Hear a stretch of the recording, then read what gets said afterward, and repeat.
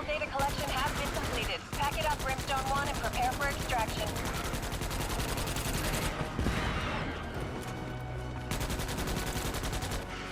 This is Vulture 1. Evac is on the way.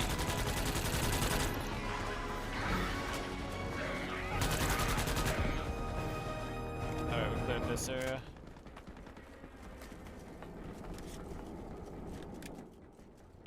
This is Vulture 1. Move to the designated LZ. On the bounce. Oh, okay.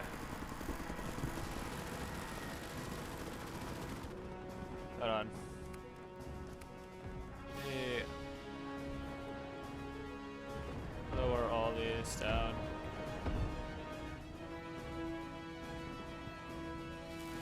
Oh, I don't think I actually... Ah, dang it. No, it's good, it's good. Uh-oh. No, I crashed my game. Why did I click it? It was doing just fine. I clicked it too many times, and then I saw the thing pop up, and then I died. I killed my own game. We were about to finish it too. Everything was going fine. Unless it was one of those things.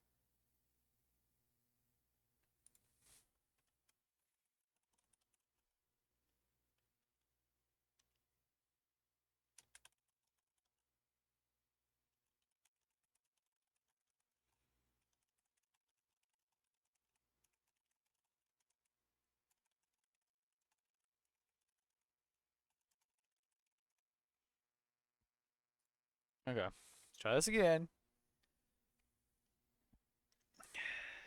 Because it's like, it's a really fun game whenever it works. That's the only problem.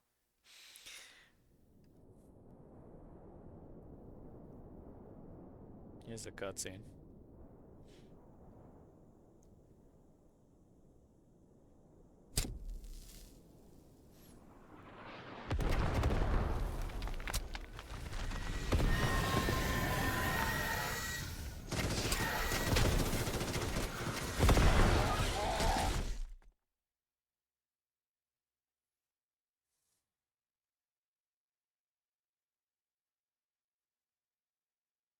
It is early access though, and it only has been getting more content, so. But of course it's buggy. But it has potential. And I do like it when it works. When it works, it's really fun.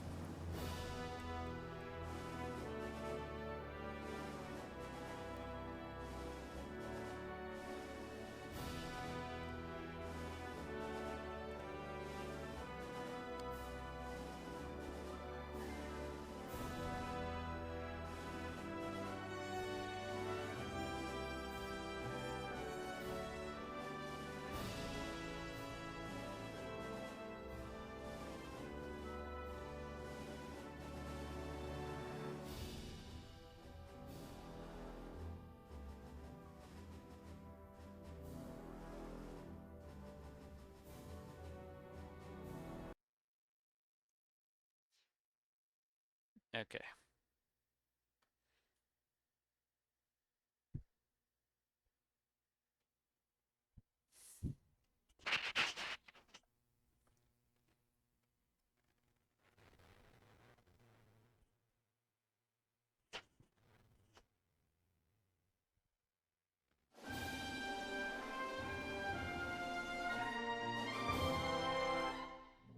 We are the threats.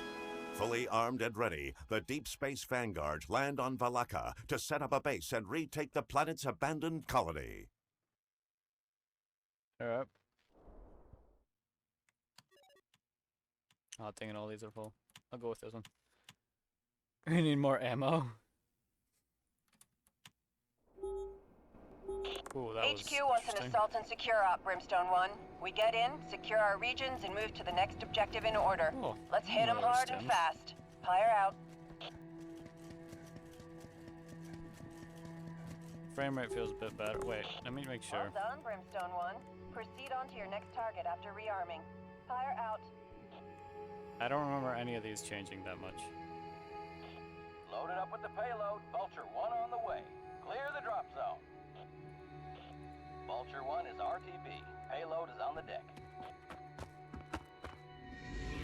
Oh, ow!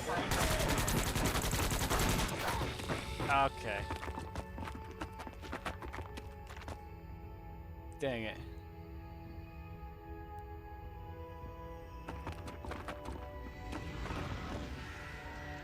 Wasn't expecting to have zero chance to like. Yeah, so late. Warning, arachnid threat has risen in severity.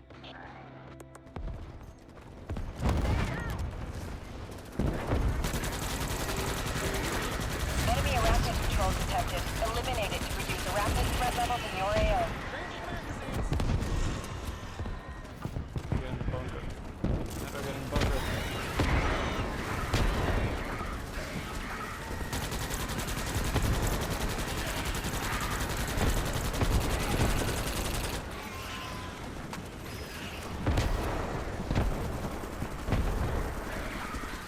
Alright. My eyes are being flashbanged.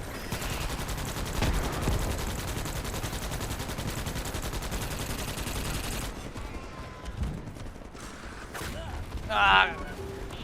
Hostile patrol is no longer a threat. Okay, it's dead. It's dead.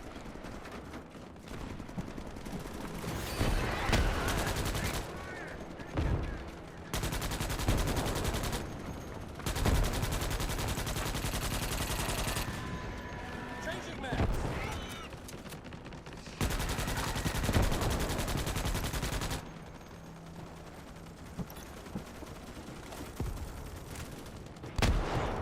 Ow.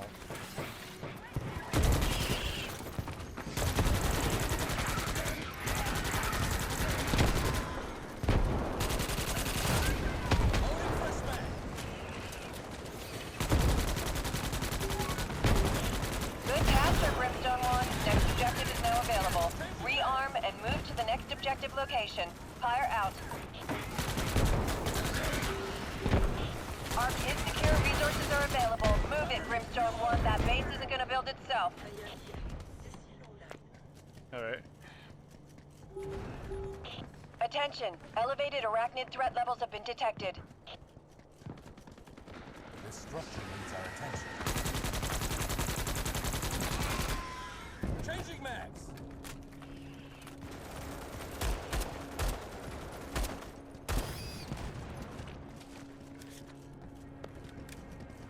Interesting looking gun.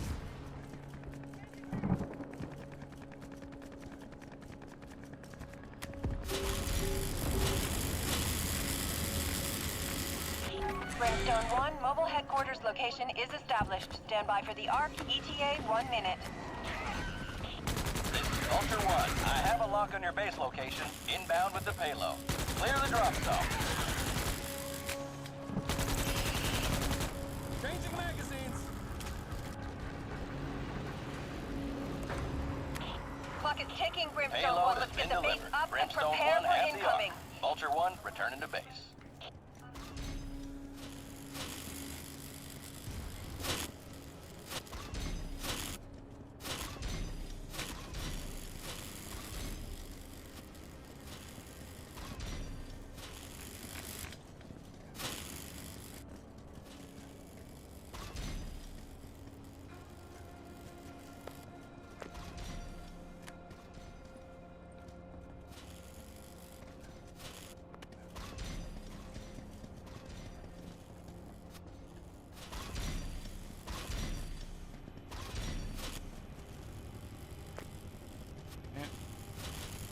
Yep.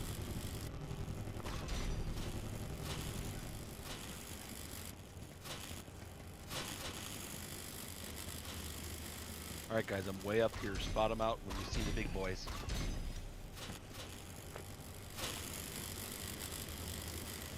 And I'll shoot them.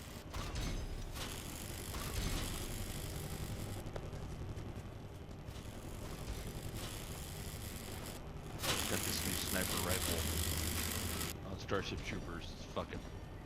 This lights up like a 50 cal. It's fucking unreal. So I'm post...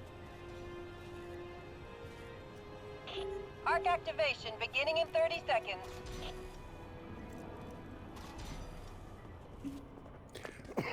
There we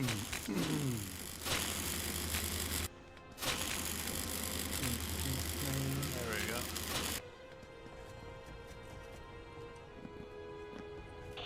Troopers, 10 seconds until the arc activates.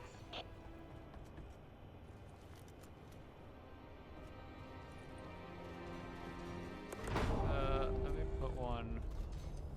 Arc has been fired. Data from the seismic pulse looks good. There. Expect a horde inbound to your location. ETA, now. Warning, arachnid threat levels have increased.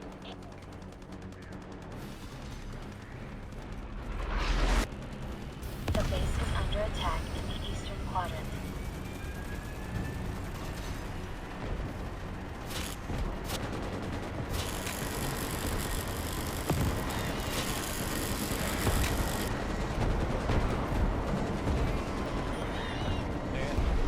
Whoa!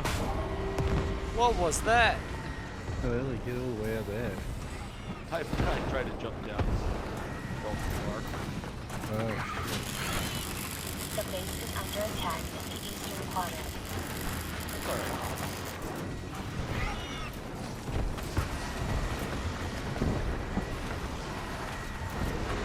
Usually it's like a bug.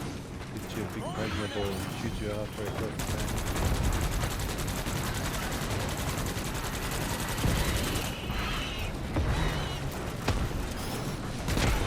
Help. Arc is at 25% complete.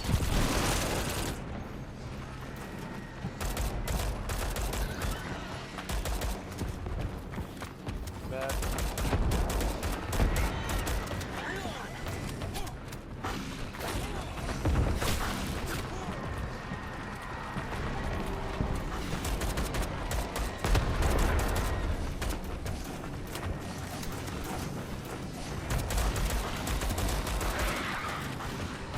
Not have The ammo. base is under attack in the western quadrant.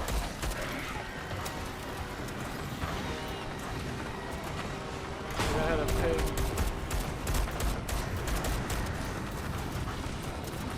I need ammo. Where's all the ammo? There's some. Oh, damn. Oh my. Data collection is reading at 50%. Keep that arc standing, Brimstone 1.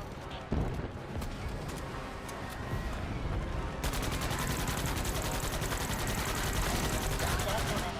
Emergency medical attention required.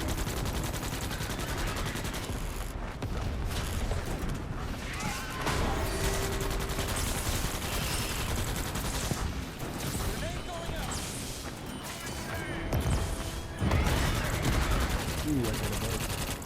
Big one. The base is under attack in the western quadrant.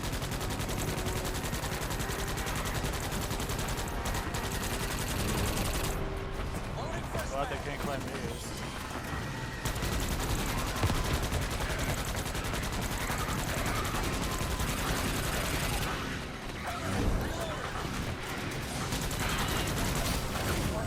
Vital signs critical. Arc is at 75%. We're almost there, Brimstone 1.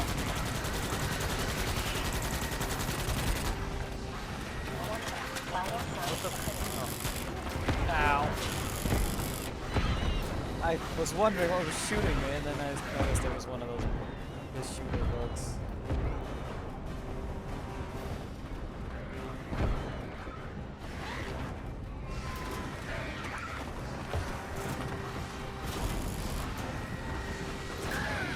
The base is under attack in the western quadrant. Is there no respawn? Okay, there is a respawn.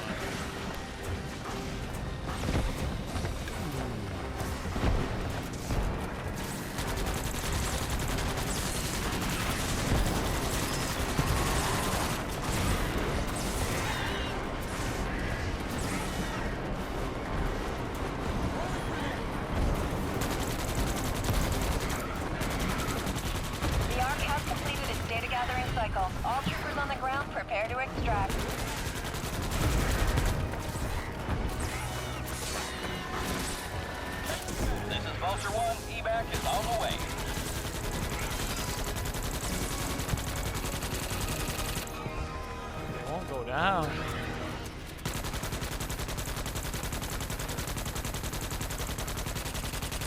I It looks lagging? a little crowded down there. Vulture 1 is inbound for extraction.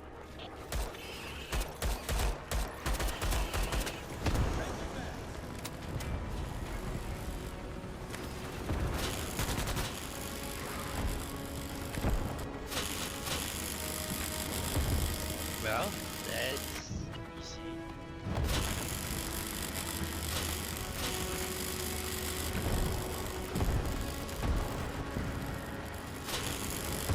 Stop them from getting to us too easily.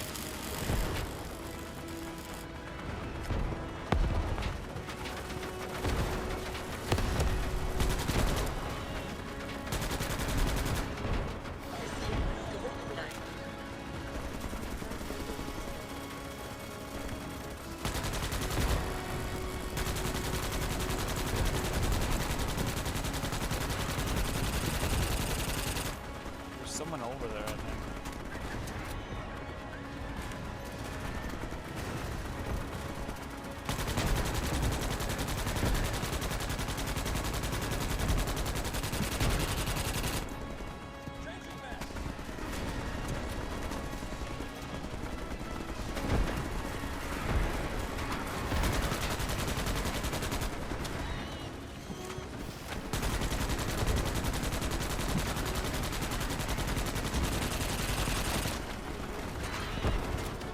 There's so many bugs and so many explosions. It's lagging me so bad.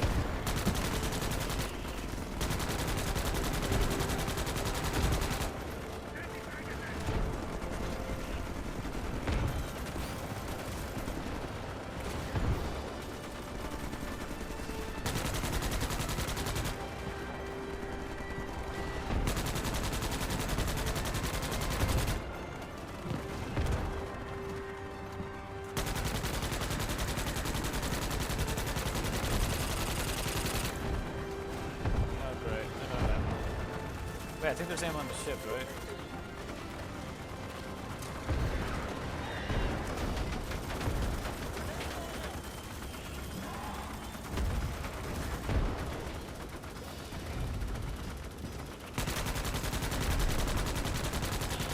We're leaving in 30 seconds. Get in the ship or be left behind.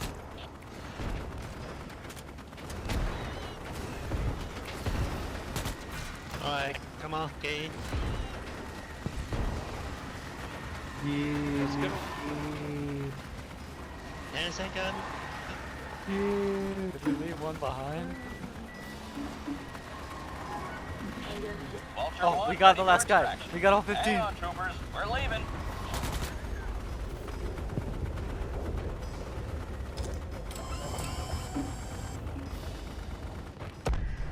Alright, there we did it.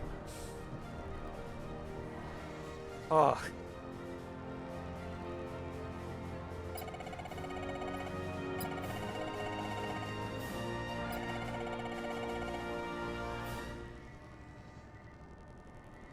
How much was that?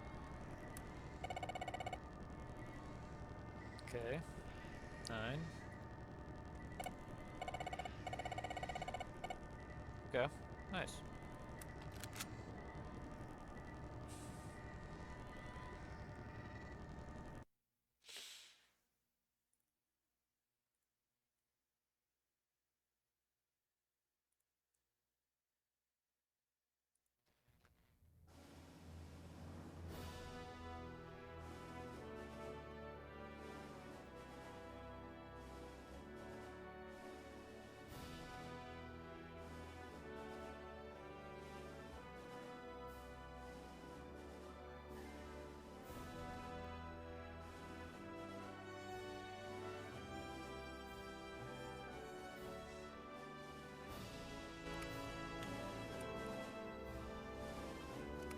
Okay, got the better handgun. Scan grenade. What's an impact? Scan range, no damage. Scan enemies take 2 times damage. This is pretty good actually, but okay. Thermal. Pain boosters. I don't know why I took those off. Ah, I'm guessing it's a bug from when I got disconnected.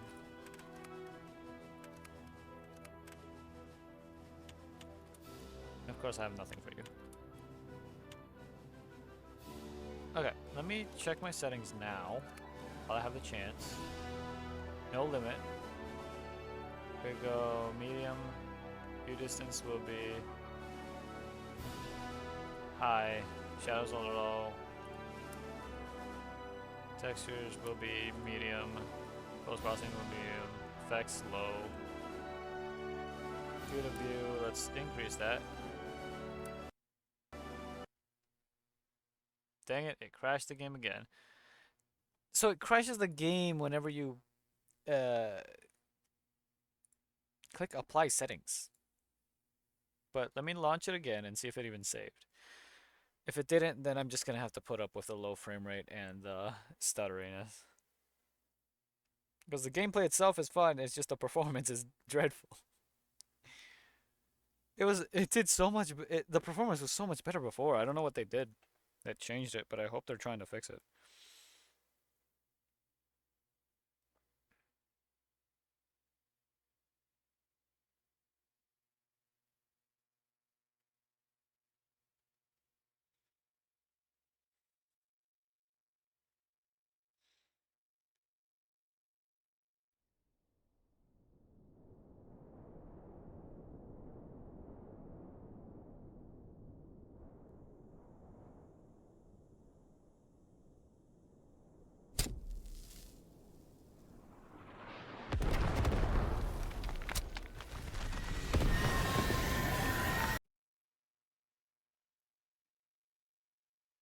That right there was that's me when I wake up. Oh wait, I never even did the exercises. Hold on, I just remembered. I'm so sorry.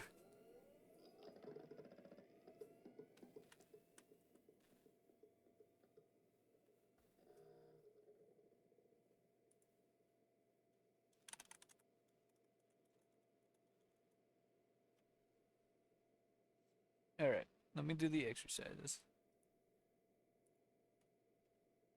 It was, let's see, ab and arm. Okay. Okay. 1, 2, 3, 4, 5, 6, 7, 8, 9, 10, 11, 12, 13, 14, 15, 16, 17, 18, 19, 20. All right. And now for the ab one. Ooh, that was odd.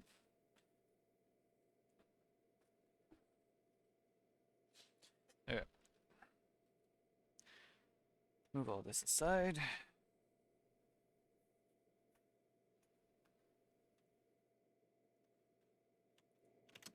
Hopefully the settings at least saved. Ugh. Okay.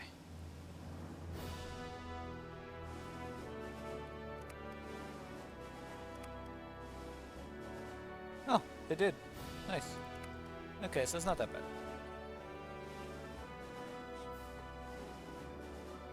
Okay, let's see.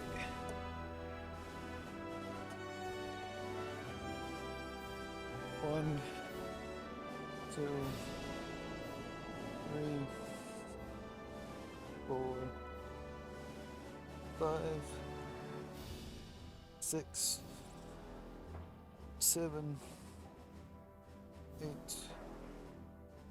9, 10, 11, 12,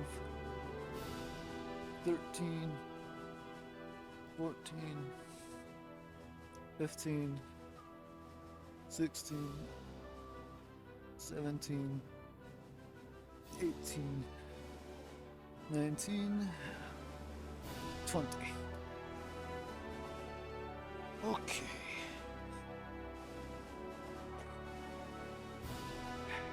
There we go.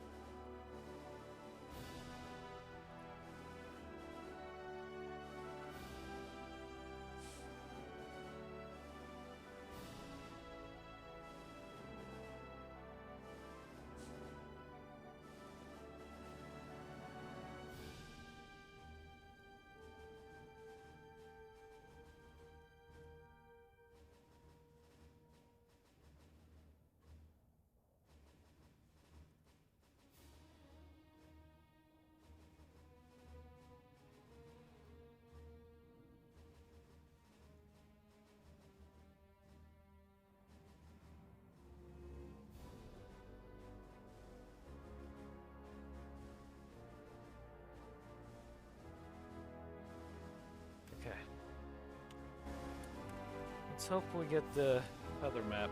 Actually, we could do horde defense. Haven't done that before.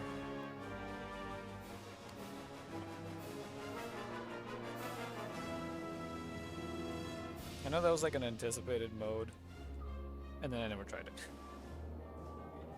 Because I got busy with so many other games.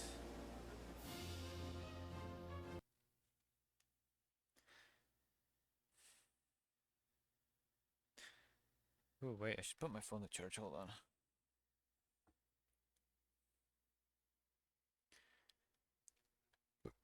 Excuse me.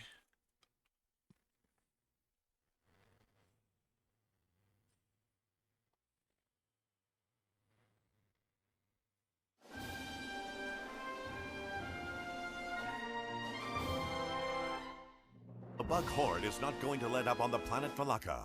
Deep Space Vanguard units are being sent to the front to make sure this planet is only for humanity.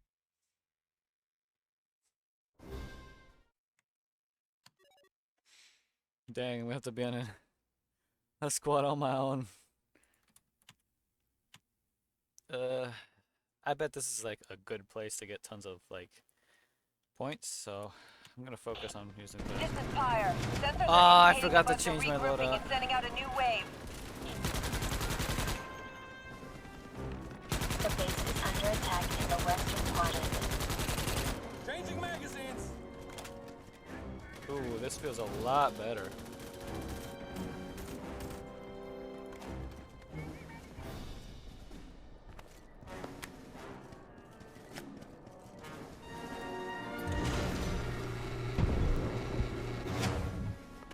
Build the base. Wave destroyed. Excellent work, Brimstone 1. Check your ammo and make sure the base is repaired.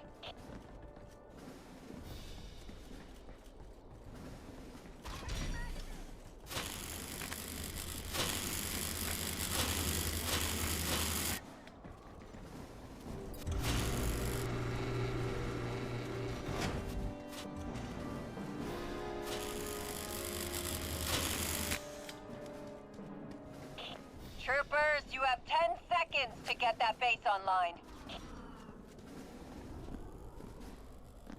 Oh, it doesn't like me doing that. Alright. Lock and load, troopers. A new wave is about to hit your position. Turret ammo?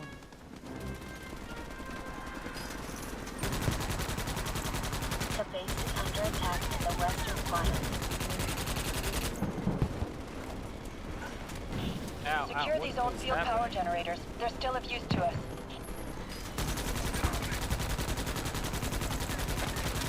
Ow, ow, ow, ow, ow. Where are these guys? They're there.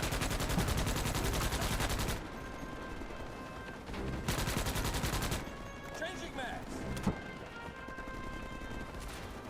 The base is under attack in the eastern quadrant.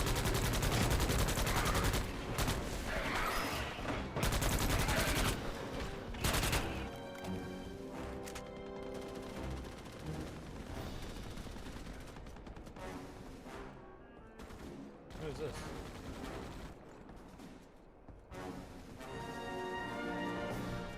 Okay, there's only wave 3. The wave is destroyed, but the bugs are regrouping. Build back up and rearm for the next assault.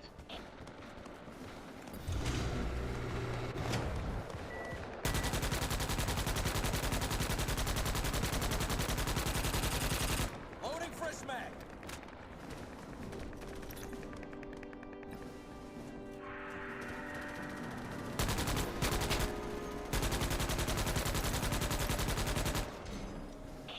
Troopers, 10 seconds left. Get a move on.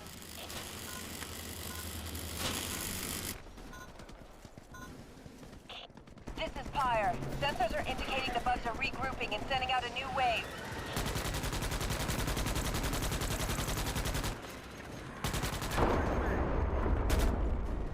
Cover me. Reloading.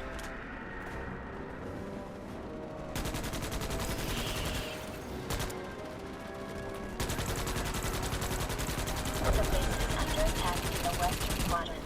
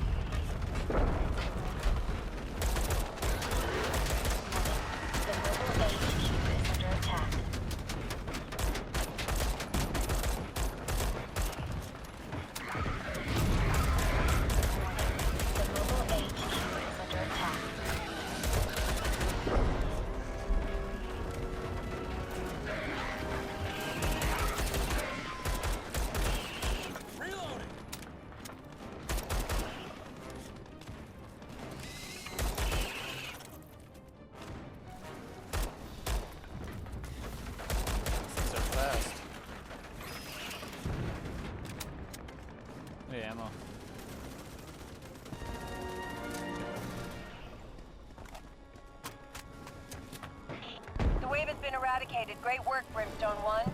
Take a breather and rebuild for the next wave. Ah.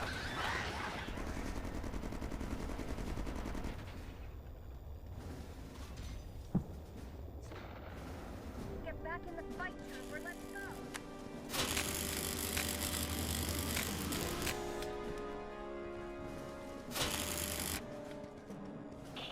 Move it. 10 seconds till the bugs arrive.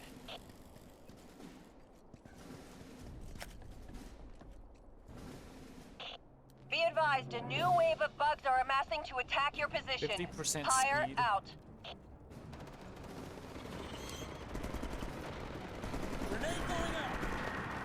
The base is under attack in the western quadrant. Warning, vital signs critical.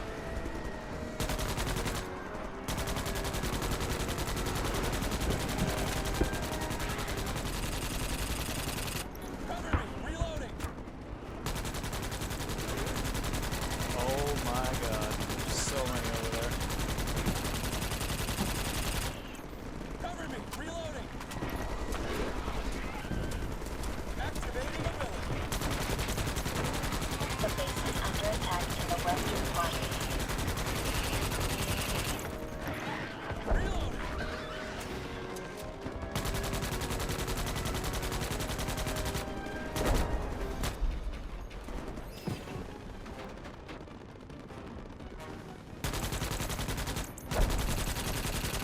Changing magazines! There we go. Get out of this place and go help their side.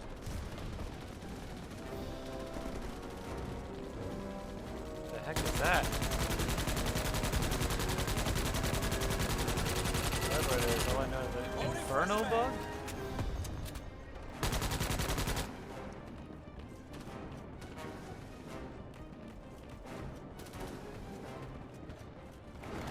Is it dead? Cover me! Reloading! Okay. The wave is destroyed, but the bugs are regrouping. Build back up and rearm for the next assault.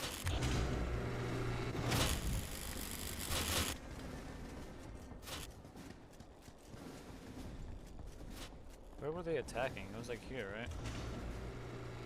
Oh my god.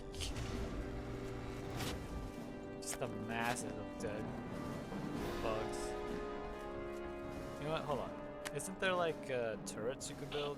Move Ones that it, you- move it. manual 10 ones? seconds till the bugs arrive. No. No. I remember there were. Be advised, this a thing. new wave of bugs are amassing to attack your position. like- Fire out.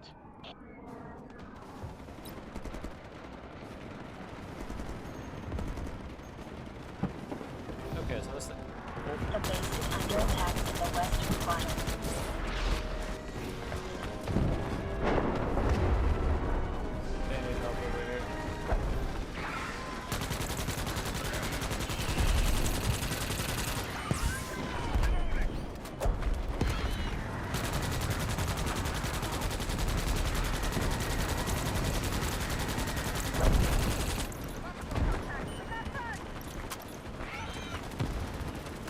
The base is under attack in the southern quadrant.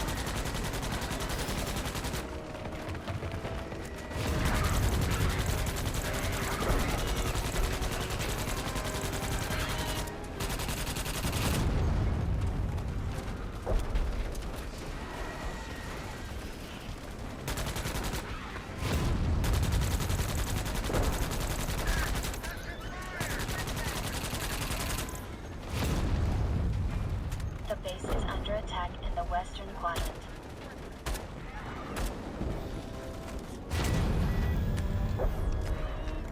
Get out of here.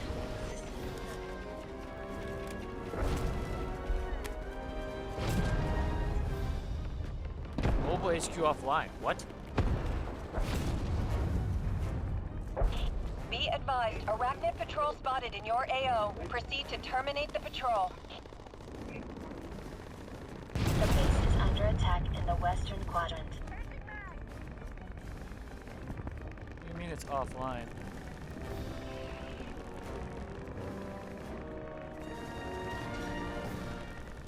Can you not repair mid-fight? Is that it? Well, looks like that wave is dealt with, troopers. Well done. Reload and rebuild for the next wave.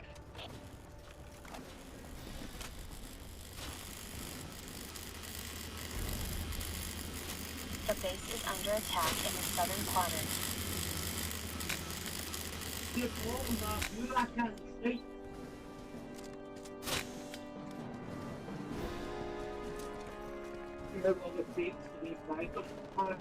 I have no idea what he's saying. You only have 10 seconds until the horde arrives. Get moving.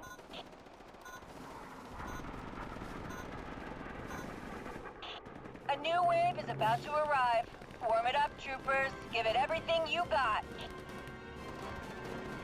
So let me...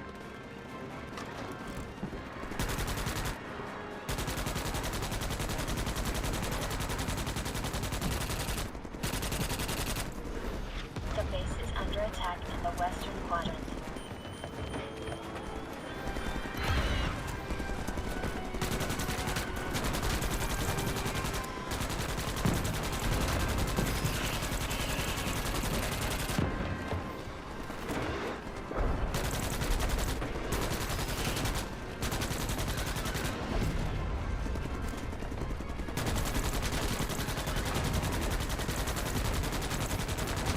The base is under attack in the western quadrant.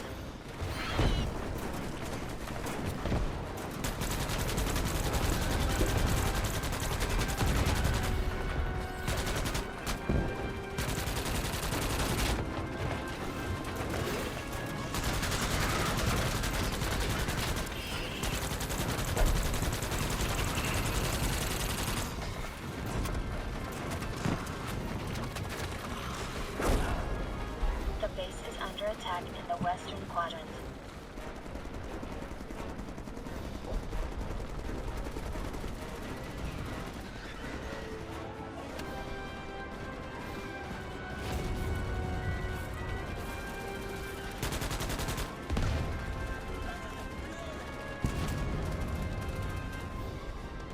Okay. Things are going bad right now.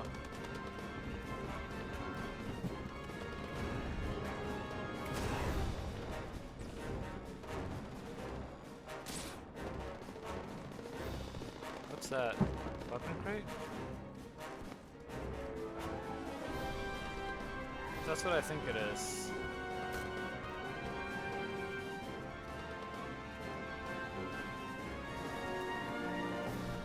The base is under attack in the southern quadrant. The wave is destroyed, but the bugs are regrouping. Build back up and rearm for the next assault. Okay.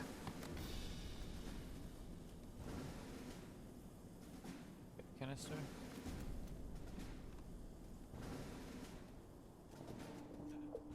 Alright. Get this over there. Gives us 1,000 material. 10 seconds until bug attack. I say again, 10 seconds. Really hope I can climb with this thing. Troopers, be advised. A fresh wave of bugs are on the move and about to hit your position.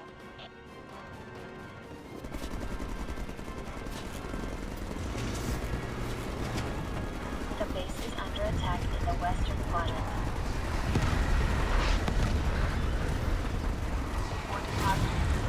The mobile HQ has been repaired.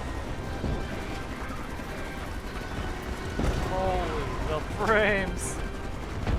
My frames are dying! I need to find where to go to fight. The base is under attack in the western quadrant.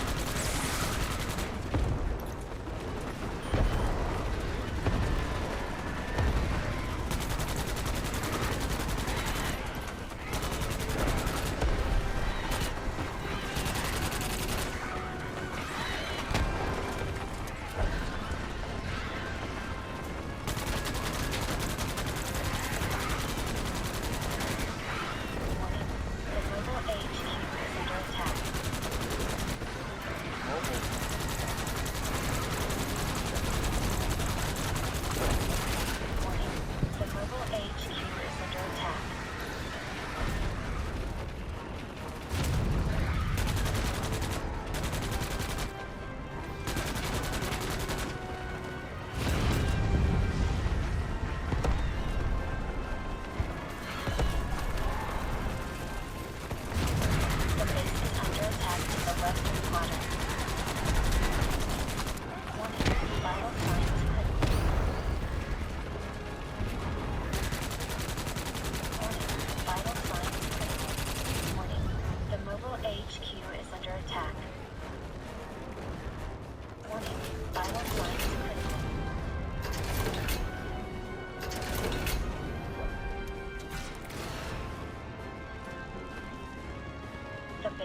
under attack in the eastern quadrant. Hey, ammo.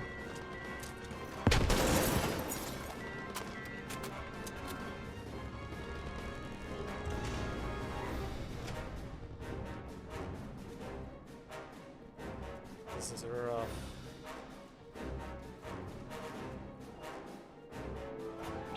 Enemy arachnid patrol detected. Eliminate it to reduce arachnid threat levels in your AO. Where is it? The base is under attack in the southern quadrant. There it is. Well, looks like that wave is dealt with, troopers. Well done. Reload and rebuild for the next wave.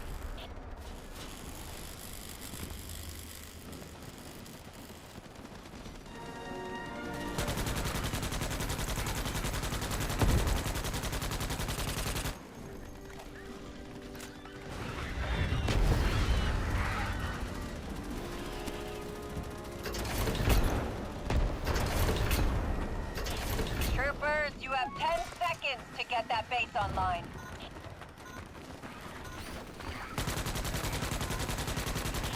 Get online, troopers. A new wave of arachnids are on their way. On the bounce.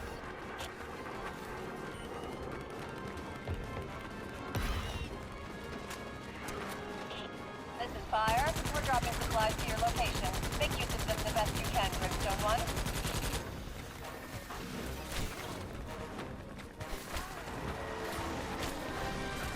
Ah, I shouldn't have done that. I tried to go help them. But then just too many started spawning right on top of me.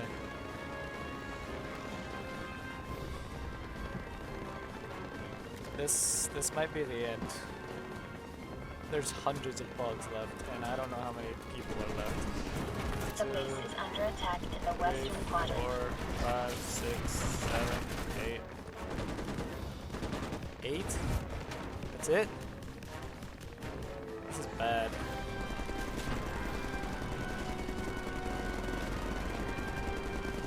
Like, this guy's doing great being up here.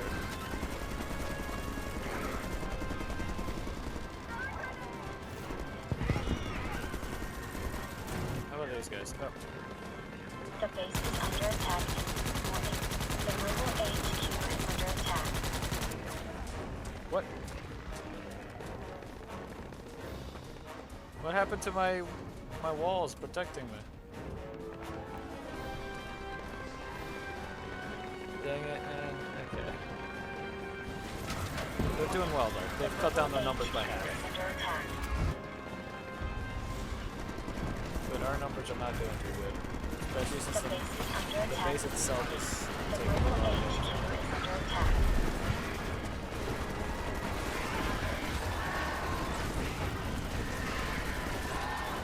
He's doing his best. The Oh, mobile man, look HQ at is him. under attack.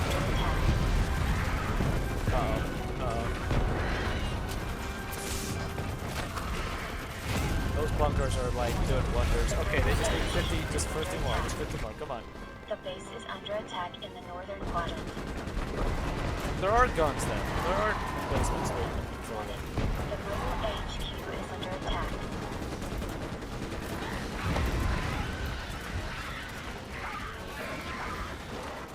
Warning. The mobile HQ is under attack. Is anyone even around the mobile HQ right now?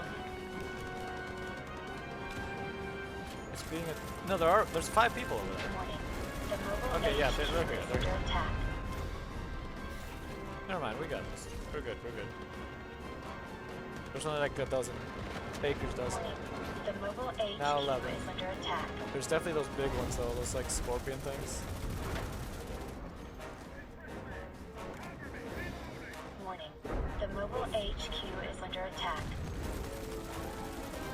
Yeah, kill that thing. Start rezzing people. Yep, let's go. The base is under attack in the western quadrant.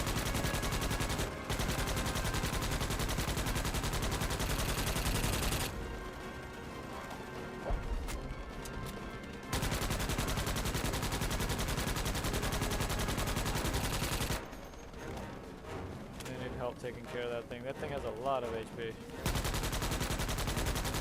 There we go. We gotta get back fast. Well, looks like that wave is dealt with, troopers. Well done. Reload and rebuild for the next wave. You know what? Hold on. Let me place these around.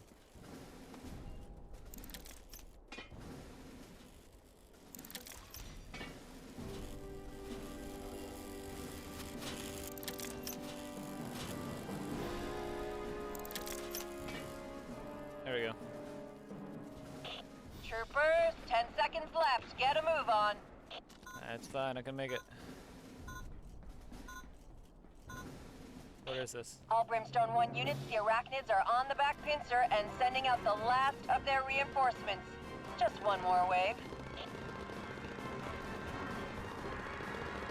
The base is under attack. The mobile HQ has been repaired.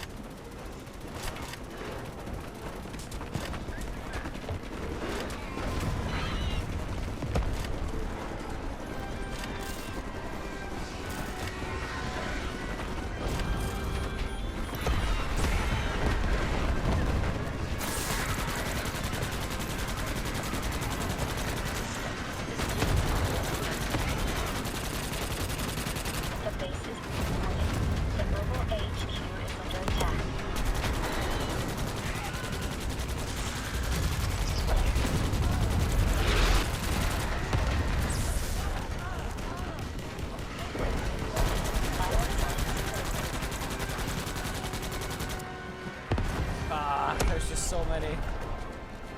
This is too many. We cut down their numbers fast though. We're already at 160. And I'm pretty sure most of us are still alive. HQ is under attack.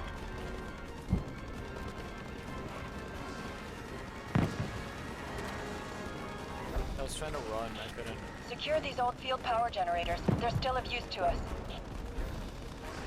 Still, that shock place that I made is helping. And also all the proximity mines detonated.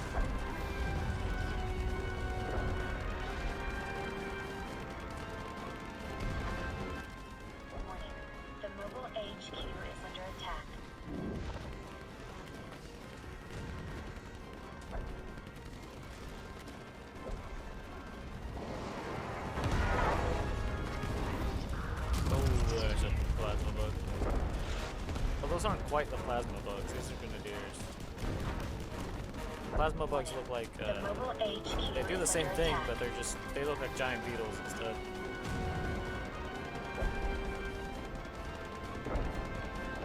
The base is under attack in the western That looks quadrant. bad. The mobile Things are looking kind of bad right now. There's a lot of dead people.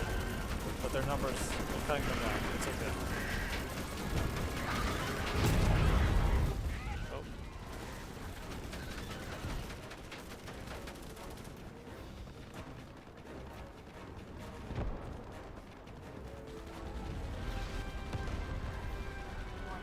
The mobile HQ is under attack.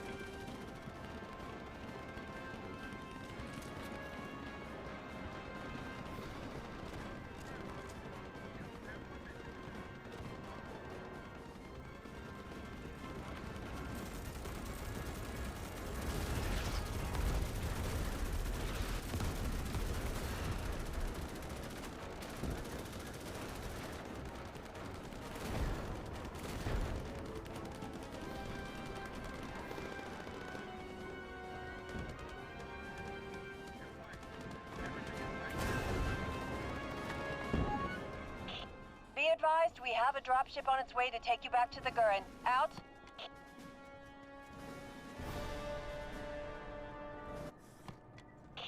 It looks a little crowded down there. Vulture 1 is inbound for extraction. Alright.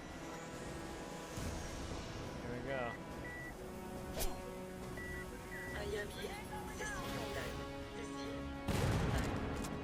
The heck was that?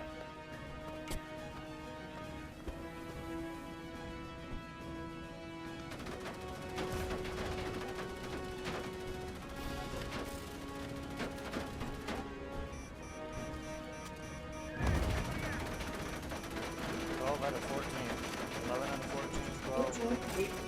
12. 12. Back them in, troopers. All the way into the back. We are en route back to the Gurren. I don't know what happened.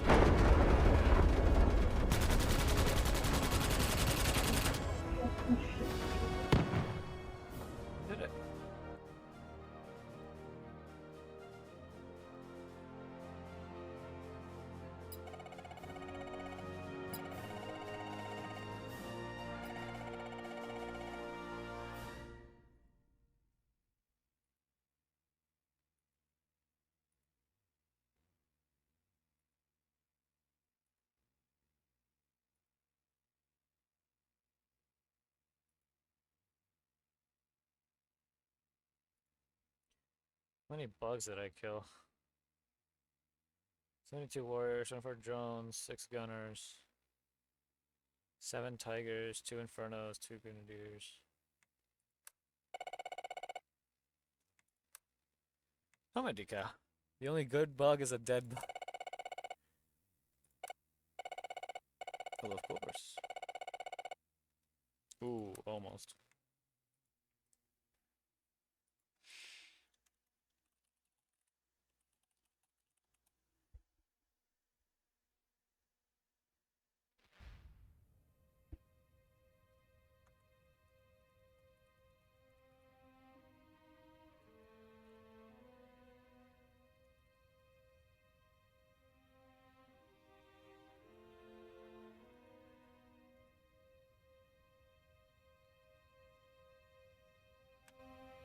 Alright, let's see.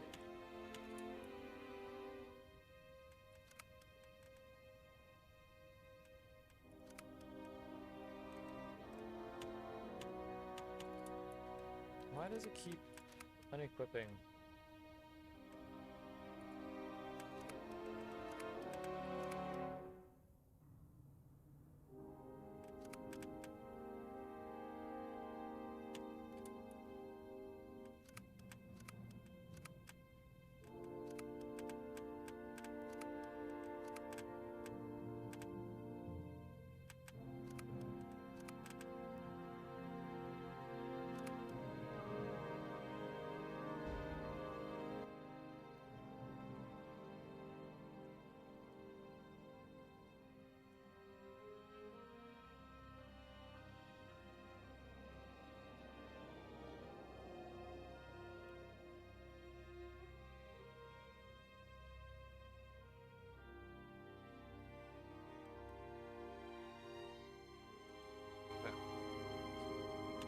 Alright. I think that's enough of this, but now I don't know what to play. Medics report to the hangar immediately. We have an inbound wounded. Medical personnel report to the hangar immediately. We have an inbound wounded.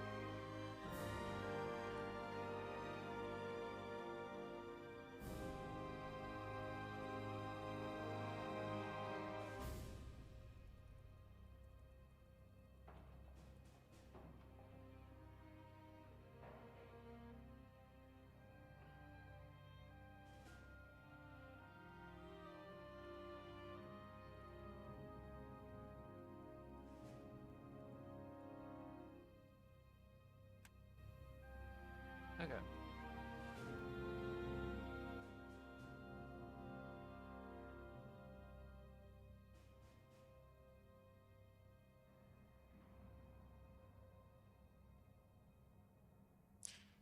I'm gonna switch to BRB because I'm trying to figure out what to do.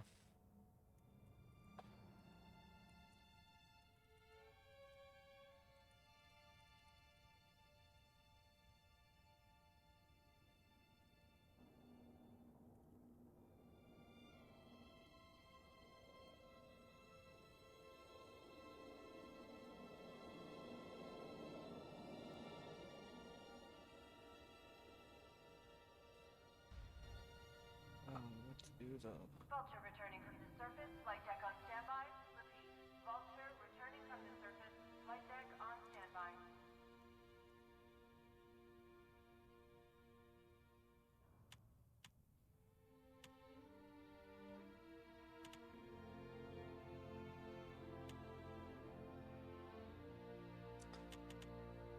Trying to find something chill to play.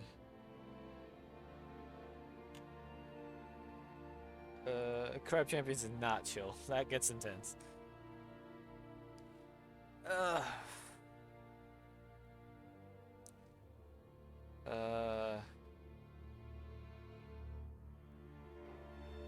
come on, think.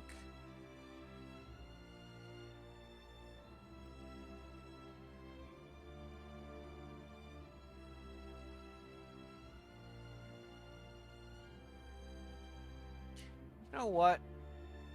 Let me check something. I could try to play Team Fortress 2. It's been a long time. Okay. And it's a relatively chill game. Not to mention Smith stuff is happening right now.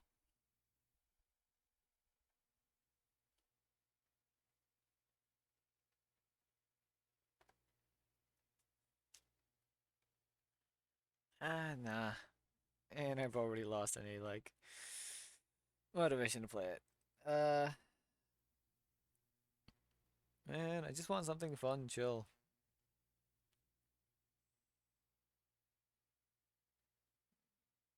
Don't really feel like playing Slime Ranch, even though I could. That counts as both of those.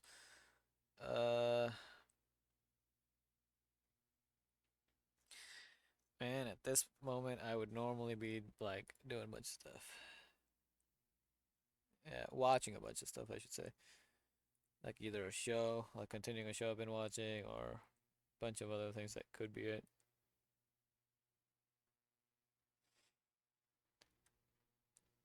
I mean, I don't even know what I just said. A show, I'd either be watching this one show that I've been watching recently, or I'd watch like a bunch of videos, or usually long form ones until I eventually pass out. But I said I'd be streaming the whole time, so I have to keep streaming. Uh,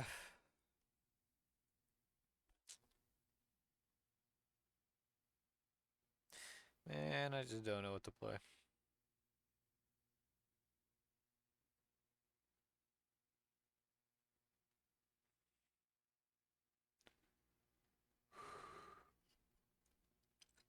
A lot of the games I play just aren't exactly chill now that I think about it.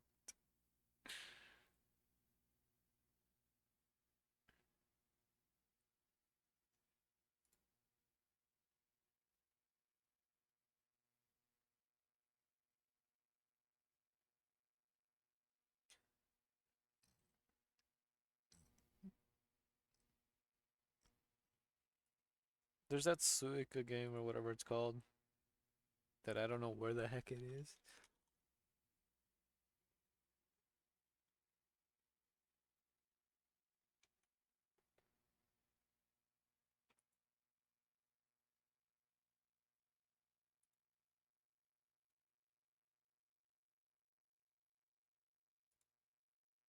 And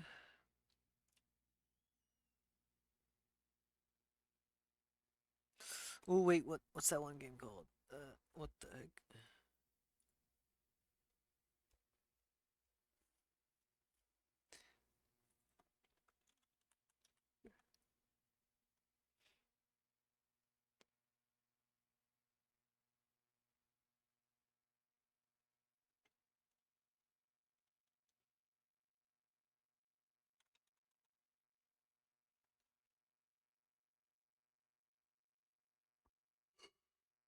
Can't find the game. It was called like something label or something. It was a rhythm game.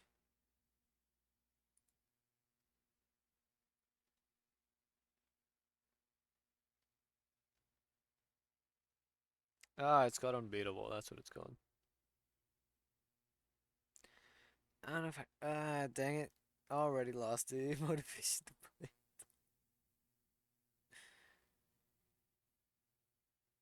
Uh, in the meantime, I'll switch it to I'll switch like title and everything to nothing and go back to just chatting for now.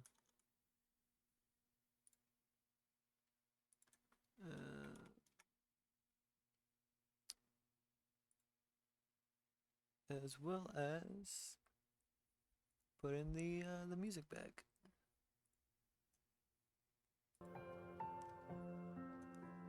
Ah, okay.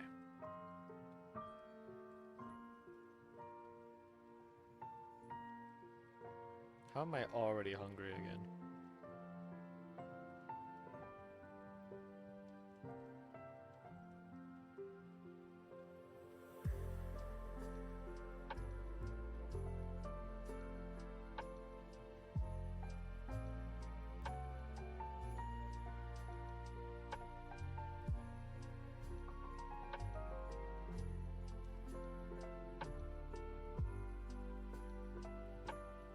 know what'd be chill?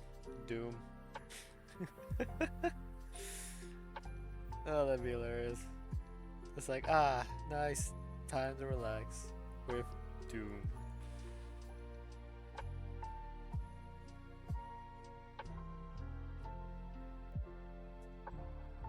Why do I like games that are difficult and games that get intense and games that are competitive? What happened to all my other games?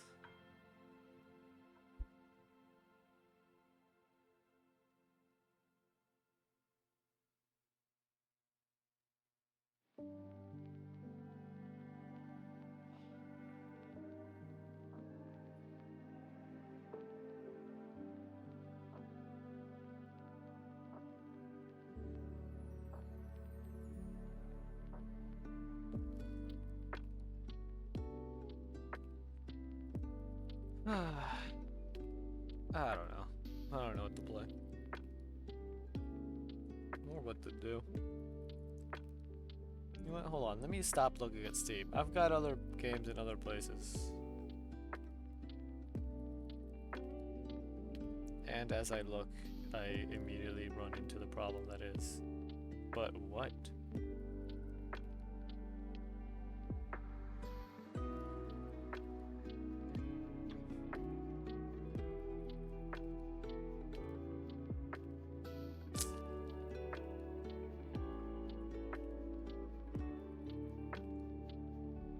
Maybe I can get ideas from other people? No. I can't. There's not that many people on right now. They're all playing games they either don't have or don't feel like playing.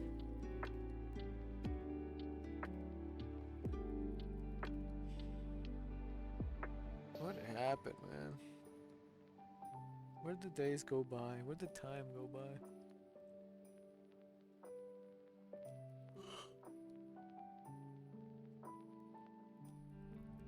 I could do my GFL dailies on stream.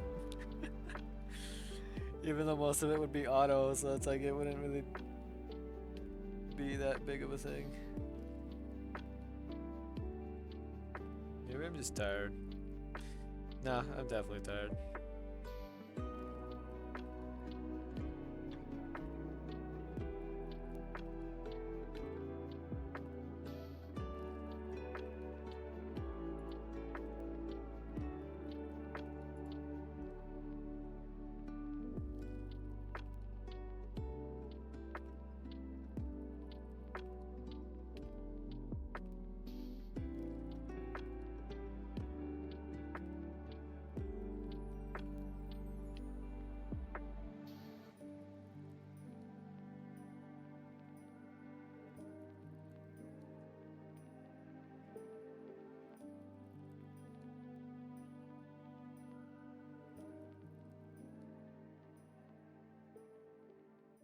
Get more M200? What do you mean? What are you talking about?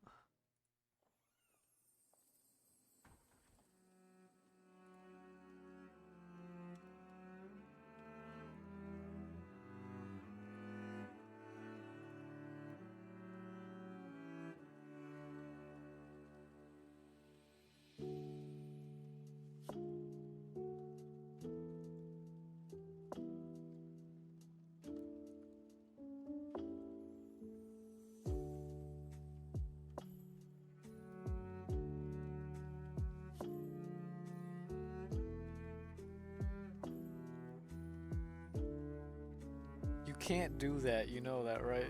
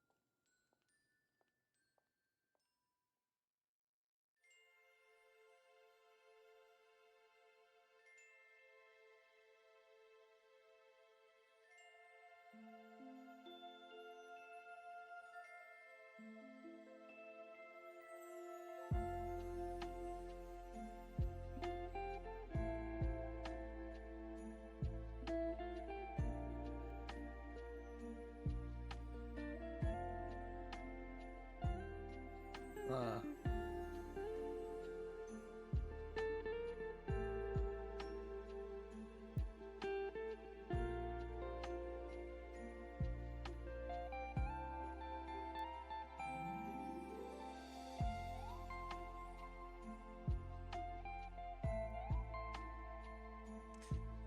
Okay.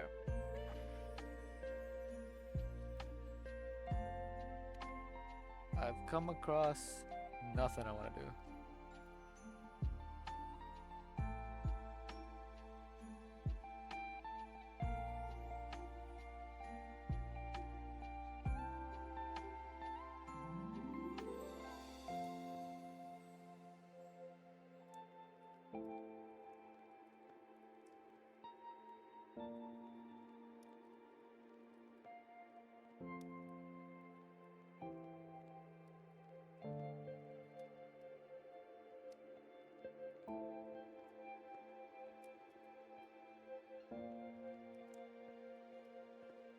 Hmm.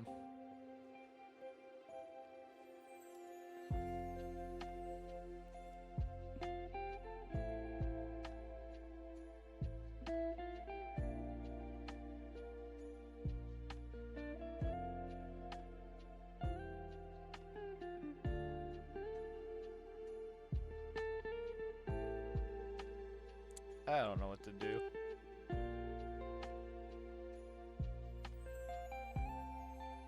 I've been looking into what to do and I just can't think of anything to do.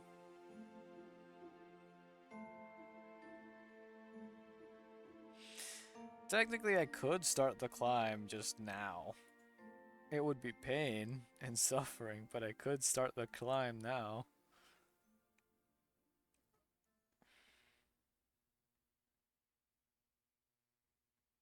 Don't exactly have anything better to do at the moment. Not that, because I can't think of anything to do.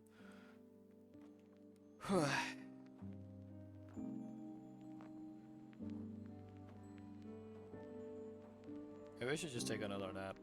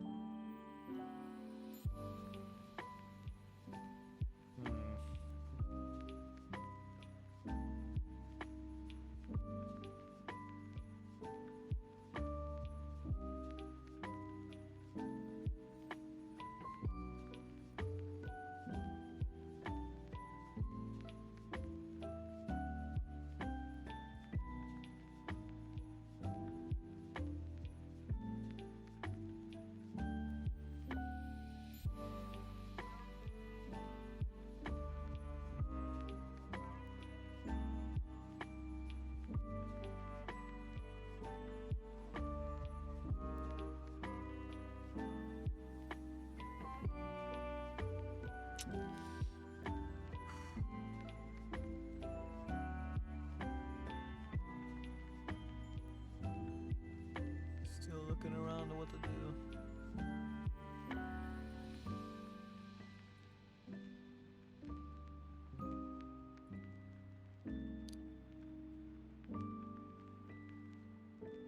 I don't know if Death Stranding would really count as chill, because I was thinking, oh, I could start Death Stranding.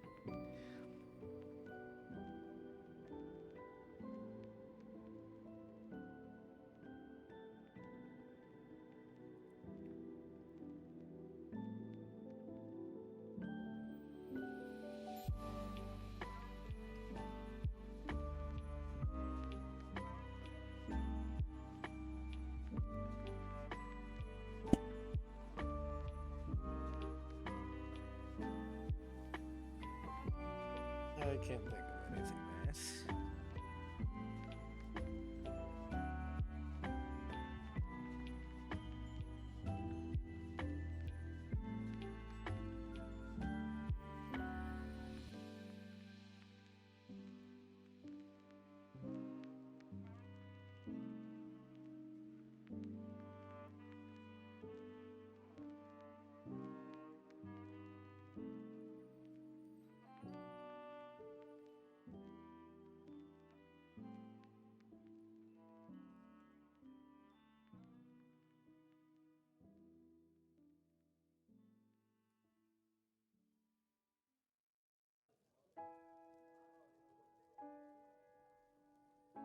Uh-oh. This thing I tried opening, it doesn't want to close.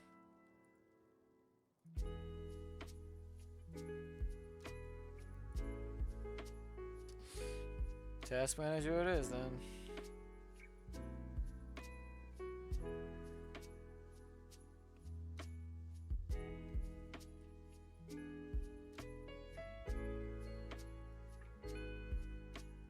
Ugh.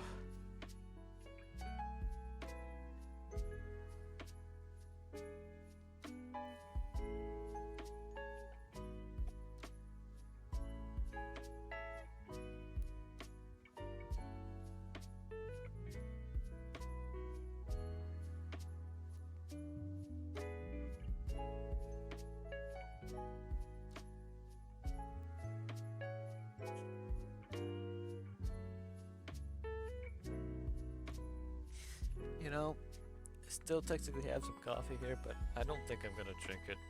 I feel kind of... just thinking of drinking it kind of makes me feel sick.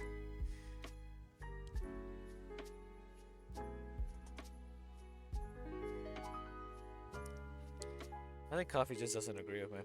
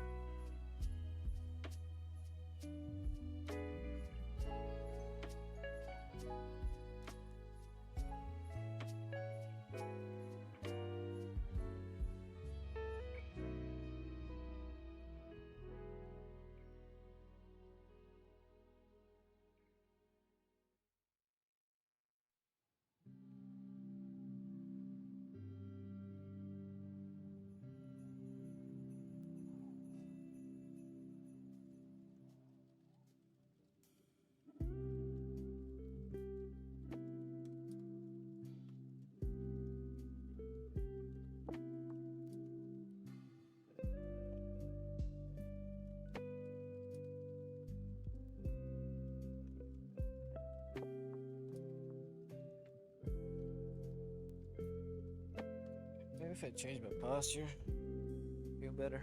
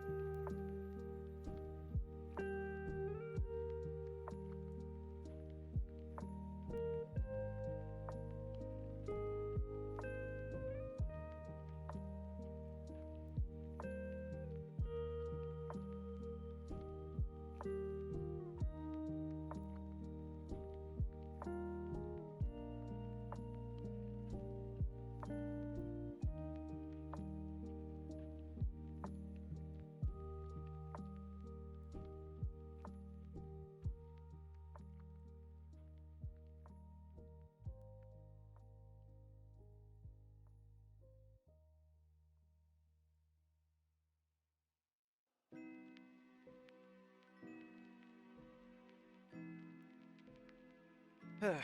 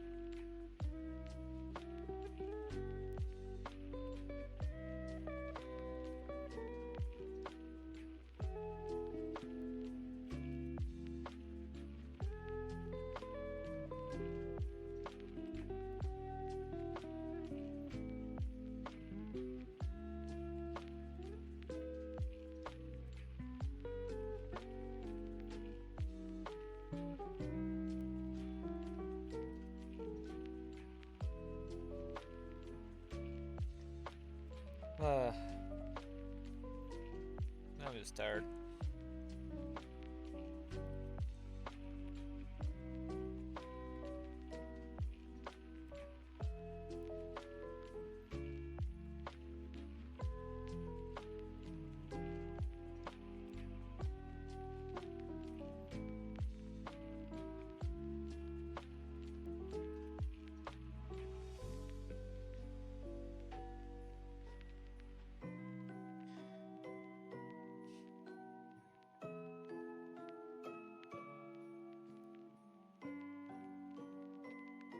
I could. Nah, I don't really feel like it. This is the problem. I just keep thinking of things and then just automatically just don't feel like doing them.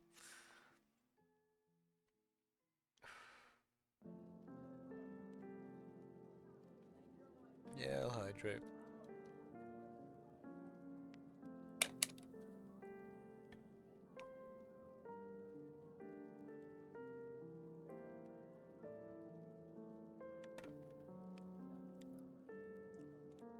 If I wasn't stuck drawing with a mouse, I'd do art, maybe, but nah.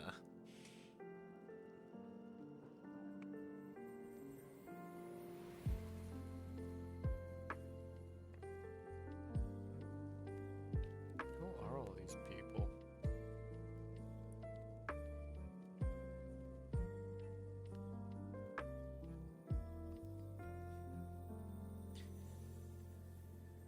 It's odd.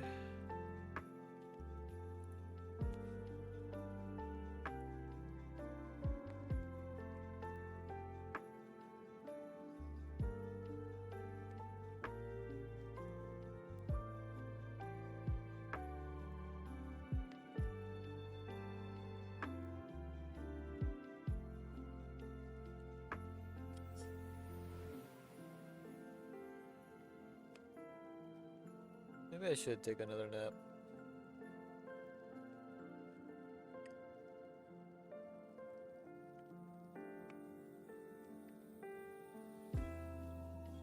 You know what? Yeah. Alright. I'm gonna lay down. Play Tarkov, that's a coming. Yeah, no. I know there's that whole, like, quest line and everything, and I'm pretty sure, like, if you do it, you're gonna do, it gives you that whole, permanent stash increase or whatever, but it's just too much trouble. Too much effort.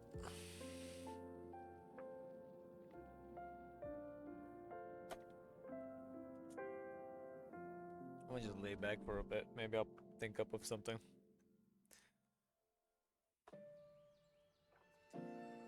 Yeah, what else am I gonna do? Just make money? Because that gets boring. After you get so much, or it becomes so easy that you just get money super quick. Oh, PvP, eh. It's just, it all just too much effort.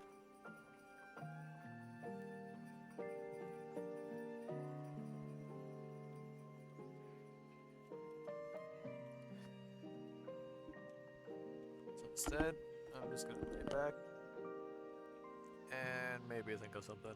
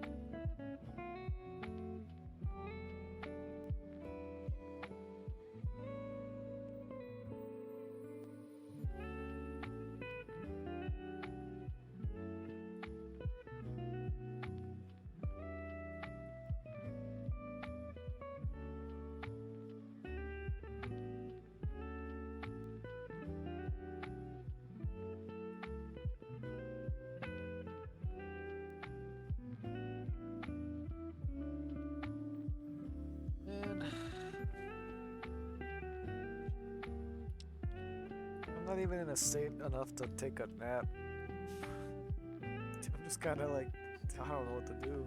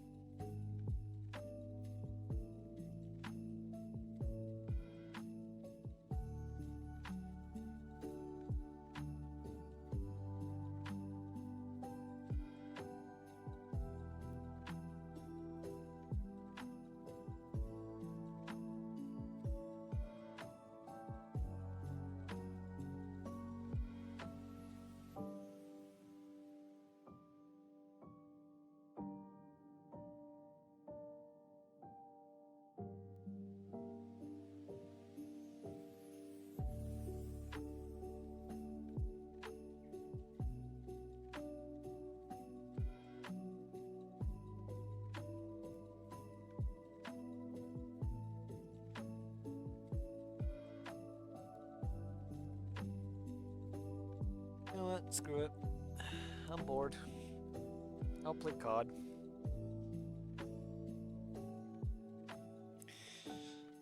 Especially since I need to make sure I've got like stuff leveled up and everything for whenever I get dragged into playing more of it with Nymphy and all them. The rest of the rabbit regiment and all them.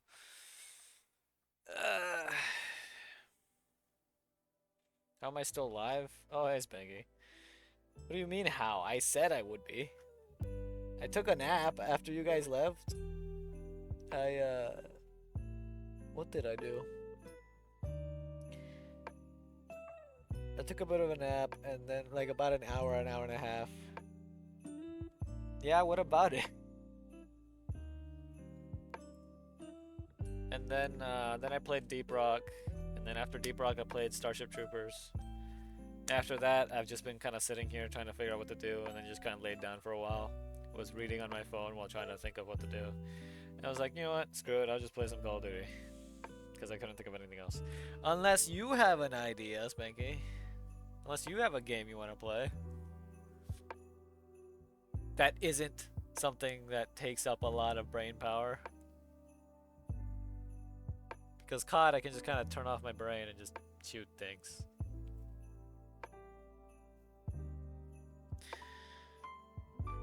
But earlier, a friend of mine asked about playing Ready or Not, but I'm like, oh, that would take way too much brain power.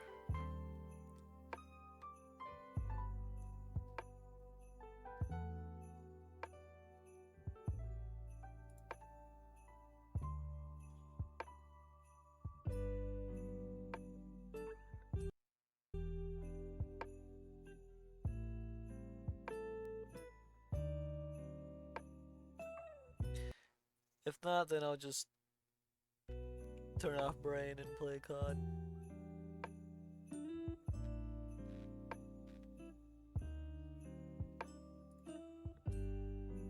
Just to start getting other stuff leveled up for whenever I get dragged into playing with Nymphy again.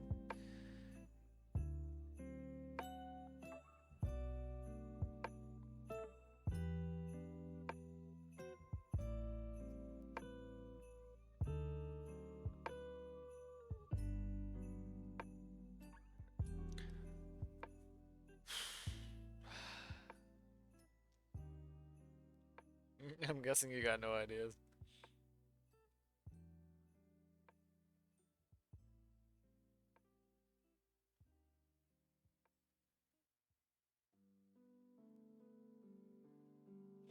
I thought of playing like Monster Hunter, but then like all the energy to play Monster Hunter just left my brain. I was like, nah. That would also require me to think a little too much. Even if most of it is muscle memory at this point.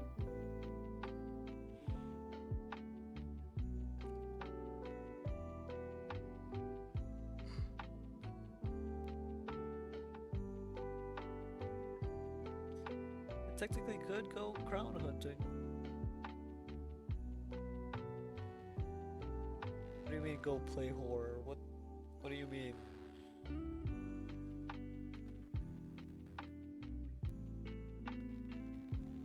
That doesn't tell me anything.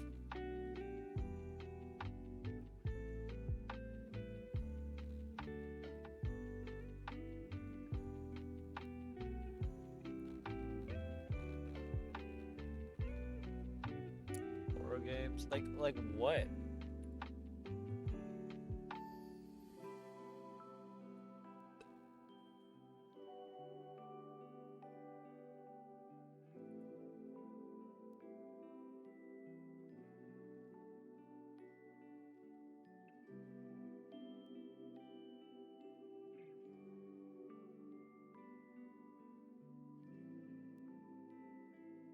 Because I don't know what horror game to play. Since most of the ones I have are like multiplayer. And I'd want to play with other people rather than... I have, and I will tell you now, I'd do it really easily.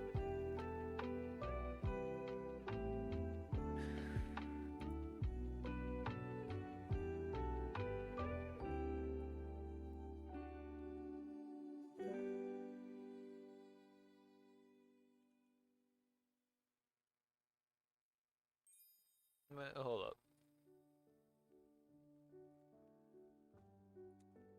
Where do you even get try not to scream?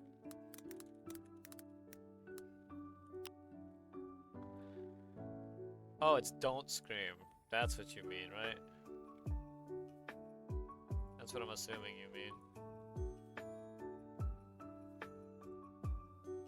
Ah, I don't have money. I'm not buying a horror game.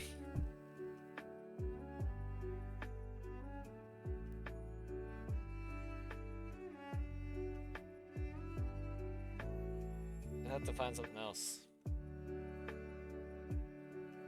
Like, can I filter by like genre?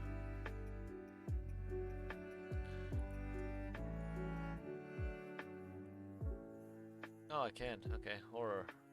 Horror. What? Apparently Deep Rock has the horror tag, and so does Halo.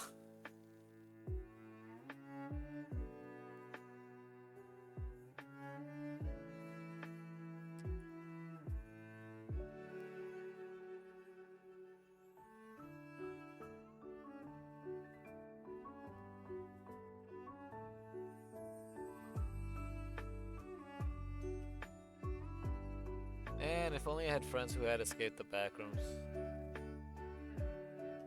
I feel like that'd be interesting. That'd be fun to play.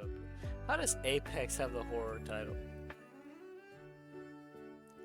Nope. I do not.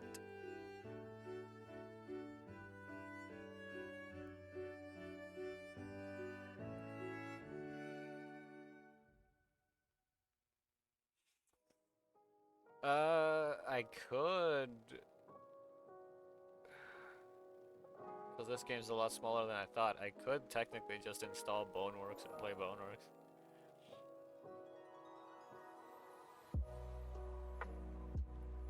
I don't buy any loot boxes in any game. Therefore, I cannot be scammed. I am immune.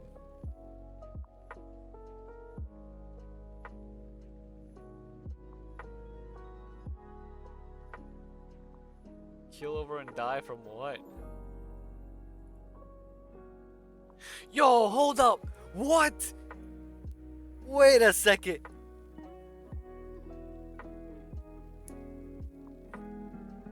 Apparently, I have Resident Evil 4 because of Family Share. Oh, I could play Resident Evil 4. Like the new one, the remake. Obviously, the remake. But yeah. Ooh, I could.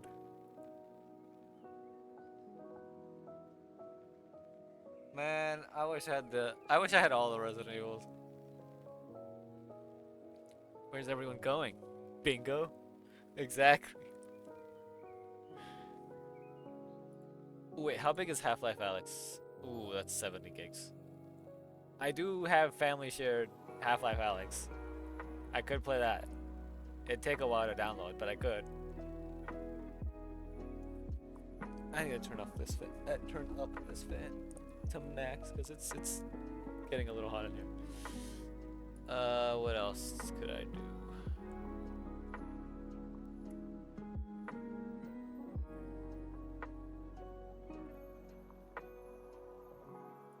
What's Lunacid?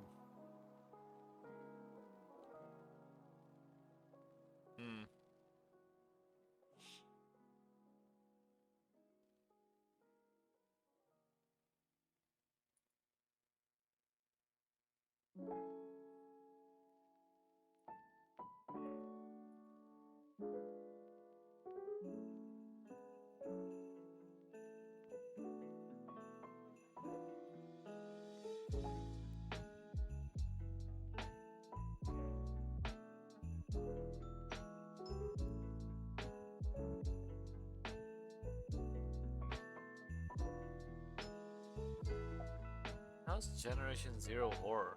It's robots.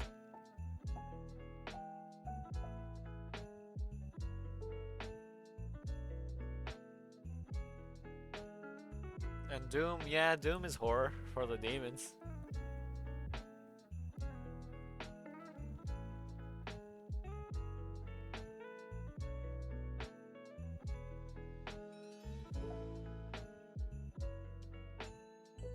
Darkwood. Nah, I don't really feel like it.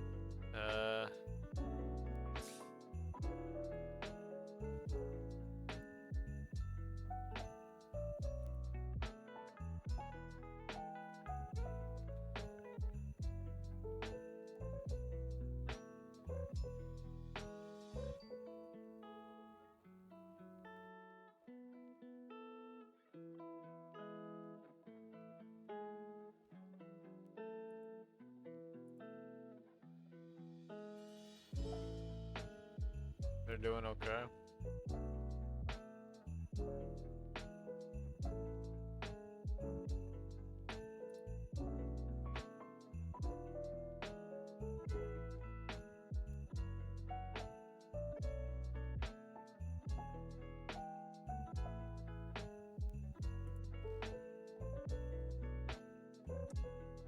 And I don't know what to play, dude.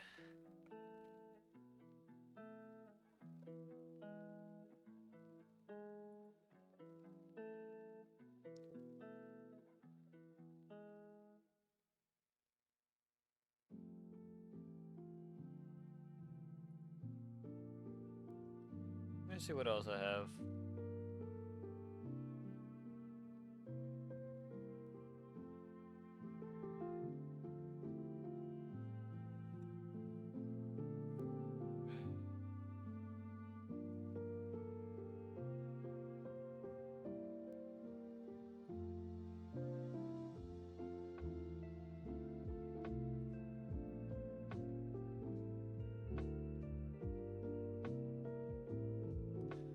I don't like how much my stuff is lagging right now.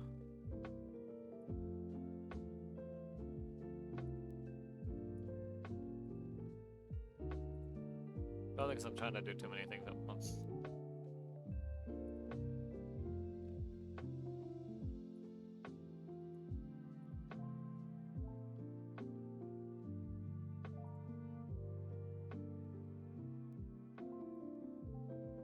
Ooh, yeah. Trying to do way too much at once.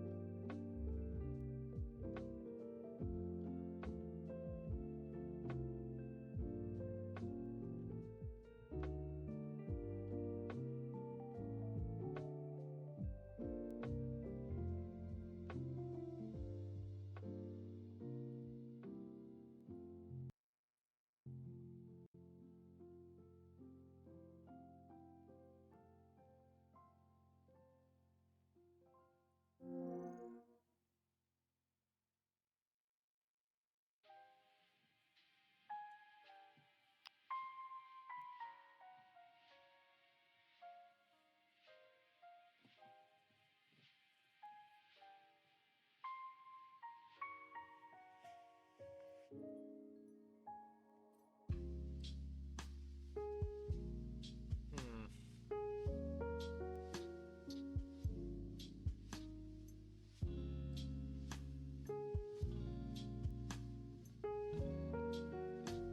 I didn't realize I had Apex still installed.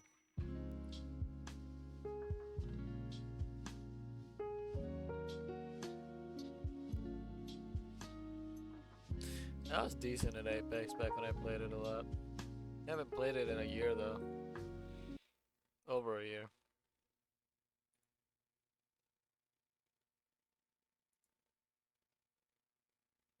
Oh, music died.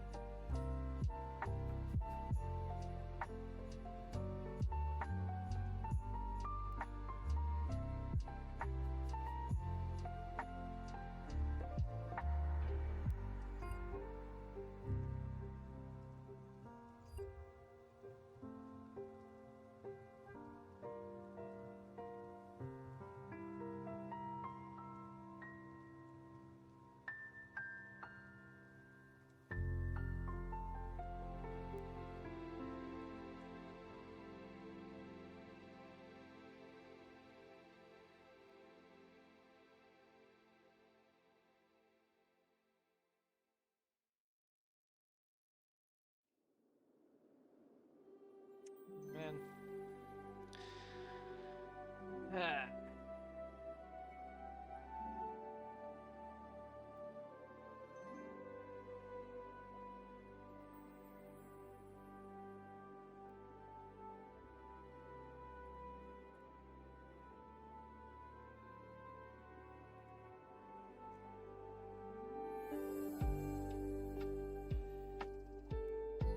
there a difference if I click this?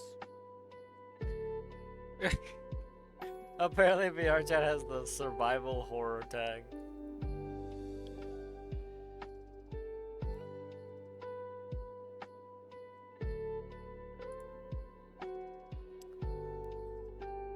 100% orange juice also has the survival horror tag.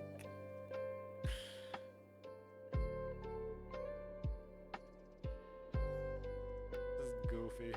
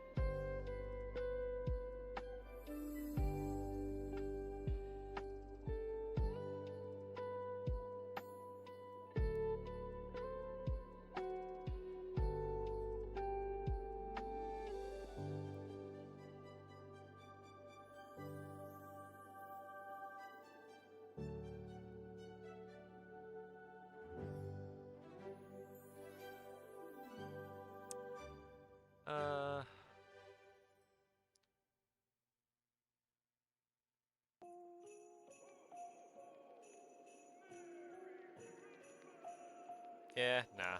I can't find anything, and I can't check some of the other launchers because for some reason it's just not working. I know I have Dead Space 2, but I would want to play Dead Space 1 first. I never finished it when I had an Xbox. I was playing it on Xbox, but I never finished it.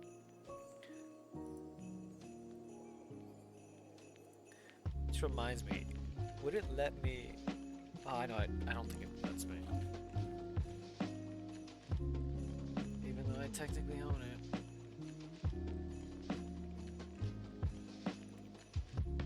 Stop it.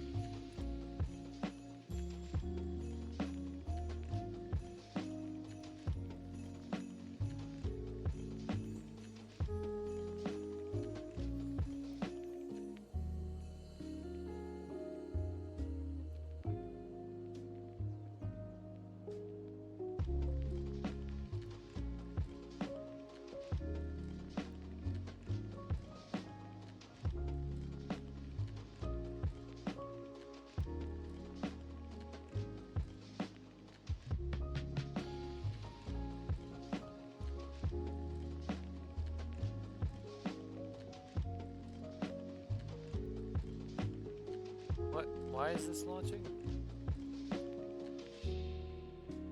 Oh yeah, it says I have that's like I've played Dead Space and I know I had it because it was like free. But of course it's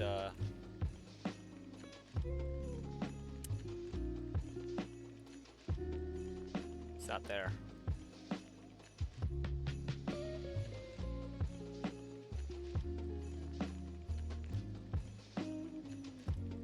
I think I can afford to uninstall this game since I already finished it.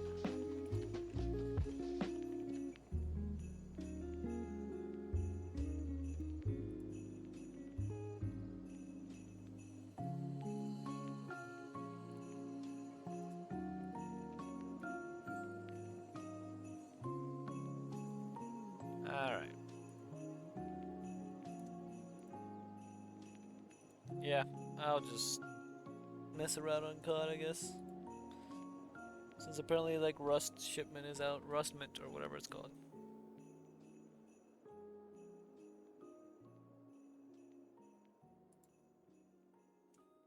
thing is, I closed it because I was like worried about my performance.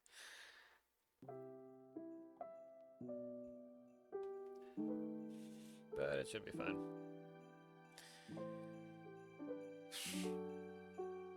The sun set and the sun rises and I'm still streaming.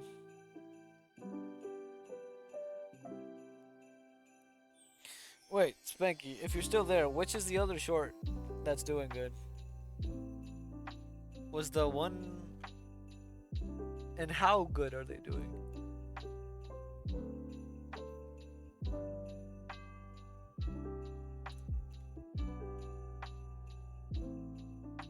Because that's something I'm really curious about now.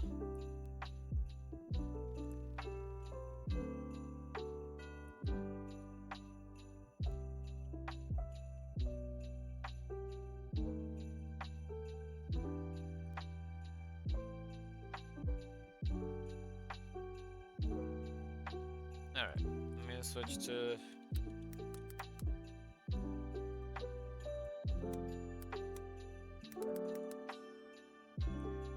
There. Okay.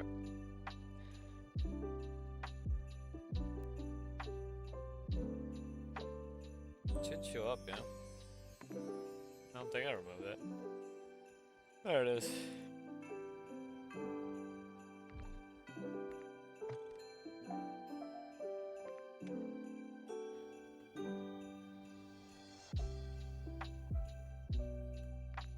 There's like...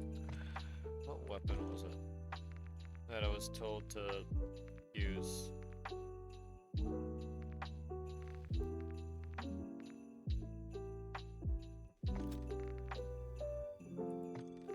Like, I know that thing's good now, but it was like... It was a battle rifle. Was it this?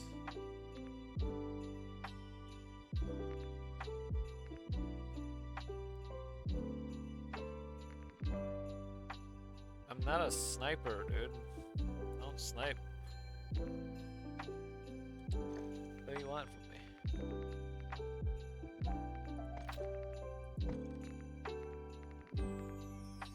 And what sucks is all the MW2 guns suck because all their damage wasn't... You can't one-shot with it, okay? Their damage wasn't fixed. It says here, this lies. Because the damage that the Modern Warfare 2 guns have is based around 100 health. But in MW3, they raised the health to 150, but they didn't fix the guns. I didn't buy it, no. I told you this already. I didn't buy the game.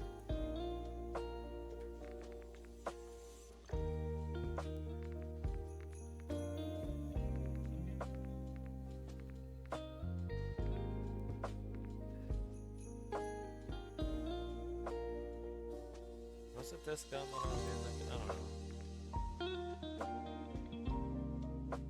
Yeah. I literally in VC told you that someone gifted it to me. Just because you can't remember is not my fault. I guess I'll just keep using this.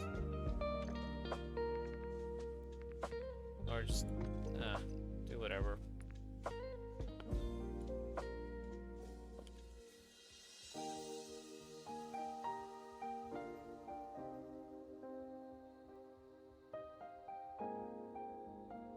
It was forced upon me.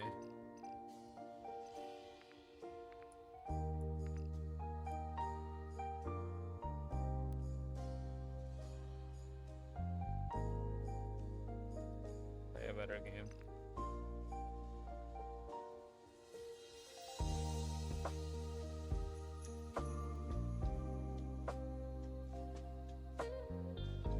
I'm playing it so that I'm ready for when I get dragged into playing it again with a bunch of other people. Like what usually happens. And then what usually happens is I don't have anything like decent. So I'm just like basically just running around doing nothing. That and I'm just doing this just to turn off my brain.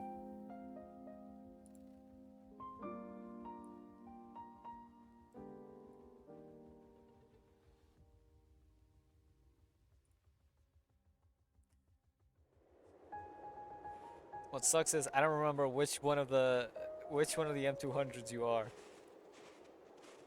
I don't remember who Ghost of Ankara is. Because there's so many M200s. Condefe, okay.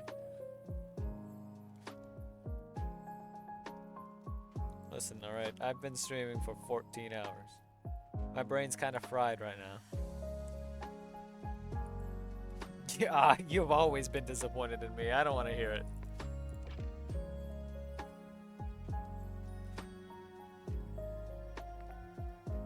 I can probably turn off the music.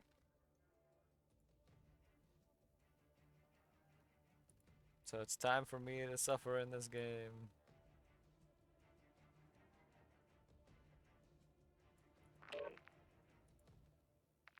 Of course, Shipment.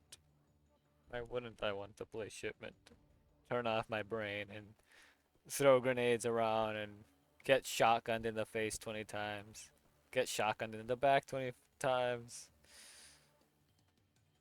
And then spawn die like 50 other times. Why wouldn't I want to do that, right? I love Shipment.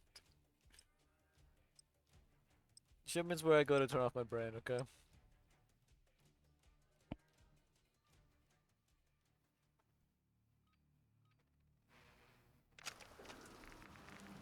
What was I using again? My brain is never on. True. You know what? I think I need to do this. Here, have frag. What is the thing I could be the most annoying with? You know what? Sure. Game is loud? Okay. How about now? How about now? Let that slide. How about now?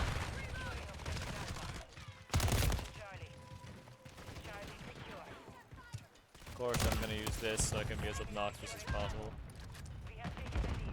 Alright. I'm blind.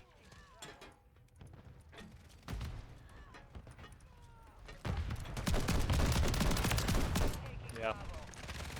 Listen, alright? If it makes you feel better, I'm not here to treat people like... I'm not here to treat... You cannot hear anymore? Okay.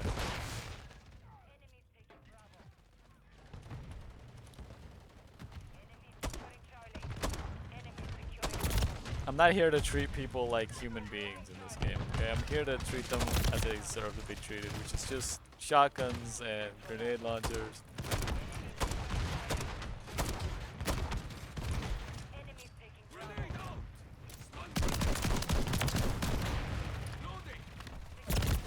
Well,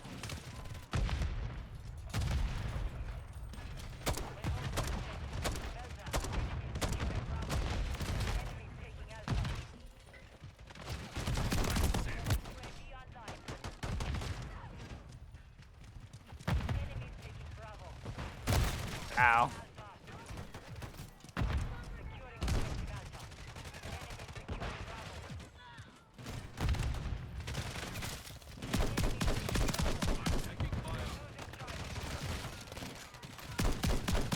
Hello? Why didn't the claymore explode?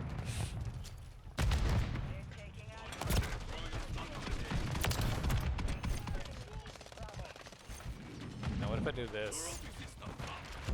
Make life as hellish as possible for everybody.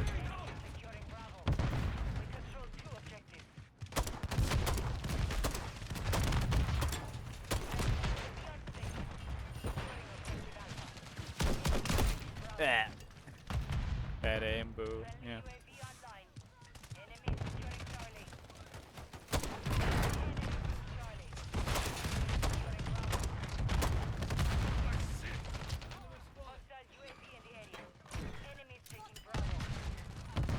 Listen, I'm not here to be good aim or whatever. I'm here to be obnoxious.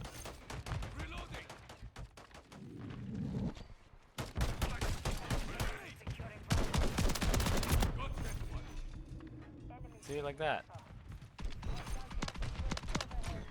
You know what?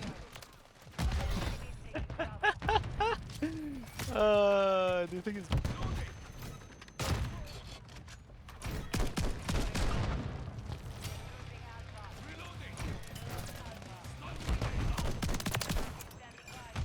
I think it's bad.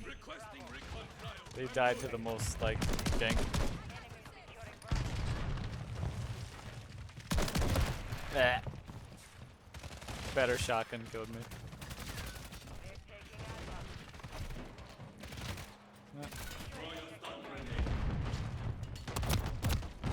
Oh. Will that grenade kill somebody? It didn't.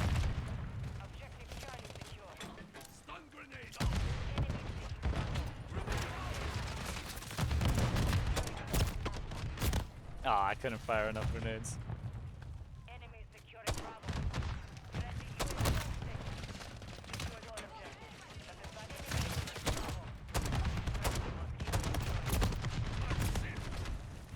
This thing doesn't do enough damage, it makes me sad.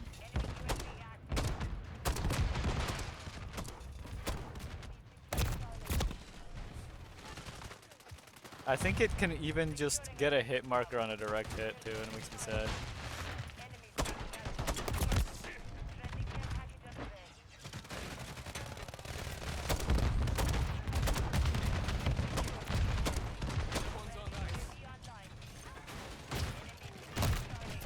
Yeah, that shotgun hit one shots, but mine is just obnoxious because it's just full auto.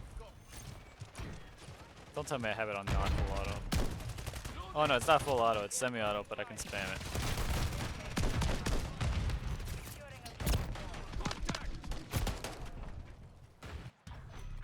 The pump action is cooler? Okay, hold on.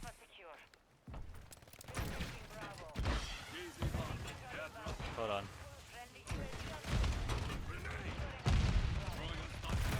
Let me just...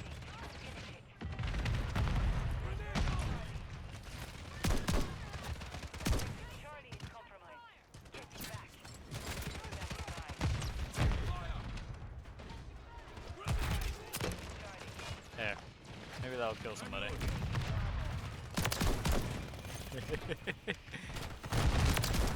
I'm like a worm.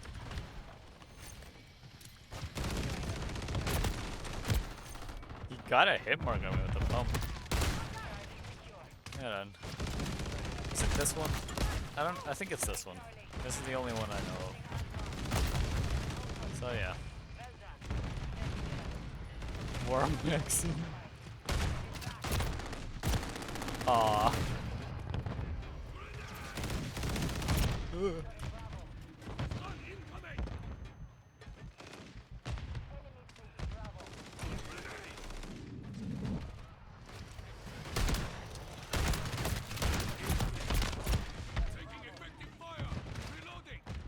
We're maxing. I got him. Aww, I was so low.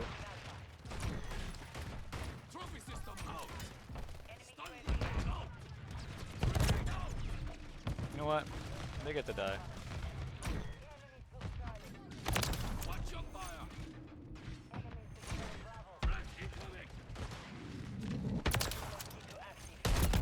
Ugh.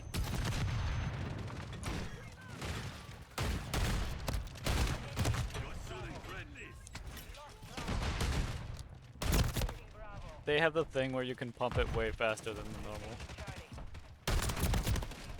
the normal. I have to level this thing up if I want to be able to do what they're doing.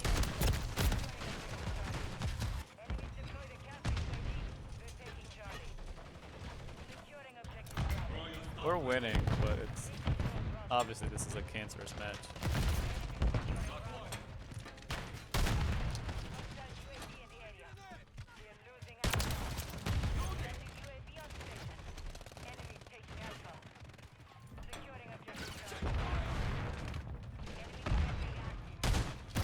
Ah.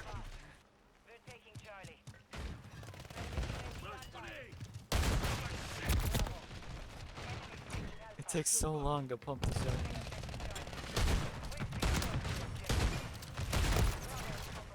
He slid.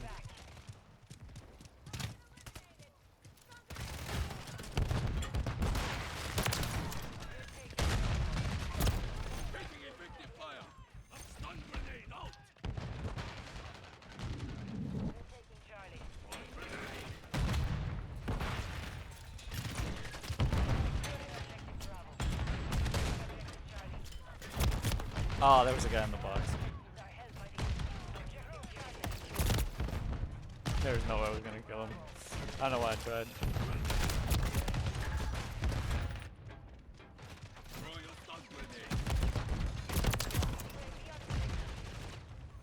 I don't know, I haven't tried it.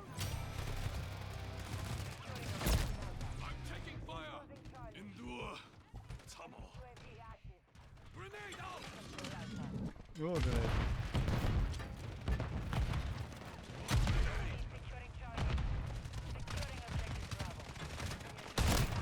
Oh. Oh. See, he pumps that shotgun so fast.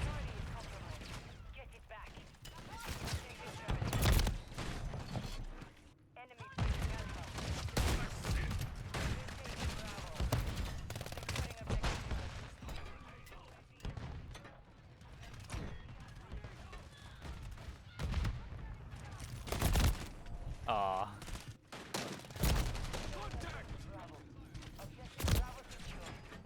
I'm just getting shot by long range shots.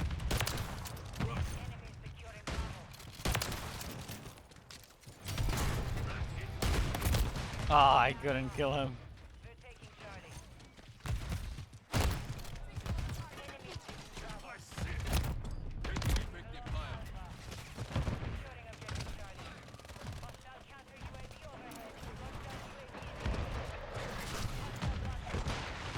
Stay in here for a little bit.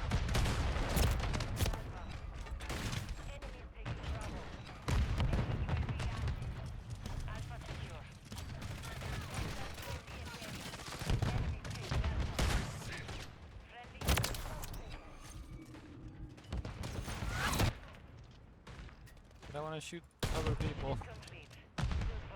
I did terrible, but hopefully I leveled up this gun at least once.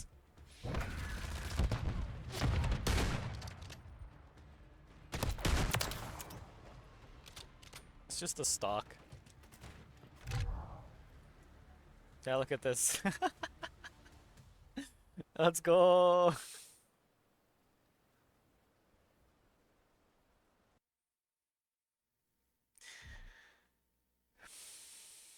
My brain's too tired to do quote unquote good. So instead, I'm just shotgunning.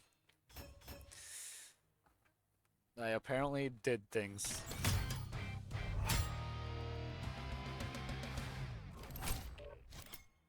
Cool. Cool.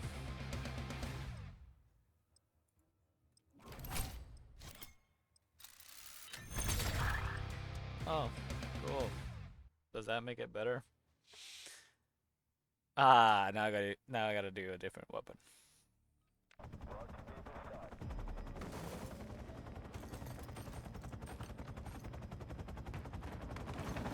Melee.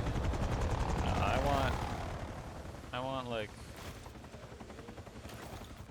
damage range. That's what I want. I guess I'll just slap that on, but for now, let me switch back to what was it? It's just this, I guess. Ah, the shotgun again.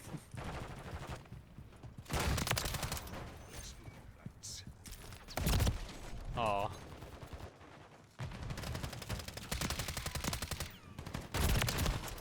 Still got him.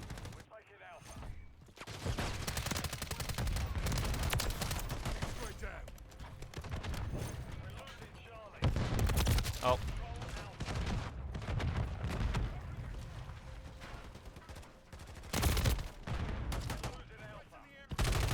There's a lot of just walking around crouched and looking at places. Oh.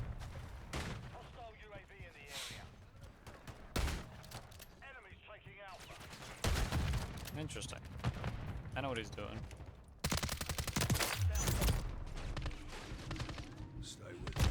Ah. He's basically just going around in circles. What? Hello? Mouse? Securing objective Bravo. Oh wait, right. I should probably be doing this. Grenade out.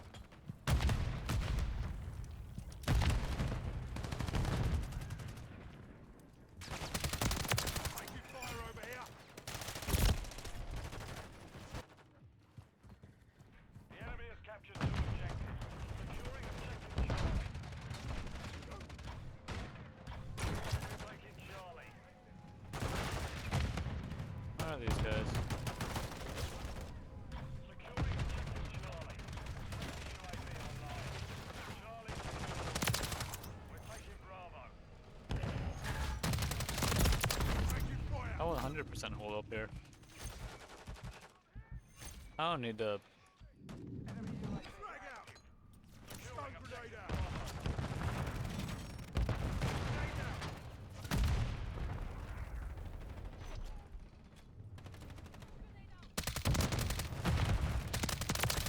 Dusted him. Just in case. I'll just pop that. Changing mags. I'm worm maxing.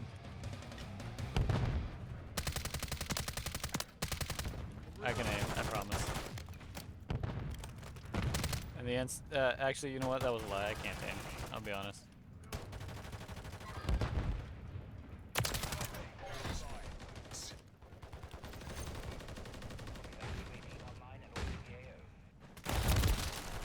Ah, I didn't see him. I'm blind. Hello? Game? Game? Game? Please?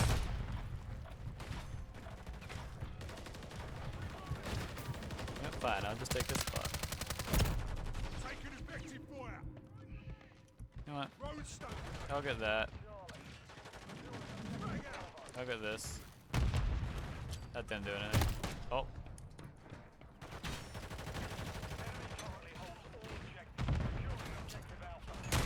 I didn't know you could actually shoot on that ladder.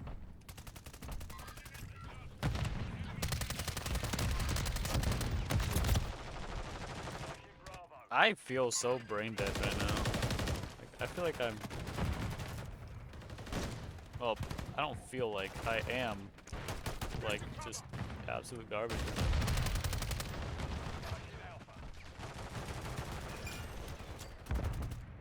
Grenade out. Look around. Taking mags.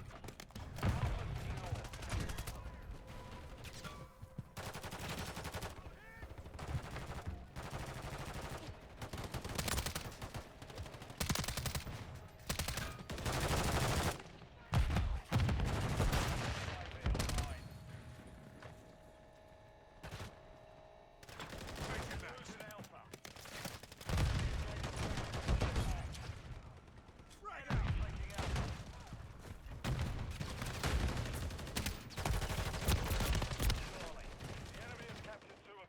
So maybe I should just be running a gun inside. Just use the most, like, obnoxious. Switching mags.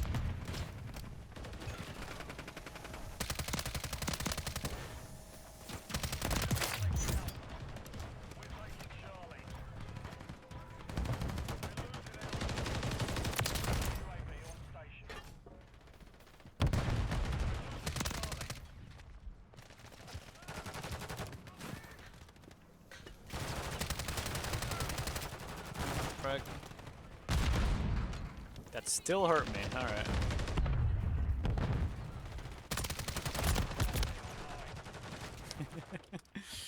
Yeah, as you can see,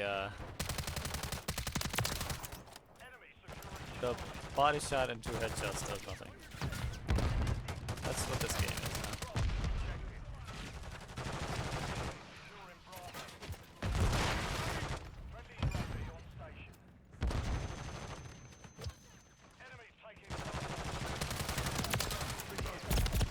Ah, there's another one. Securing objective Alpha. Enemy I'm gonna sit up here again.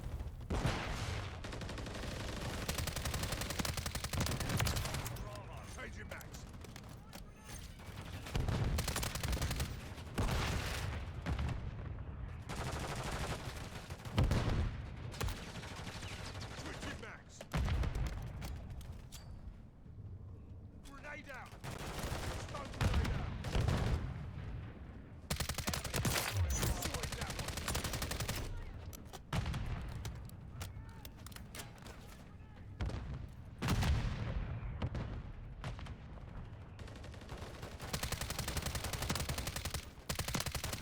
Fucking kicks a lot more than I expected to.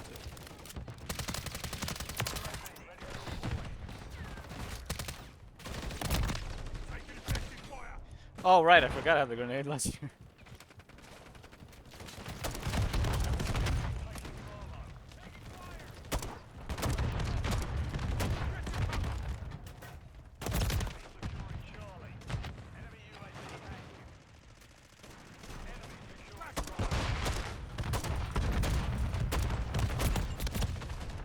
Oh, I just wanna shoot at people. Come on.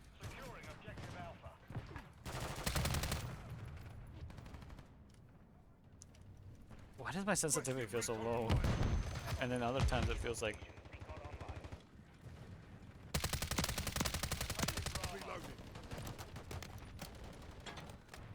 This does not feel good. This sensitivity.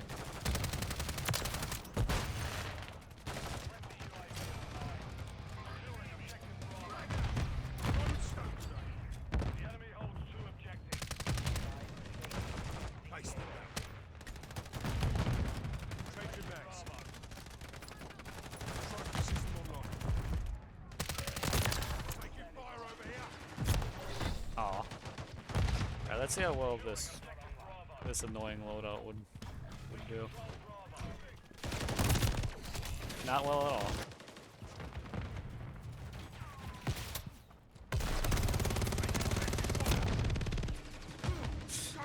They're using incendiary.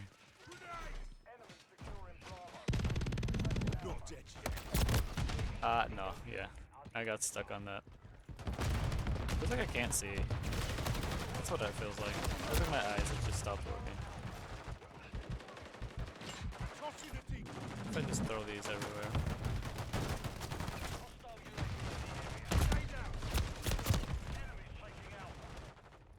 Alright, hold on. I'm gonna just hug the outside of the map.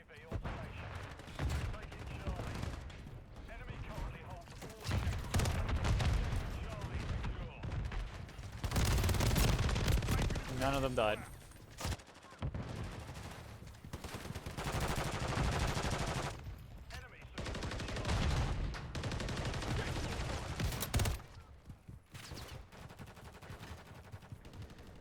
So the strat is to just run around in circles around the whole map. Ah. So I'm trying to do that. But of course, this happens.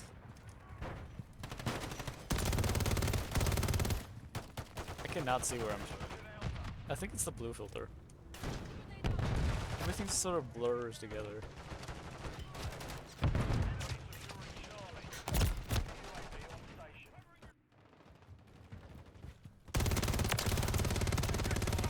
Hello? Die? Die? Yep. I'm not doing good at all. Yeah, it's probably my eyes giving out.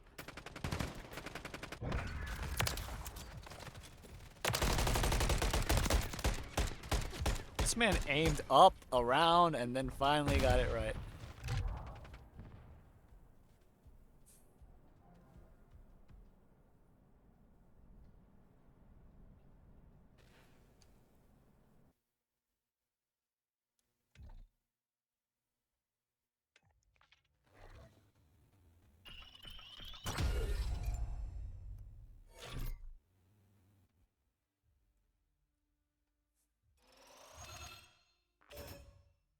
Cool.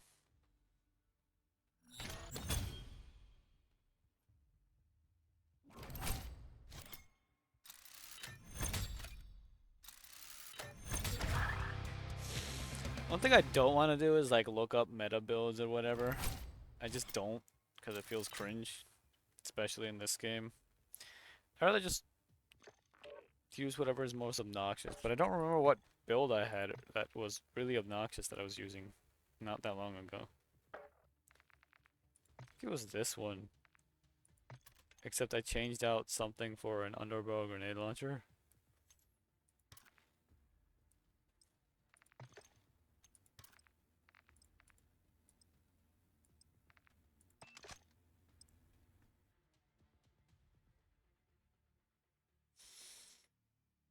Oh no, I'm not trying to make it look cool. I'm trying to make it obnoxious.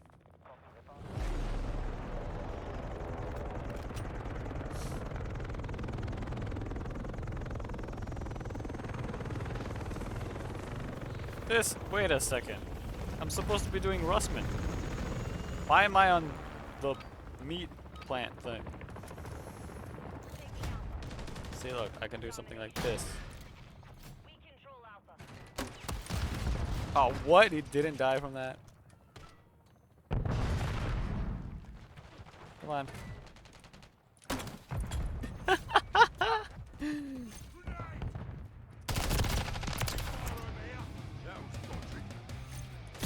Aww.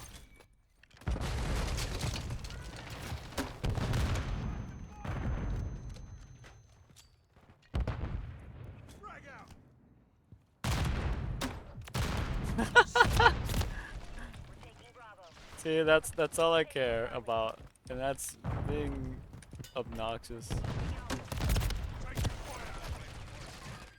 I want them to rage, right? Did I get one? No, I didn't. That sucks.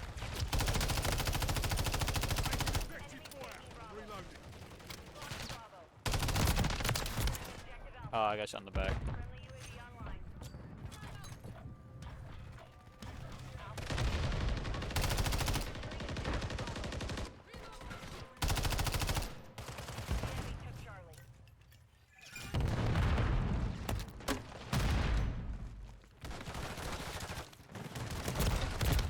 There we go. Killed one with the... Oh, it's the same guy. I've been killing the same guy over and over again with the underbarrel.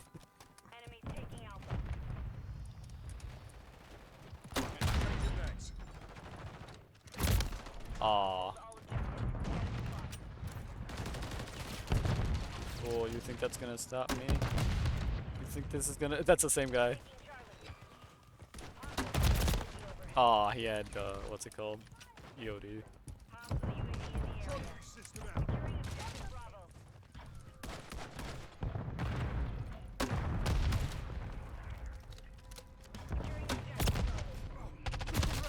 He's not dead from both of them?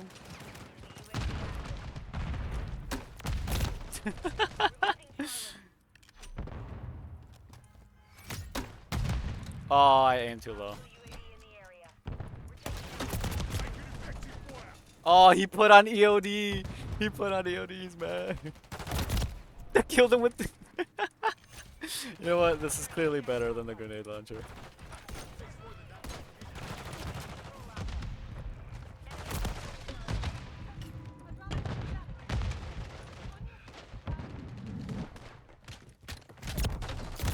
Oh, right. I forgot that was too close range.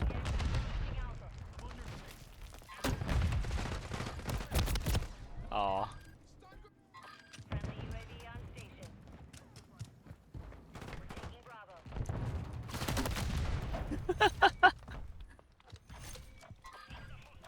Hold on.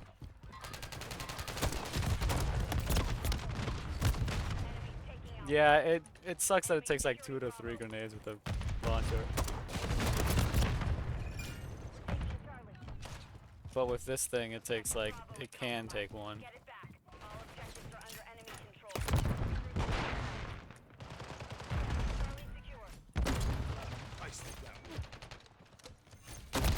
Oh, I missed. Ooh. Yeah. Oh. It's not quite the thunk though. You know, the good thunk.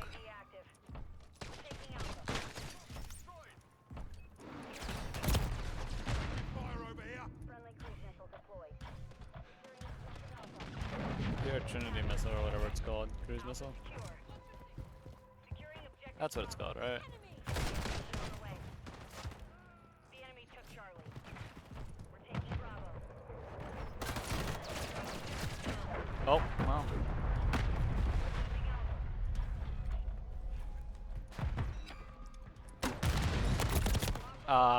I gotta remember to switch back to.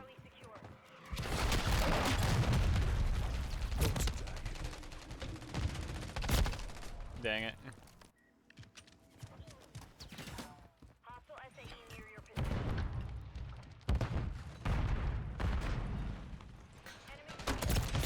Oh, come on, it didn't detonate. Charlie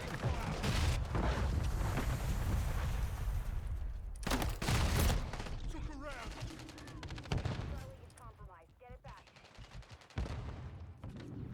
Too The close. enemy is gaining ground. Push them back. Securing objective Bravo.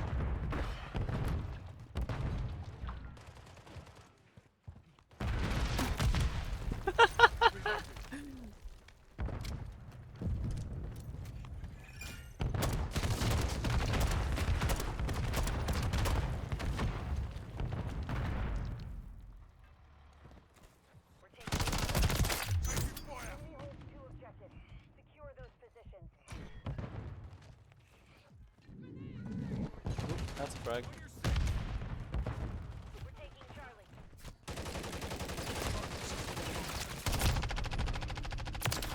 X-ray down. Get to cover. Yeah, nah. With my little health, Securing I was objective not gonna Charlie. win that.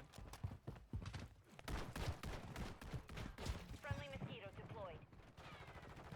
Securing objective Bravo. Oh, I missed.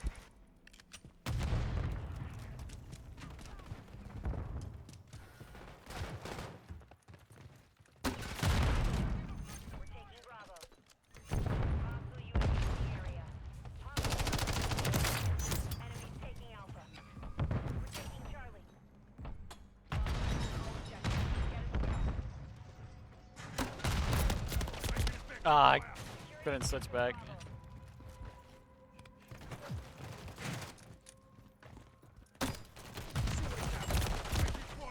taking Bravo. We're losing Charlie. Wow, that didn't even pop out yet. Objective Bravo secure. Enemies securing Charlie.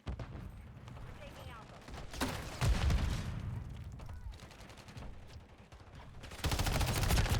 Why couldn't I switch? Enemies That's weird. control Alpha. Enemies securing Bravo. Friendly care package on the way. Enemies taking Bravo. Bravo. Securing objective Bravo. Friendly mosquito active.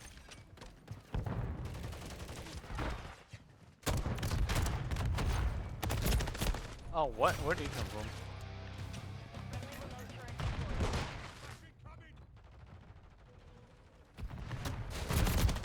I gotta remember to. The enemy is taking 2 objectives. Securing objective Charlie. We're losing Alpha. Trophy system out. Objective Charlie secure. Objective Alpha is compromised. Get it back. Grenade out. Securing objective Alpha. Aww. Be online. Frag out. Taking effective fire. Losing Charlie. Friendly UAV on station. We're taking Alpha.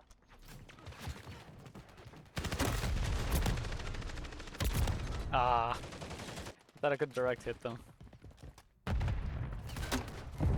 mosquito deployed. We're taking Bravo. I don't like that my gun doesn't want to switch. It doesn't want to switch over to my We're getting hit hard. to the rotary grenade launcher. Securing objective Alpha. We're taking Alpha. I fired.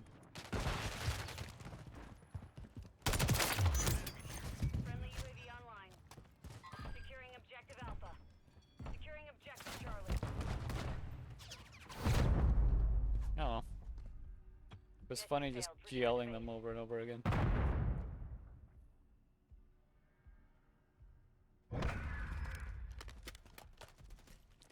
They definitely got, a lot of them got mad because they kept switching to AOD. Oh, wait, two of the people who were in here before that I was killing a lot. That Locks guy and I forget what the name of the other guy was, but it was another like all caps name. They left. So I did my job. As far as I'm concerned, I did my job. It was be annoying.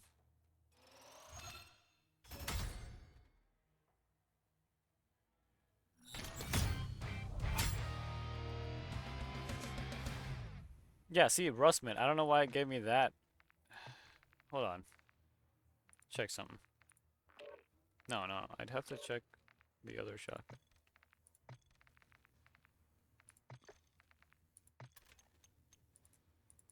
Of course, it has to be level 9. And it's... wait, level 3? What? Okay.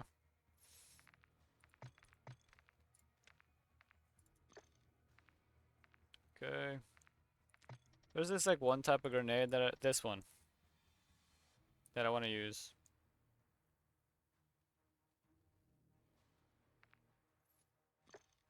Just because it seems like it'd be very annoying. I should use the decoy thing though for more points. And probably DDoS for more points. Just to farm. You know what? Where's the RPG? RPG, my beloved.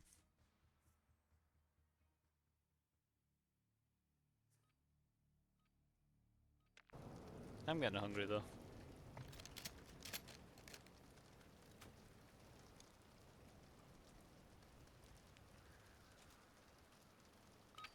I just find it that you like, you go a little bit on the side. Oh man. Oh come on.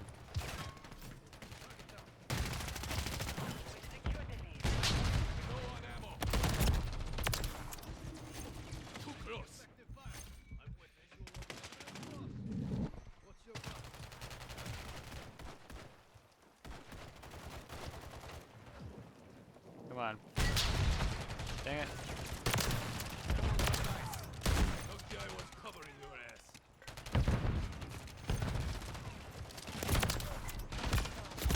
Oh, I couldn't fire that second time.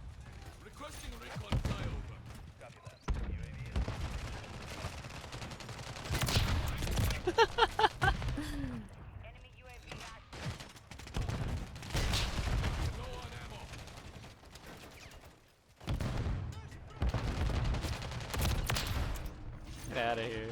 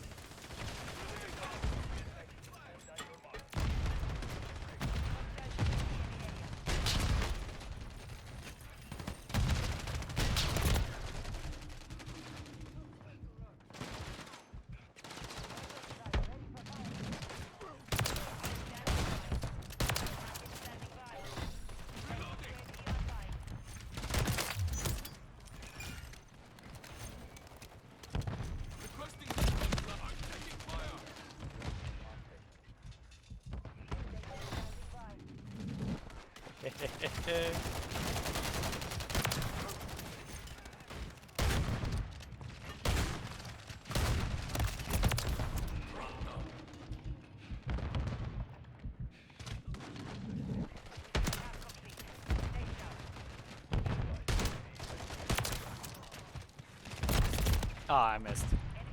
Still, I've got a lot of funnies. So, first we'll funny there. Then we'll do a little funny, boop, boop. Boop.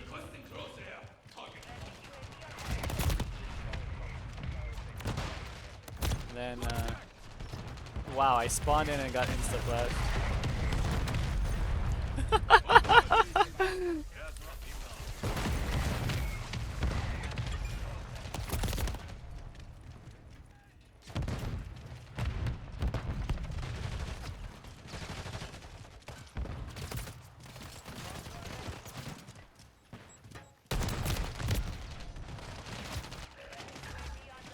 know what?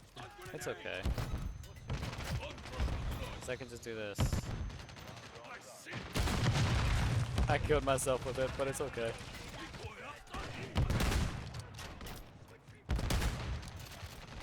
Ah, of course I got stunned.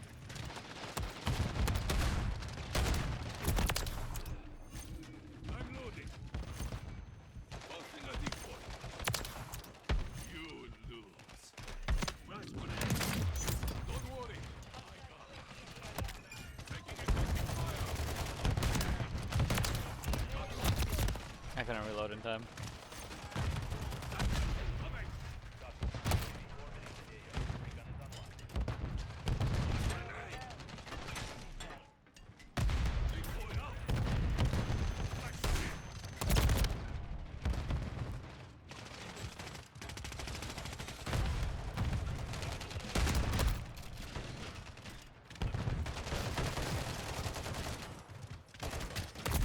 Wow, I couldn't. You can't do executions fast.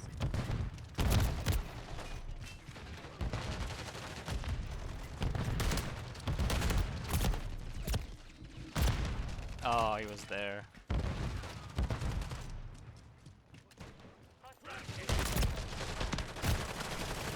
Oh, he's hiding in that corner. Okay. We still won. What did I do? Oh wow, I actually did okay. Mostly because of the mortars and the airstrikes.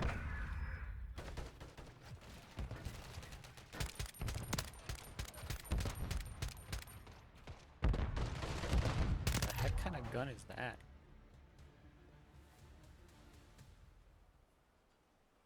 Also, I feel like the music's extremely quiet in this game. I don't remember ever changing it though.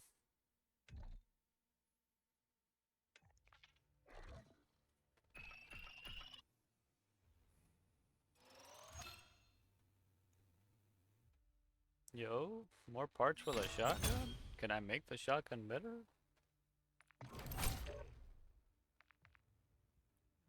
Why is it... Why?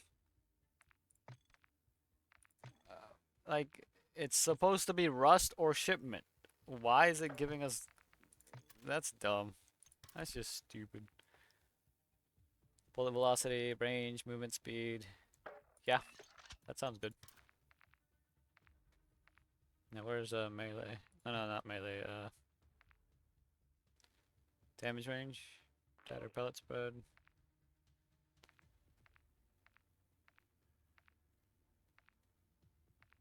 Aren't these exactly the same?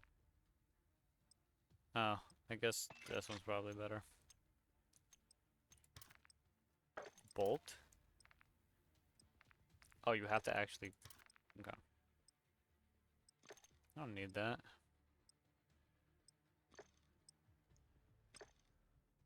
I just want shipment. Because shipment is funny.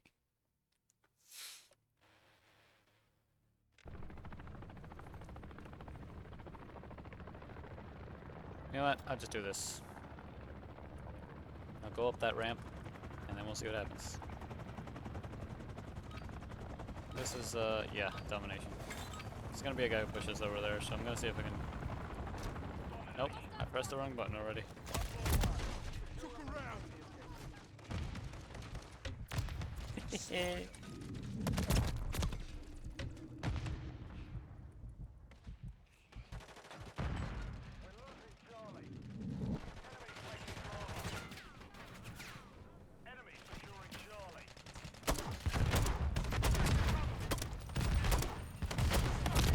He didn't die from 4 grenades, dang. Get wrecked.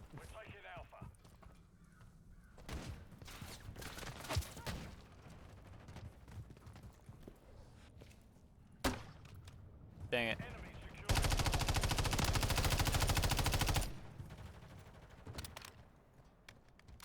I'm out of grenades on that.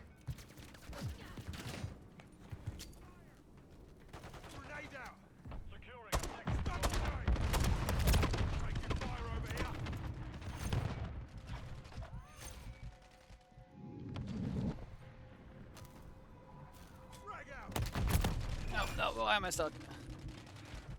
Trophy system online.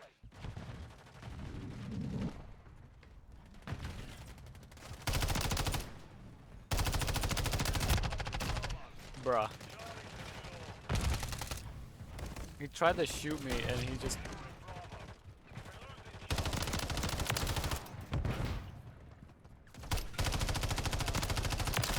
Taking fire. Switching max. Hello. How you doing, Abyss? Taking effective fire. Load. Load.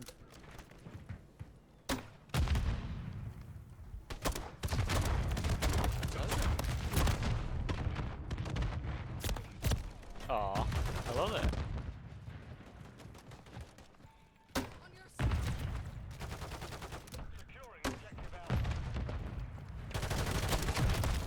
Ow.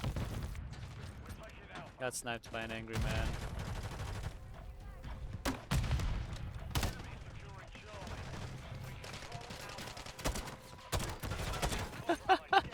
I still got him with the see your sleep is non-existent.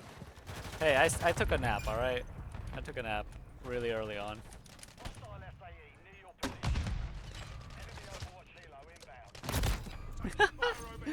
This is good.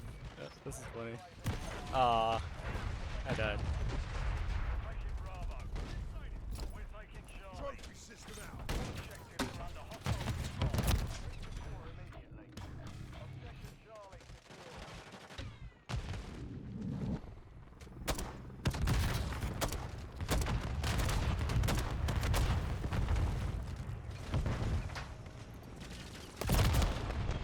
Oh, I couldn't slide.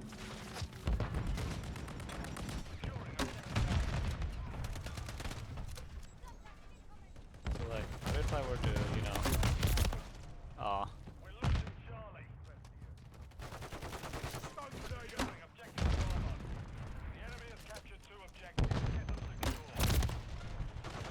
They're all putting on EOD and riot shields now.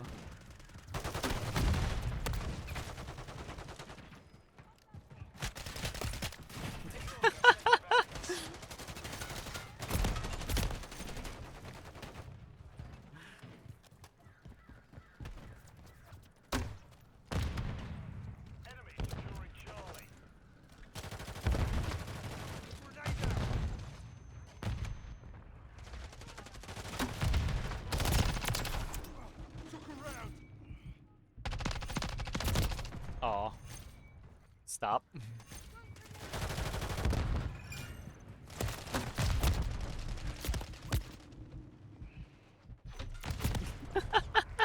It tried to back away to run from the grenades, but he was a fool.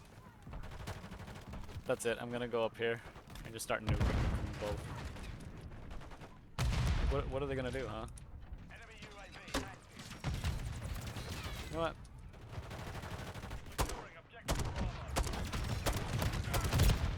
Aww.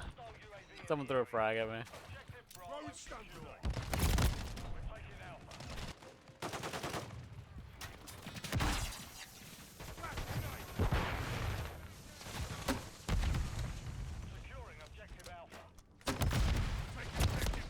I don't know what you expected. I mean, you were hit once and you didn't have EOD.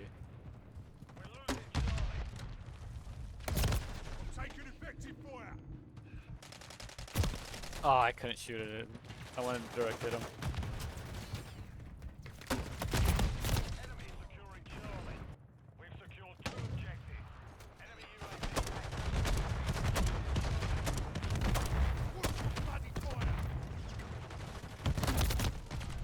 Wow, that was interesting.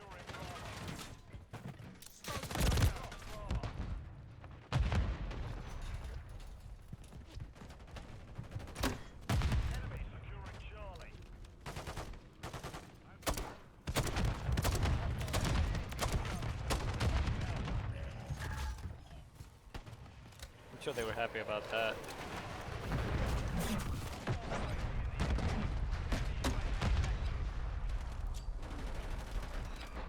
Frag out. Throw stun grenade.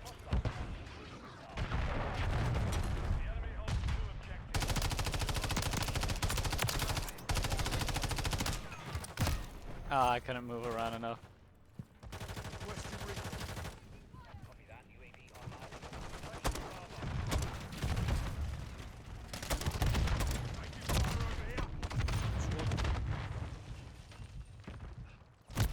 Ah, I couldn't shoot. I hurt myself a lot with that.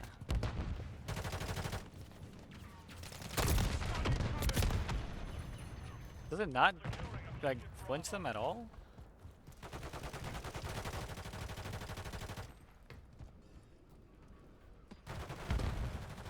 Oh, right, you can't do that. Oh, he was in there. I didn't realize you could even be in there.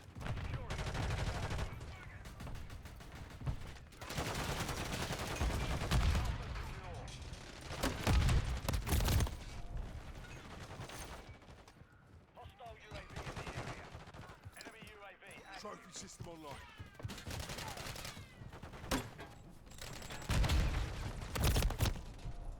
There's always some guy in the back.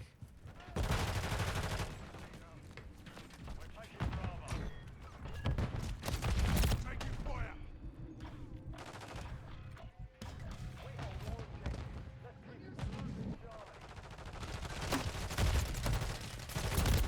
Oh, come on. I trusted my teammate to go kill that guy before he would kill us, but... Yeah, shut up. What are you doing?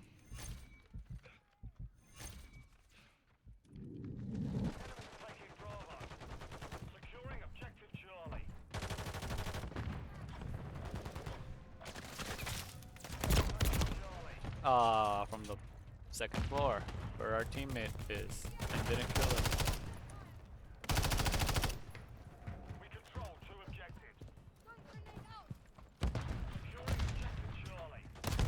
Taking fire over here. Yeah, get out of here.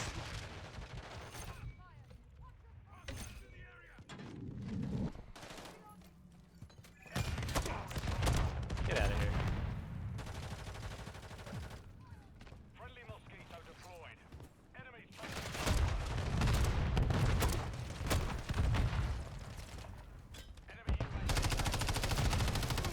Don't shoot me, you bastard.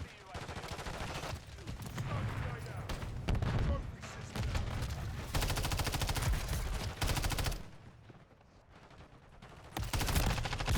Oh wow, I missed all those. Listen, I don't want to be blinded. Oh, come on. Especially since, like...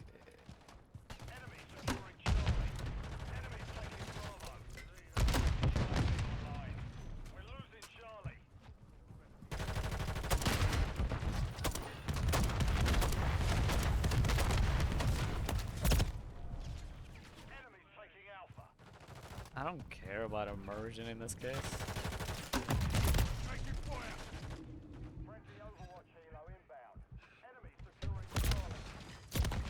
Oh.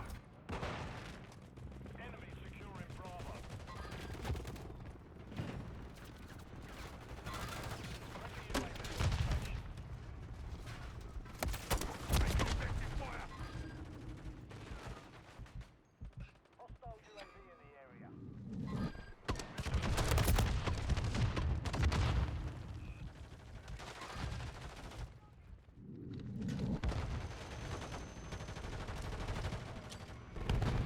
Grenade out.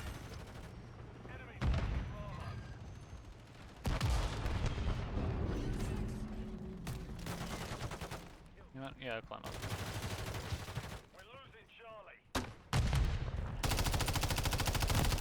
Oh, I got sniped.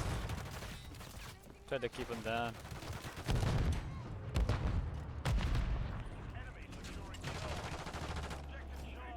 Stun grenade. Taking effective fire.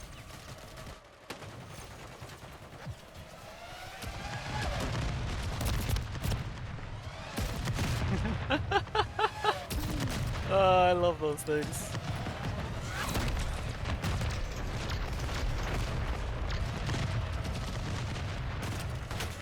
It's just a swarm of mosquito drones. There's nothing you can do about it.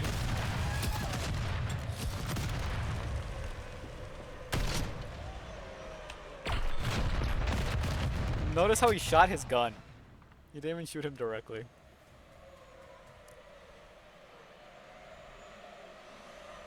I just noticed there was a couple guys who left.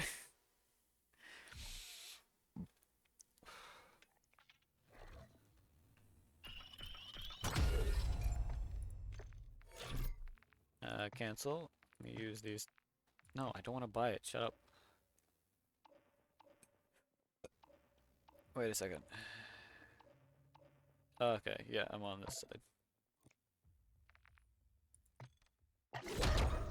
It won't even load. Oh, why did it do that? That was weird. What is happening? I'm in my own lobby. What? Okay, game.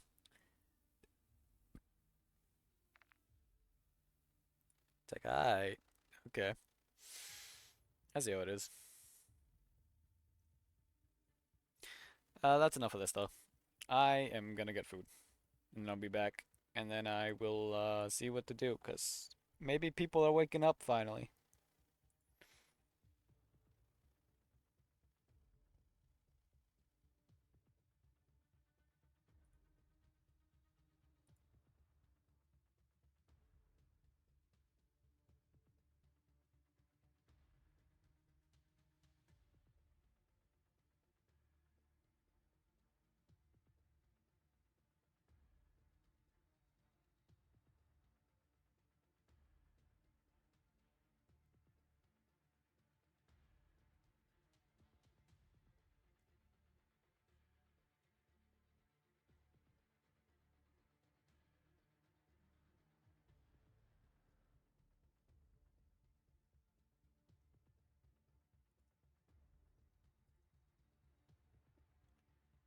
Alright.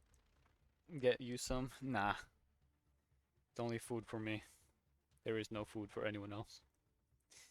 I don't even know what I'm gonna get. But yeah. Let me quit out of the game. Switch back to BRB. Put up the getting food text. I wish I could get one of these right now. Then I will switch the thing back from that to just this.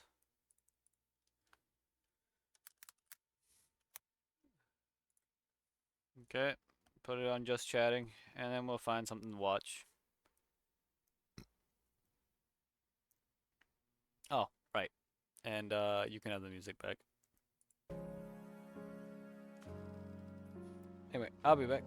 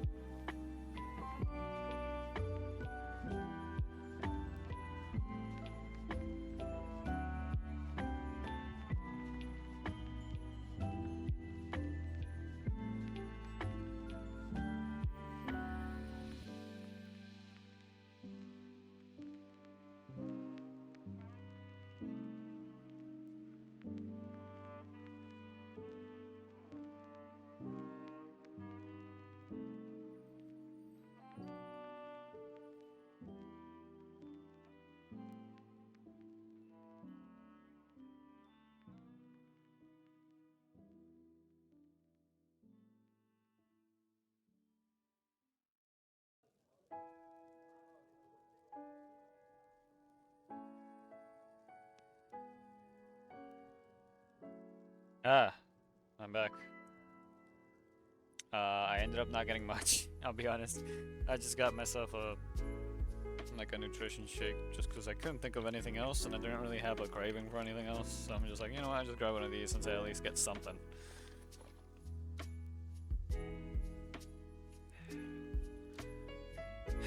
Now what do I do? This episode.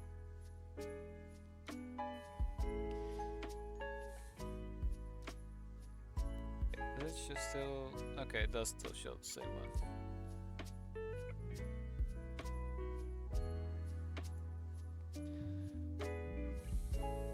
I don't know if I want to watch more. I want to watch something, you know? But this is kind of something I watch when it's like, I have food, you know?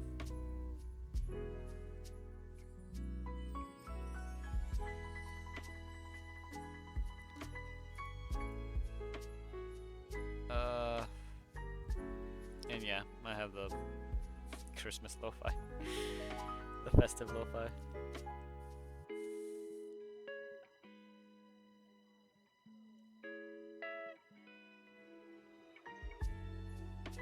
I could watch more. But the problem is then it's gonna make me more hungry, but I know I already don't really crave anything, so it's just gonna be me sitting there not knowing what to get.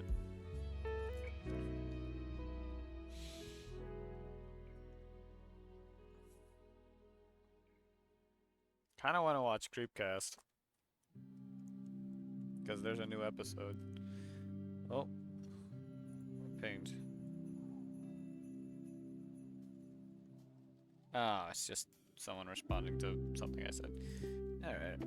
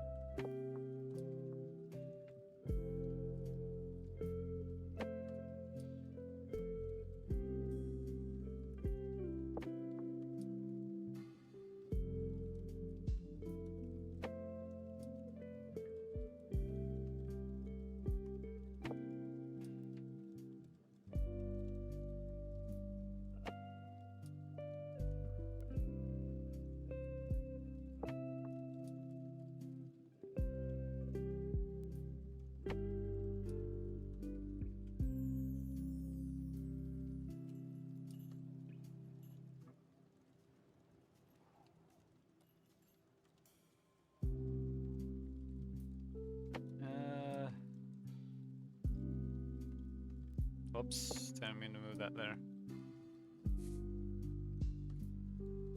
Yeah, probably easier if I just do that. Make the screen bigger here.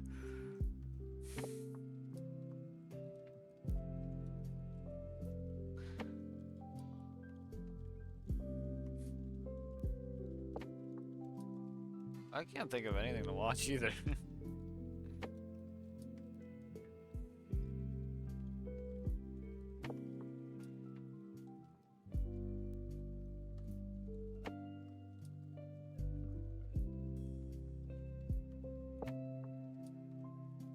Torta taco.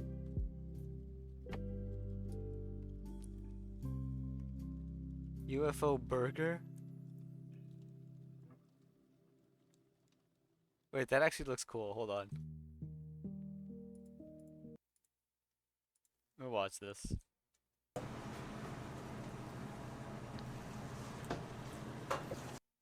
Let me raise the quality. Okay, they put it in a press? And it makes it tiny. All of that in that small package. What's up, Squadron? Today on Street Food with Senpai, we're gonna make the famous UFO burgers from the South Korean fast food chain. 3 different versions, a fire chicken, a cheeseburger, and my favorite, the Korean barbecue. We'll start off with some milk buns. Combine 200 grams of water and 40 grams of bread flour over medium heat. This is called a tangzong, and it helps the bread retain moisture to stay fresher longer. Next, in a stand mixer, combine 300 grams of bread flour, 5 grams milk powder, 5 grams of delicious active dry yeast, 40 grams of sugar, 7 grams of salt, and 130 grams of milk. I realize his Adding shirt the is just cooled down Hezbollah. tang song, attach the pirate arm, and mix for 10 to 12 minutes. Honestly, you can skip the tang song if you want to, and the result's still gonna be great. Give it the old window pane test to see how much it stretches without tearing. It should be pretty smooth and elastic. Cover it up, put it somewhere warm for an hour where it should, in theory, double in size. Olay! Punch it down like 2 to 16 times to release any large gas bubbles and plop it out. You got this, buddy. Plop. Divide the dough into 140 gram balls using a bench scraper. Then make a claw, press down slightly, and roll the dough within your claw. All that manhandling is gonna get you a super smooth dough ball. Oil a sheet tray, position the balls, and smush them down. You're gonna need them flat for the UFOification. Top with a sheet tray and let that rise for another hour. For the egg wash, blend 1 egg with a splash of water and brush onto those fluffy buns. Bake at 400 for around 15 minutes for some pretty yummy bread. Now let's make our first burger, the bulldog or Korean fire chicken. Combine 4 tablespoons brown sugar, 1 whole tablespoon of cayenne, 2 tablespoons Korean chili flakes, 5 The amount of brown tablespoons soy sugar sauce, that and 2 is tablespoons used in rice things wine that vinegar, aren't then 2 tablespoons sugary. of sesame oil, 2 tablespoons of ginger garlic paste, and 4 tablespoons of gochujang. Mixy, and then it's thigh time. Cut 1 pound of boneless chicken thighs into 1.5 to 2 inch chunks. Toss that with your salsa, a sprinkle of salt, and marinate that overnight. Chicken thighs are naturally super tender and forgiving, so you can skip that part if you want. Heat up 2 tablespoons of oil over very high heat and then add the chicken. Top with half a pound of chopped green cabbage and a little bit more salt for the cabbage. And a super extra but pretty fun step is to torch the top like a maniac. They did it in the video, so I want to do it too. You really want that sugar to char and caramelize because it adds a completely different flavor like Korean barbecue. Set that aside and we'll pickle some jalapenos real quick. In a pot or a pan, combine 1 cup of white vinegar, 1/3 cup of water, 1/3 cup of sugar, and a pinch of salt. When that comes up to a boil, pour it over 2 cups of jalapenos. I wouldn't get much spicier than that if you value your life. Okie dokie, UFO time. Layer the bun with Kewpie mayo, onions, those pickled chilies, and a piece of lettuce. Carefully lay on like a 1/4 cup of the chilled chicken. And let's try to UFO this thing. Big problem though. While researching, we learned that the UFO burger press that they used was like $600. Probably not practical for your average home cook to spend $600 on a UFO maker. So here's a more reasonable method. We were thinking a double bowl attack, but the buns just weren't wide enough. F-. We figured we'd give a ramekin a chance, but double F-. Next we tried an arepa maker, which was a pretty brilliant idea, but the bun was still too small. So we definitely didn't postpone our entire shoot to make a wider bun. We also underbaked it this time, so it was a little bit more pliable. Get out of here! We followed the same building process, concentrating on the middle. Ideally, the holes in this arepa maker would be deeper, but this was still like a 500% improvement. After cooking this for a few minutes, this little guy made it. We gave it a little trim in to get that UFO shape, and it ended up looking pretty cute. After 2 days of failure, we cut into it, and I was pretty happy with the result. It was definitely I know a couple tiny, people who would but love like to an know about this. adorable, delicious snack. Like maybe something you'd see at a Korean 7-Eleven. Worked much better, although we couldn't overstep it because the edges wouldn't crimp and seal. Regardless of the effort it took, it tasted bomb. Like a savory and racially diverse Uncrustable. This bulldog chicken would be a great recipe over rice or stuffed into a burrito too. I do wish I put a bunch of cheese in here though. Now we move on to the cheeseburger UFO. Take 80-20 ground chuck and form that into 2 to 3 ounce patties and set aside. I don't know what I was doing with those measuring cups, so don't worry about it. For our umami sauce, combine 2 tablespoons soy sauce, 1 tablespoon sugar, 1/4 cup Worcestershire, and 1/2 cup of ketchup. That's it. For the burgers, get a pan piping hot and then sear your burgers with salt and pepper, put some American cheese on there and torch those boys. Dude, I swear this is how they were doing it in the video. Then you're gonna sauce up your buns, add some lettuce, the burger, Kewpie mayo, chilies, and onions. Customize this however you want. Sriracha, bacon, peanut butter, whatever you feel like, dog. Give that a secondary smash in that easy bake oven. Cut this hot pocket in half and check out the cross section. Yeah, boy, still one of my favorite foods. We're just missing some french fries and a Grimace milkshake. No offense to the smash burger community, but this last one was my favorite. Bulgogi or Korean marinated short ribs. Cut off any bones and then slice the meat thin, around 1 pound's worth, and set it aside. The marinade is a 1/3 cup brown sugar, 1/3 cup soy sauce, 3 tablespoons mirin, 2 Yeah. tablespoons rice wine vinegar, 2 tablespoons I sesame really want to go to a oil, Korean and a little barbecue extra place. because it's awesome. 2 tablespoons never of been. ginger garlic paste. Break up any large chunks. Add the riblets with like half a teaspoon of salt and marinate that but I John overnight. really do want to Just go like to with one. the chicken, I've heat seen up a some little around bit of here. Like oil there over are some. very I high know there heat, trying to exist. get some It's just super nice I've never been to one. caramelization. As much as I'd love to eat this with a bowl of rice and kimchi, we gotta stuff this into our baby UFO burgers. You can't beat soy sauce and sesame oil. One dope thing about this is that I really like the crunch that the press adds. It's like a panini or cubano. Got me thinking, maybe we should experiment with some stuffed grilled cheese.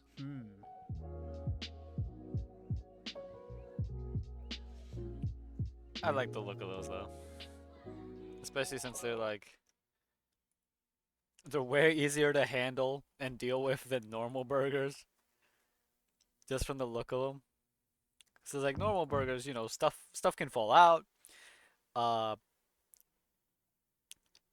you have to, well, not have to, but if you want it to stay, you know, the structural integrity to remain, you basically have to hold it with 2 hands or hold it with 1 hand with something around it. Well, this it just seems so like condensed into like a small package that you could just not really have to worry. Also, it looks like UFOs. So, there you go. Anyway, let me look for what to do. Because again, I don't know what to do.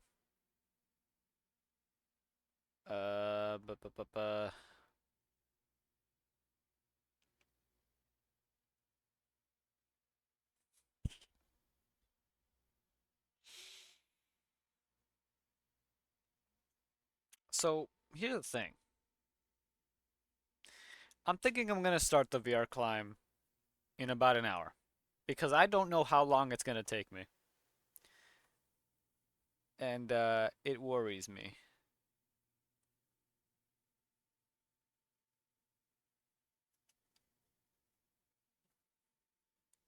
And I just made a realization, which is I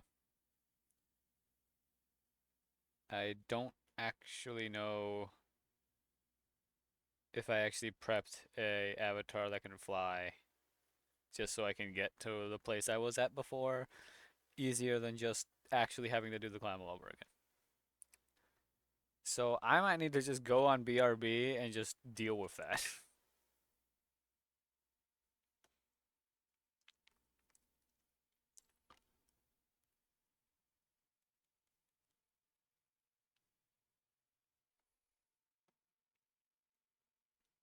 I've got an idea of what I could do. But we'll see.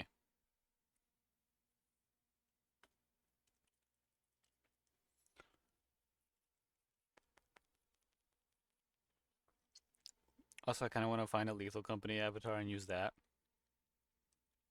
Just because last time I used a combination of a async backrooms avatar, like from Kane Pixels, and a Spartan. A Rye Spartan specifically.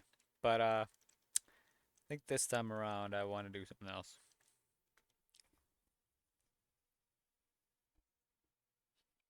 And what better thing than the thing I've been obsessed with for the past who knows how long.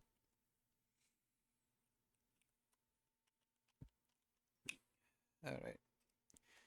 Finish with the drink.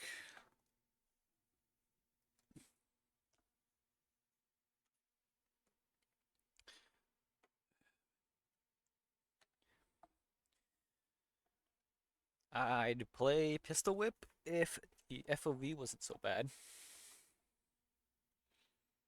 Because when you try to record it or stream it, it sucks unless you use like the third person thing, but I don't want to use the third person thing. I want to use the improved like first person thing that Liv is supposed to have, but Liv broke it and it doesn't work anymore with Pistol Whip. Yet that's still like one of the big things they use as their what's it called? It's one of the big things that they use to quote unquote sell the whole thing. You know what? I just saw a game that I'd actually be down to play, and that is EDF. I'm gonna play EDF now. It's been a while, and it's a fun game. I just have to remember which is my file.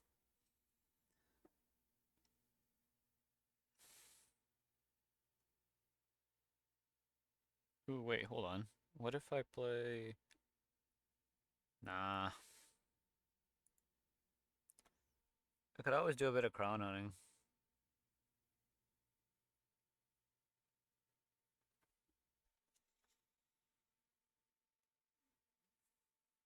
Oh, right, my music. Well, not my music, but you know what I mean.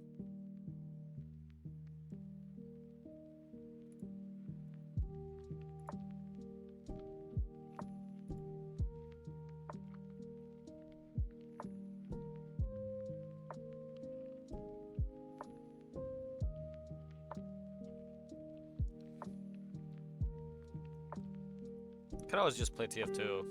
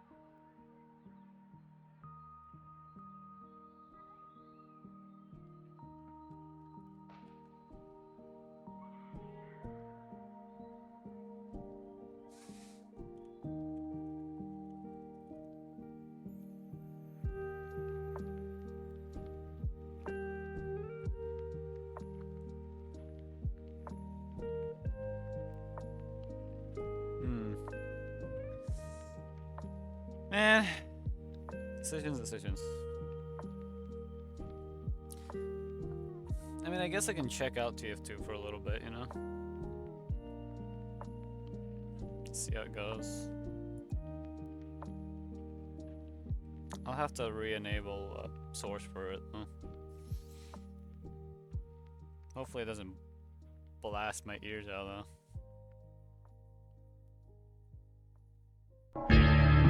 Ah, it proceeded to blast my ears. Why is it so loud? I'm sorry, chat. I'm sorry. That was in no way intentional. I didn't think it would be so loud. Blame Valve, okay?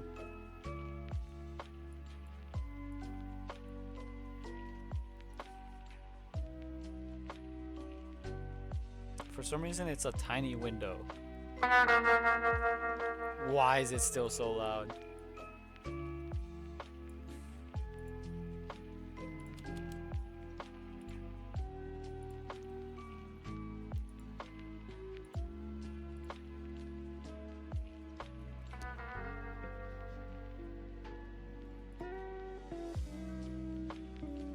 Alright, let's pause the music again.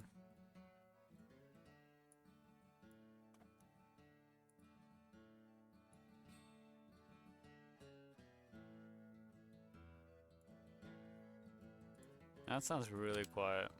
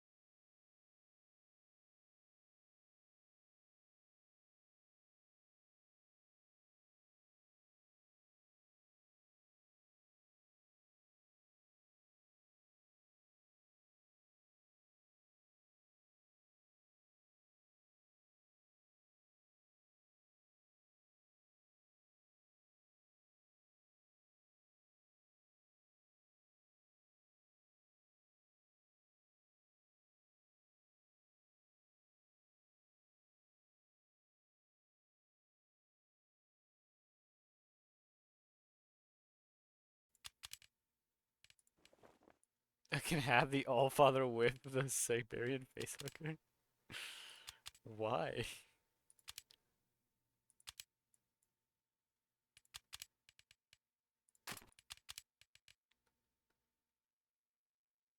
I think it's these I usually use. And also the second banana.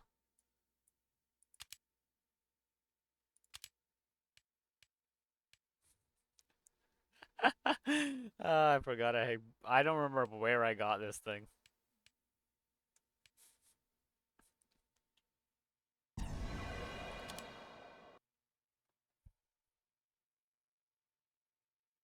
I could have the most points with Pyro, but that's one of the least ones I use.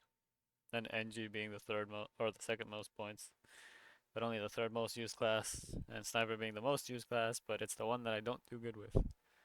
Turbine event? Oh, Turbine! Okay, yeah, that's fine, it's whatever.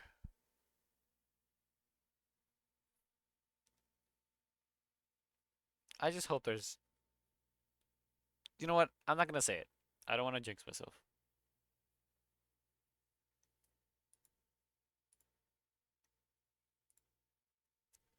Uh-oh. Forgot. Valve games do not like it when you alt-tap. I'll just wait for it to respawn. Respond.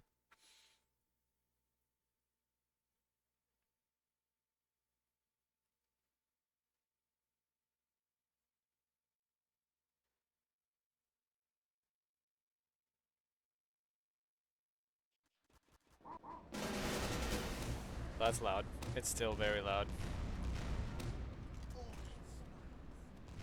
Yeah, I'm not even like in game. Look, there's no sniper.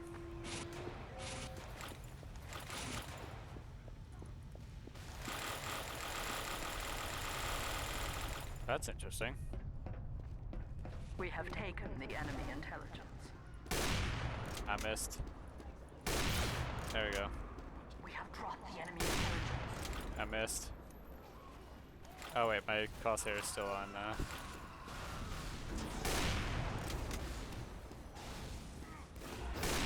I suck. Ow.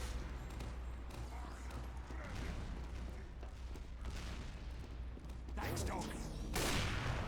Suck. I suck. Jeez. What the? Why are you shooting at me?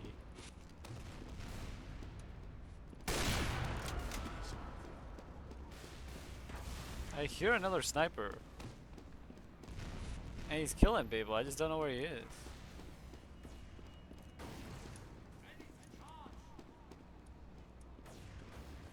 Appreciate it, mate. Oh, whoops. I think he was friendly. The enemy intelligence. Oh well.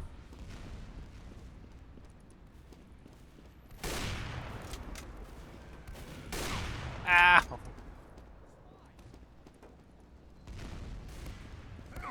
Oh, I thought he was gonna sticky. Usually you rush somebody who's like doing sticky spam because then they start killing themselves. They start damaging themselves and you get easier hits on them. But he switched, he was smart. Success. We have secured the enemy intelligence.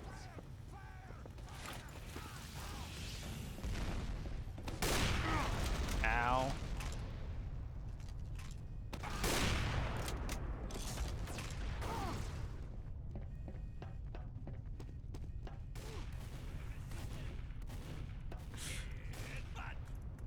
Please, please let me out. Let me out. Let me out. Please. Please. Please. Let me out. Come here, sweetheart. They won't let me out. I'm We trapped. have taken the enemy intelligence.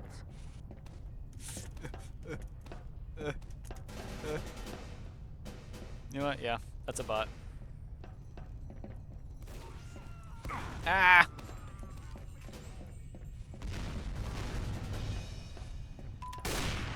Oh.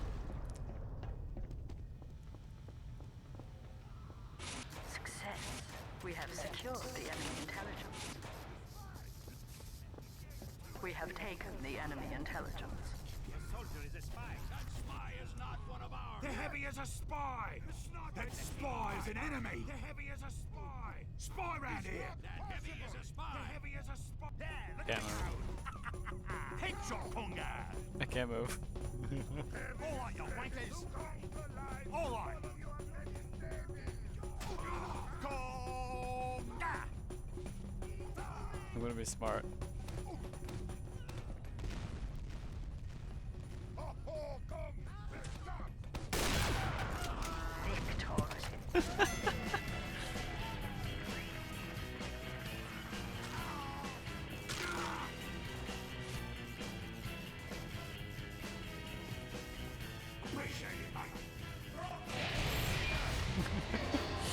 What's polar? I'm clicking polar just because I don't know what polar is.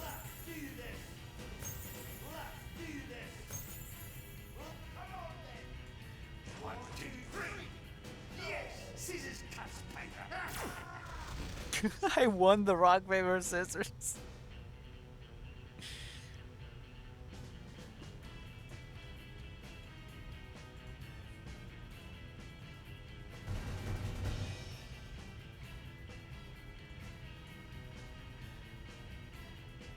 Oh great, it's that Omegatronic bot. It's Turbine again. I might have to requeue. I think this is a group of people who are just spamming Turbine only. Which I mean, it's like that's fine to do and all, but like I kind of want to play other maps, not just Turbine. I mean, I could just go around exploring just a little bit.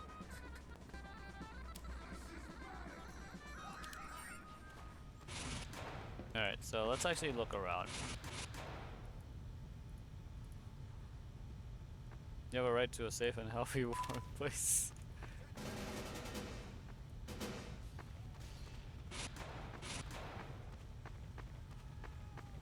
Competition begins in 30 seconds.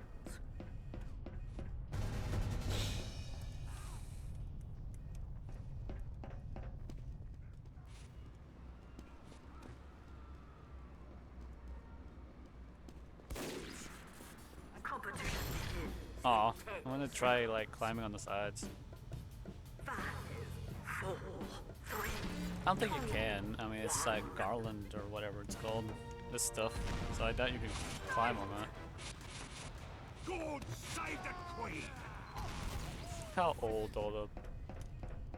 This is cool though. This side area. I wanna explore a little. I wanna get in the train. Can I get in the train? I wanna get in the train. I wanna get in the train. Oh. What the heck you doing? What? Okay. You know what? I know exactly what to do. Ah! Let's make some bloody magic. Blue star. Yeah, okay, blue star. Mahankle? Mahan? The workshop. Ow. Why are you doing this, man? You know what? That wasn't very nice. Ow. I didn't think it was gonna jump straight at me, but considering he's a nothing. What do you want, Spanky? Huh? What do you want? I asked you multiple times and you never came up with an answer.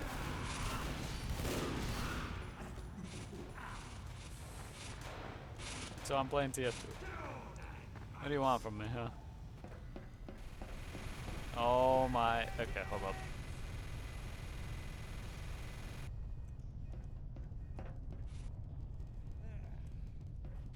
They're probably gonna kick the or whatever.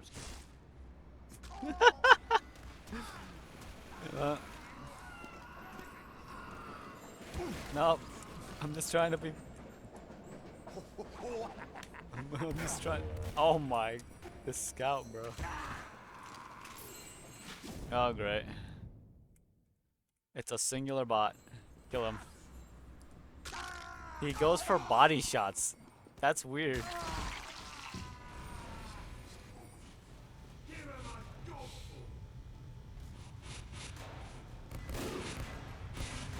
It's kind of weird. Yeah, get fricked, bot.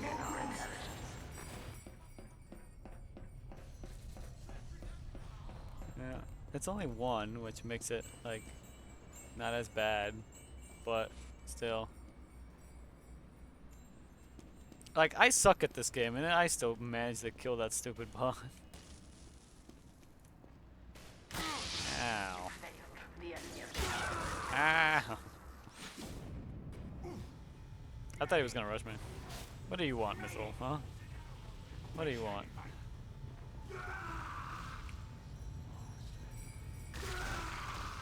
They have a bot, and the red team isn't kicking them. I don't know why. They've got... Yeah, I'm still streaming. What do you mean go to bed? I literally said this is what I'm gonna do. I'm not just gonna stop.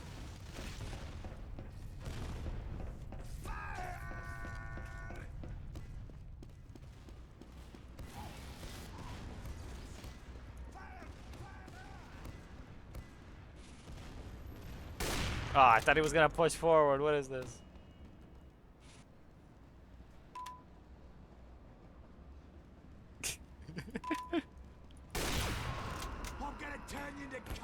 I don't have a bed. That's true. Ow. What do you want from me? Yeah. I haven't played TF2 in like a long time, alright? I love the game, but here's the problem.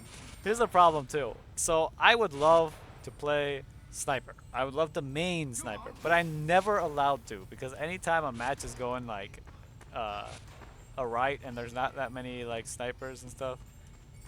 Oh. Ah! I thought he was gonna.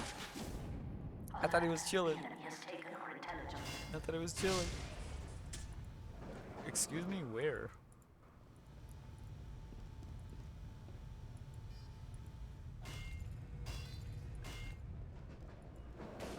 Okay.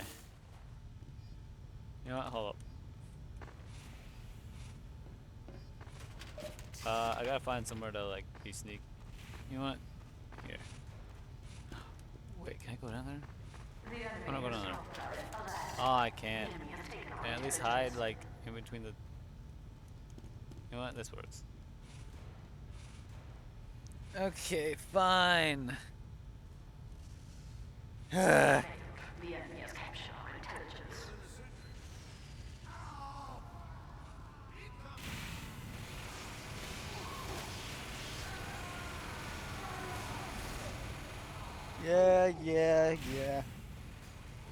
I'm doing the ab one right now. 1, 2, 3, 4. 5,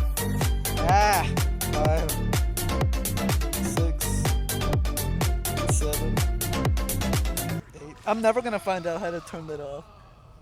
Or turn it down. 8, 9, 10, 11, 12, 13, 14, 15, 16, 17, 18, 19, 20.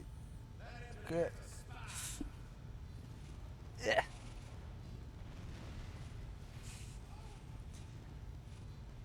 Oh, if I were nice, you mean how you're nice to me? Okay, sure.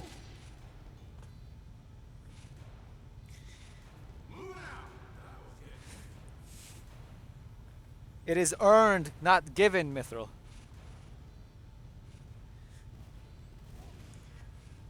One, 2, 3, 4, 5, 6, 7, 8, 9, 10, 11, 12, 13, 14, 15, 16, 17, 18, 19, 20. Aw, dang. Nah, there's a ton of them now. Either it's the same one coming back, or there's a ton of them. There's a ton of them. Alright.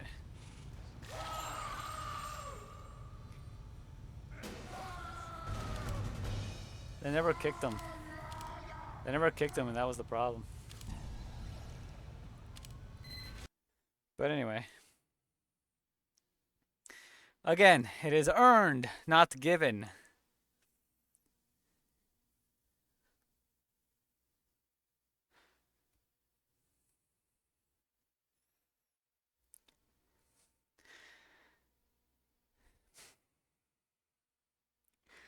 Spanky, you can't even talk. You're an alcoholic. Just like Mithril.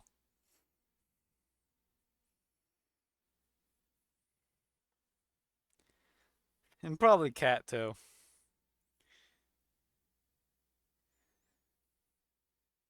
Yeah, uh-huh. Sure you are.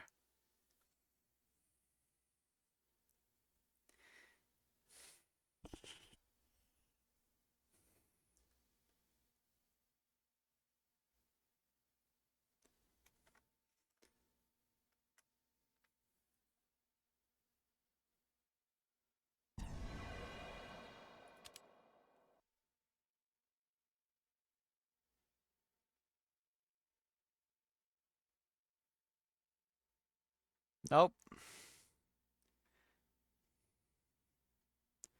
You better not put me in the same thing. I already saw how many people are playing this game. There's plenty of lobbies open.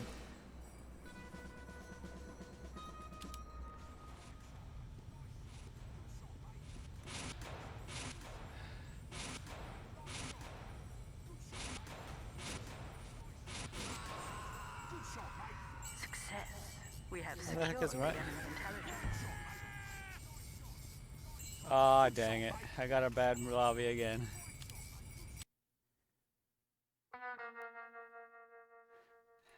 Oh, look, a free item. Thank you. You know what? Here, I've got an idea. What if I just do this? Boom. Ah, yes. Seeing my own team is wags.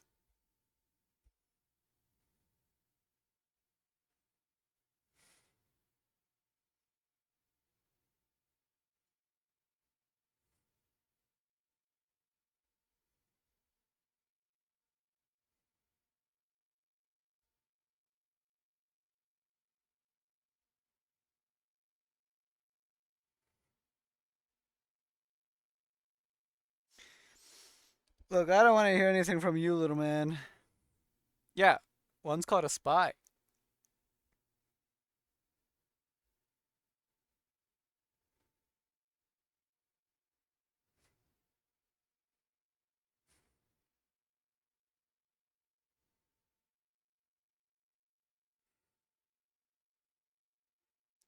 There were not 2 blues. I only remember seeing 1. And also, it wasn't 2 reds. It was literally the whole team red. You want here? You'll see. Once this loads, you will see. What are you gonna give me?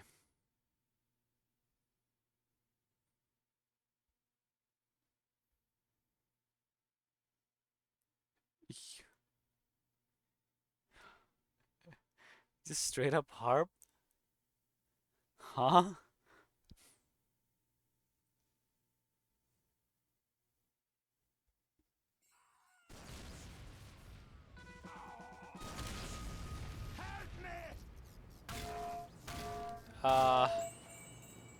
There's one.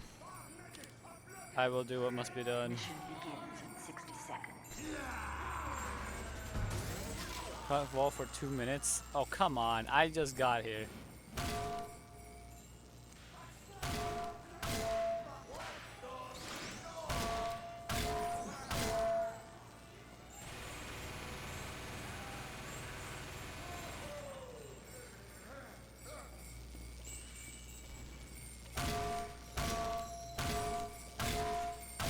Mission begins in 30 seconds.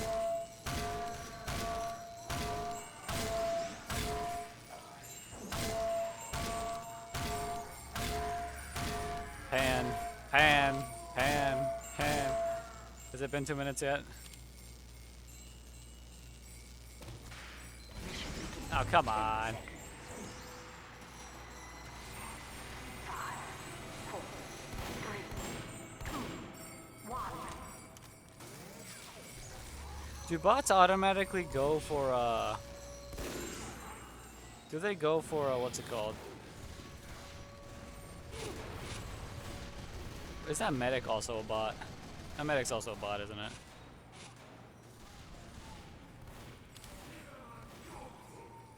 Pretty sure everyone's already gone, but... 57 seconds! What is this? Am I just that bad at knowing what time it is? Oh, look, a normal sniper. Oh, there's one on their side, isn't there?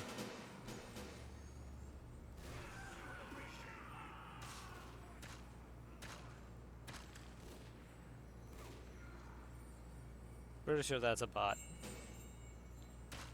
Man, I'm getting unlucky.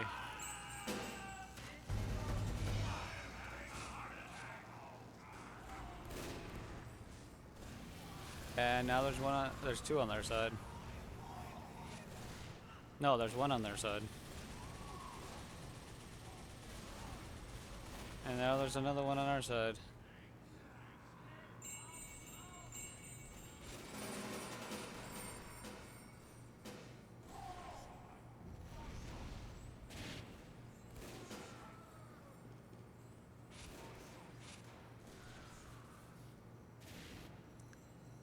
You know,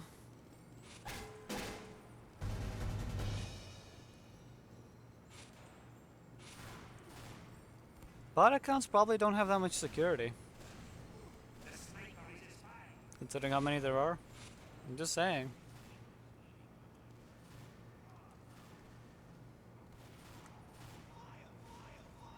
You probably don't have much security.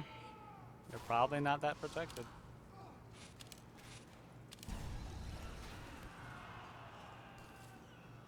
Oh, they're all gone. I think. Unless those village ones are also bots. This is kind of weird for the... Yeah.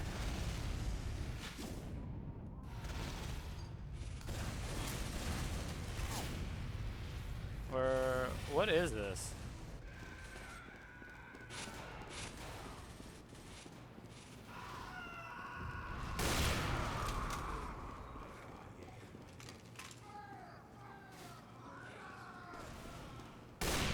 Dang it.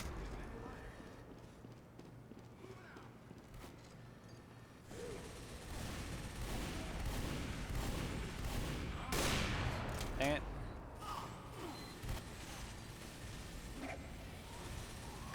Oh, well, there's the bot. And there's one on this side too. You know what? How about we just... Why is... I'm gonna wait on the queue. This makes me sad.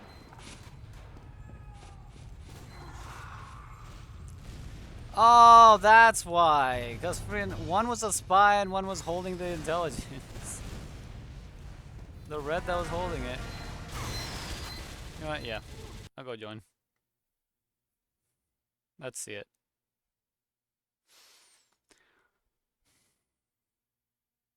Galleria. Blue jeans. Brand new suits. Manco surplus store. All weapons 25% off while supplies last.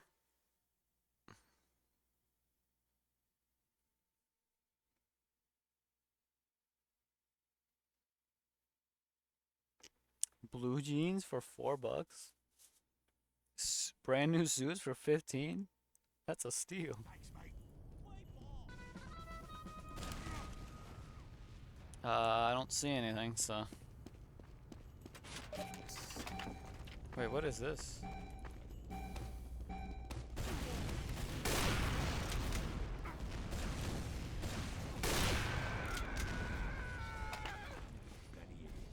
The rink is now closed to repair bullet holes in the ice.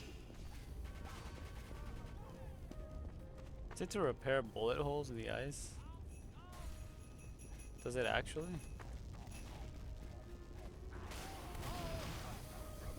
Those actual people? Or are those part of the map?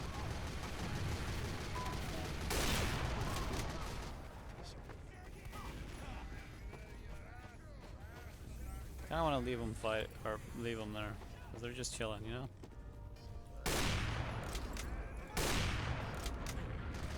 It doesn't remove the decal.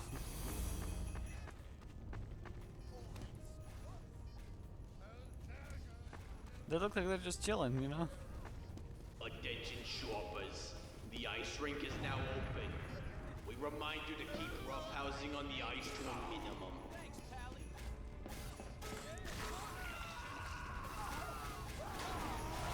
Oh wow, it's actual ice physics.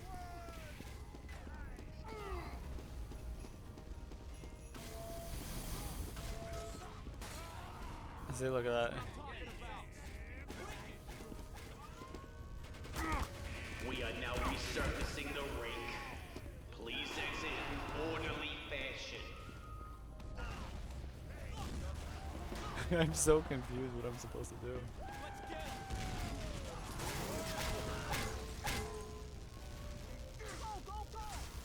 They don't have names, are they? Wait, he has a whole thing.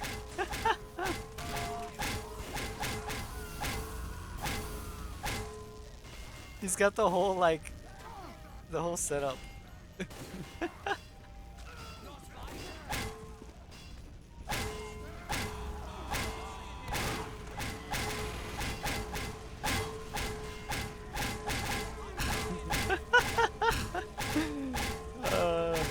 There's the ambulance.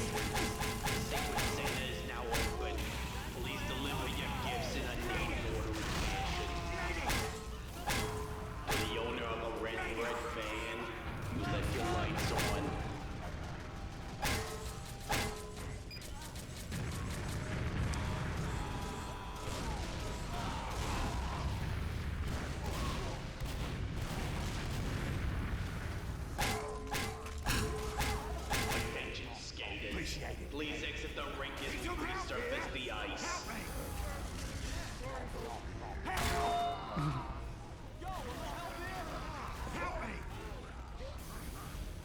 Help! Need some help here! Need some help here!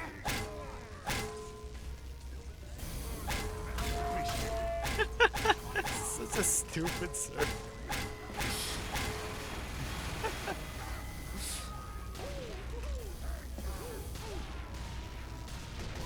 Thanks, mate. Wait, can I aim this perfectly? Let's go! Oh dang it! Hold on. Let me move a little more to the like this, and then. Let's play!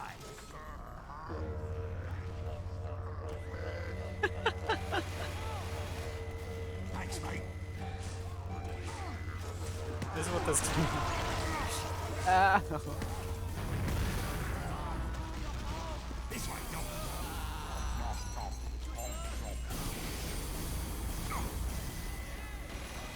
The rink is now closed to repair bullet holes in the ice. Let's make some bloody magic. Alright, so.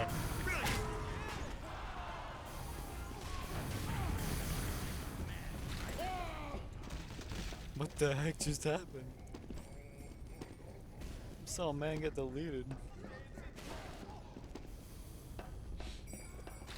Is there new contracts? Nah, no new contracts. Man, the contractor had so much potential and they did nothing with it.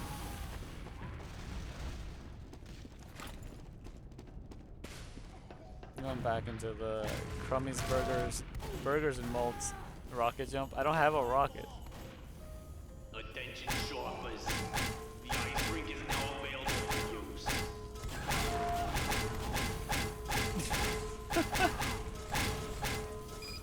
Appreciate it. Thanks, mate. Appreciate it.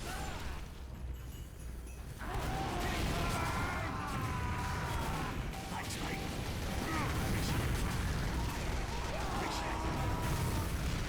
Oh wait, I have motion blur.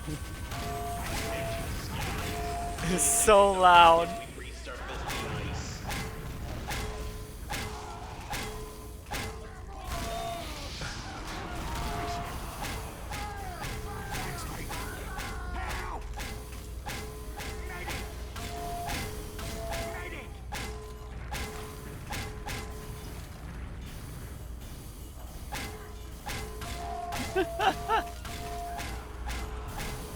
Hold on, hold on.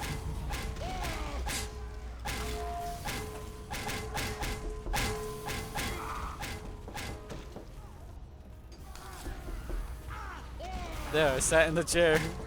Oh, it exploded!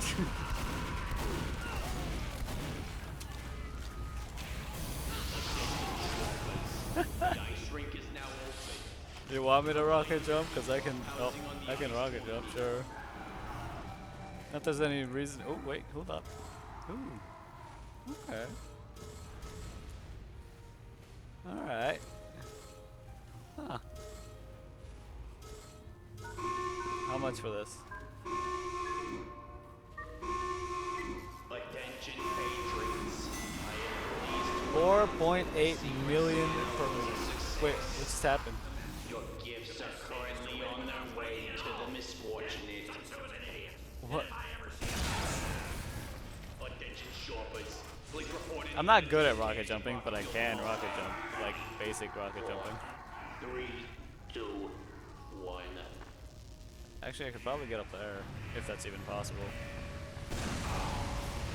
Nope, I'm not allowed to get up there. How about up there? Am I allowed to get up there? Looks like I'd be at about... Even overshot it.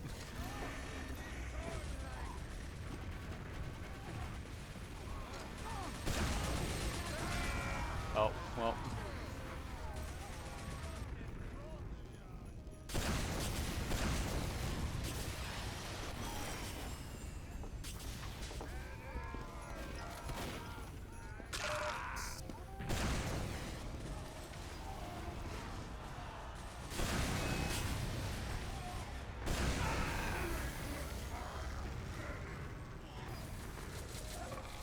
Attention all patrons. The secret center is now open. Please deliver your gifts in a neat and orderly fashion. I don't think I have any gifts.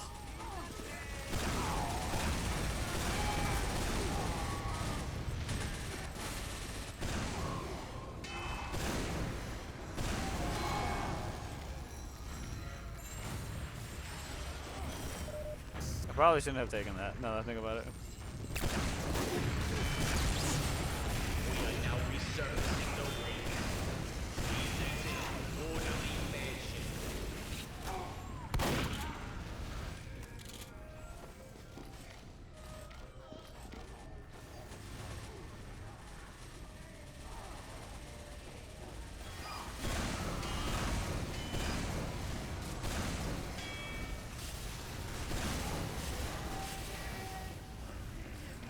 Oh.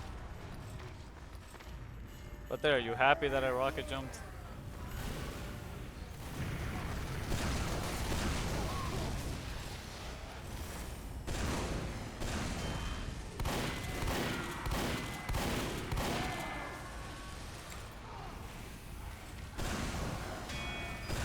Attention shoppers. The ice rink is now available for use.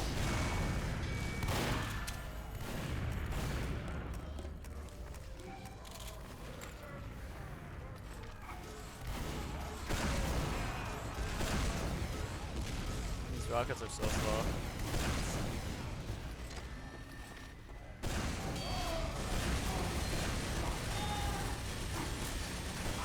Yep. The rink is now closed to repair bullet holes in the Why Why are you doing this to me?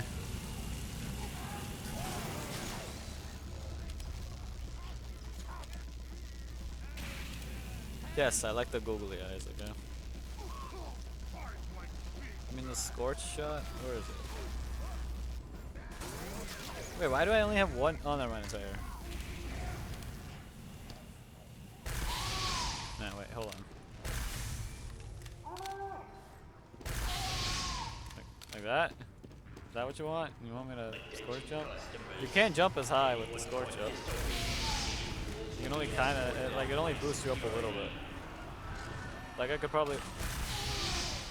Yeah, see? It's not as much. The rink is now open. Just be sure.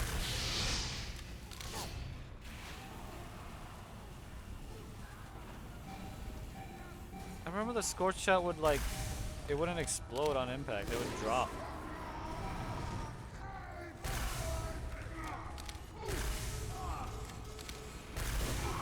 Aw. There's the detonator. I don't know if the detonator does, but I can Please check. exit the rink as we resurface the ice.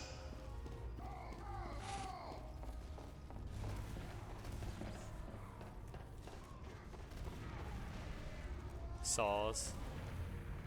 Mad Milk. Evil Red 2. Sentry Busters.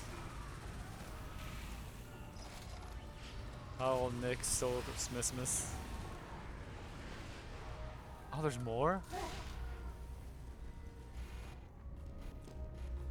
Weekend at Heavies, Dr. Yes, Faulty Siphon, Golden Pan, Saws, Dr. Yes, Weekend Heavies, Trains and Trains Mobiles, The rink is now open.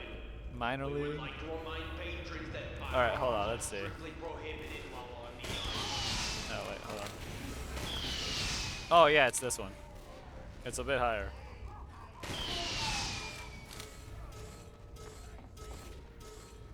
But how high is the question? Ooh, almost. Hold up. That means if I were to do this... Oh. We Hold are up. now resurfacing the rink. Please exit in orderly fashion. Oh, that is weird. Oh. Oh. I could make that.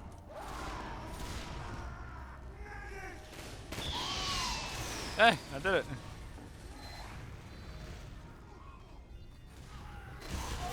Oh.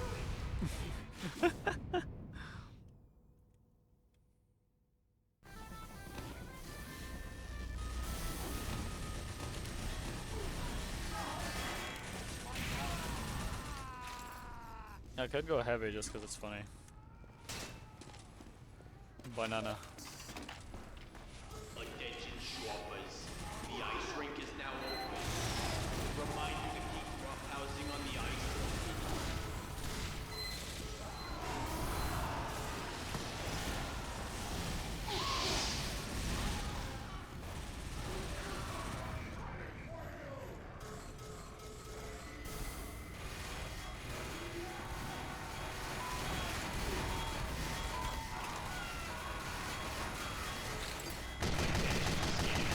Please exit the rink as we resurface the ice.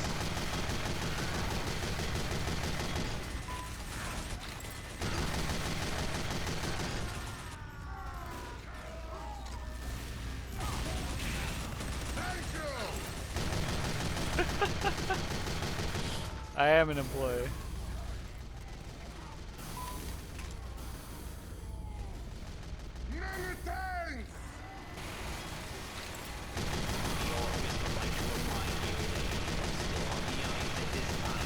Also be resurfaced. Thank you for your cooperation. I'm also an employee. See, like that vicious group.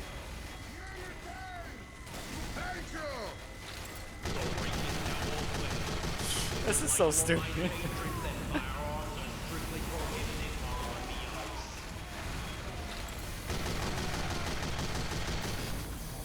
What?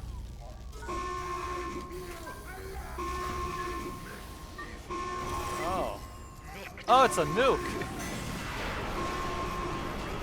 I did not know. Oh. I did not realize it was a nuke. Which, I mean, makes sense considering a lot of things in this game are nukes. It was such a dumb thing. Alright, that's enough. That's enough TF2 for now. It was funny. It's the police did.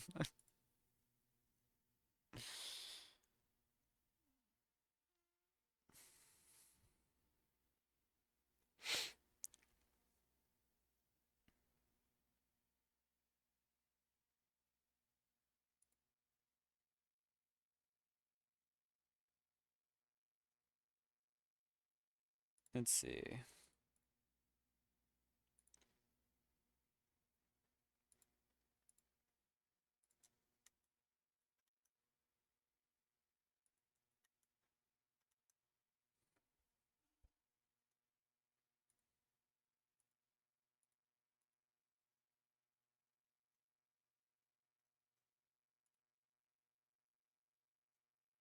What could I do now?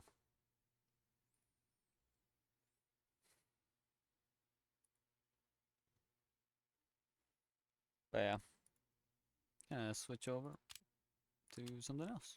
Don't know what though. Once again, we are in that period of time where I do not know what I want to do. I am still waiting for other people to exist and be alive. No, I don't want to play Ready or Not, okay? I'm not in the good, like, brain capacity to do that. No, I actually don't. Not right now, not today. I will not play Genshin. I do not want to play Genshin.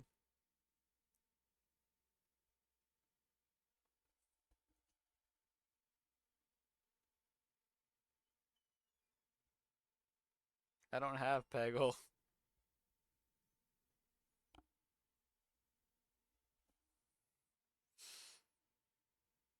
Man, you know what I kind of want to do?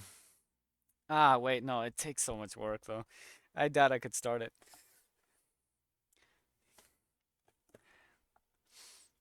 I mean, I could try actually. Let me look into it. Let me look into it.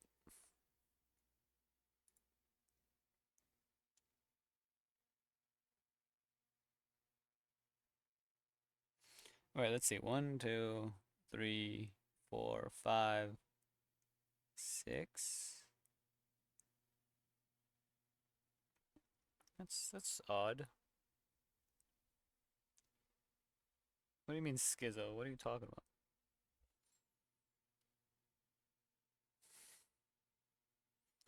I'm looking into what I can do.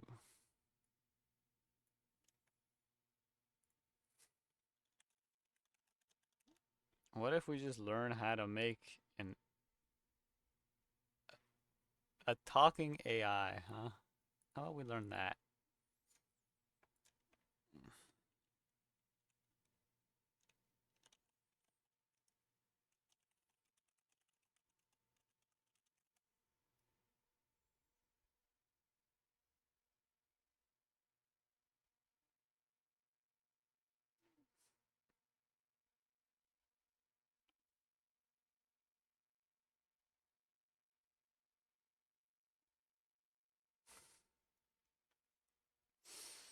Dang, I'm actually interested in this.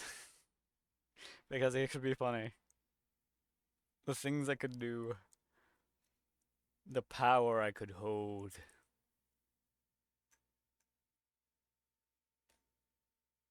You know what? Actually, hold on. First off, I want to be able to gaslight people by making them never actually talk to me. They talk to an AI version of me. AI voice of mine. So let's see. How do you... Let's see.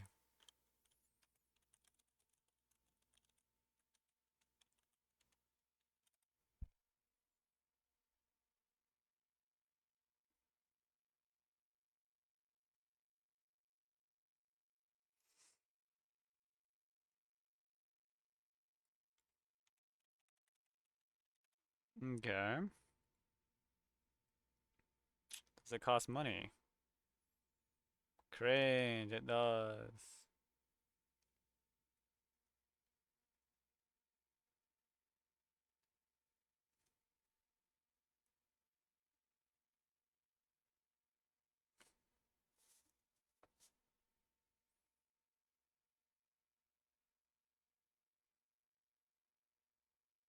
What are you on about, bud?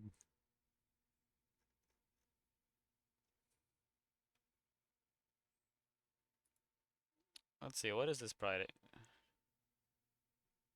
Okay, so there's free. What's that mean?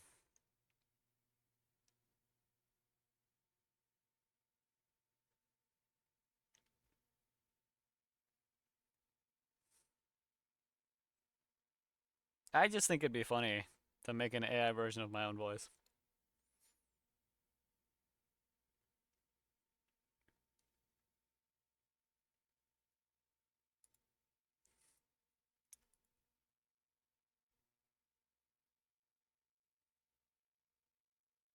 Not sure. Alright.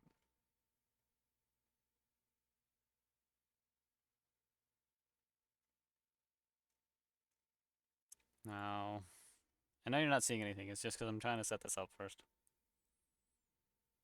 And learn how to do it first. Before I try. I just think it'd be funny. That, and it'd be hilarious to be like, you'll never know if you're talking to me or if you're talking to my AI voice version of me. And then I could just have like a bunch of keybinds that are just like generic responses. That way I never have to talk again. I could just keybind and then it'll talk for me. And it'll be hilarious because people will be forced to have a parasocial relationship with an AI version of me. How is it ill, huh? How? Tell me.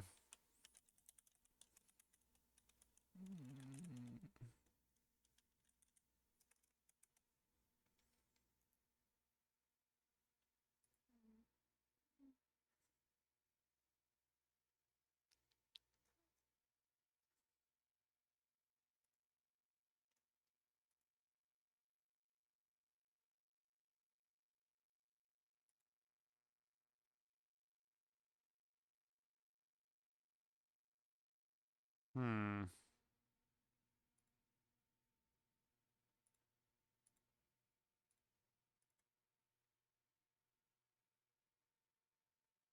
Why? Why should I, huh?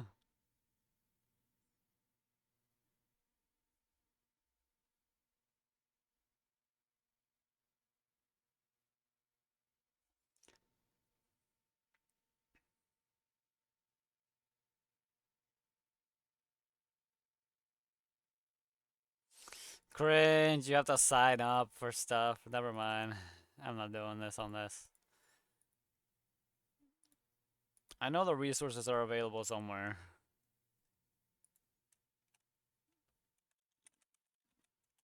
I mean, totally legit form of getting this.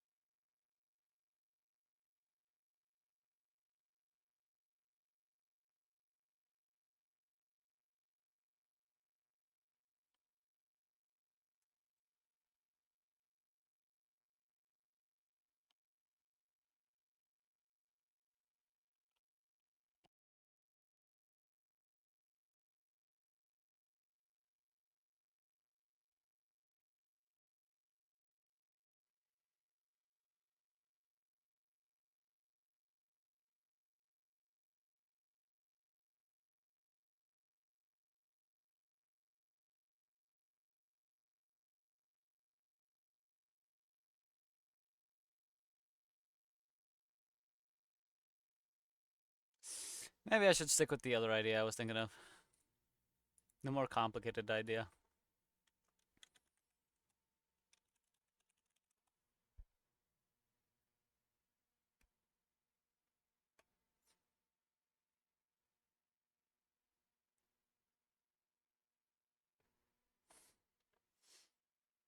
I mean, most of it is literally just, oh, hey, this code is free source, copy paste.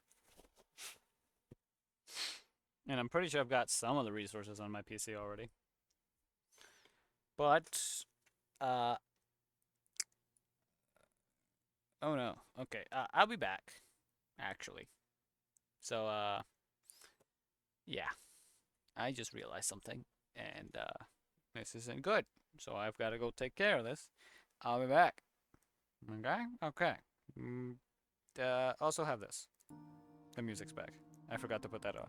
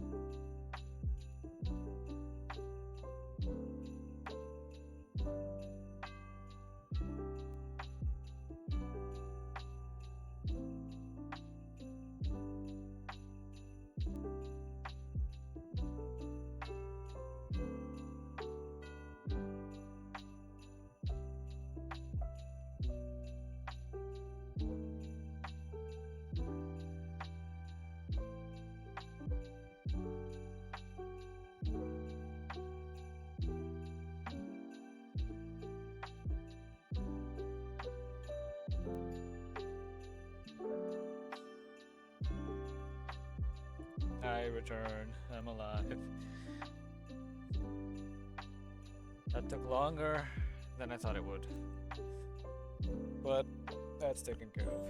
Anyway, back, and I think I'm gonna start the climb in a couple hours. Not quite yet. I was thinking of starting it like right now, but then I was like, nah. Chill out for a little bit, you know, let other people be available and all that.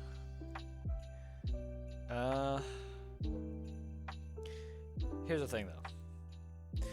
I don't know at what time to do it. But I will still go ahead and make a post about it. Just gotta find my post that I made. Oh, there it is.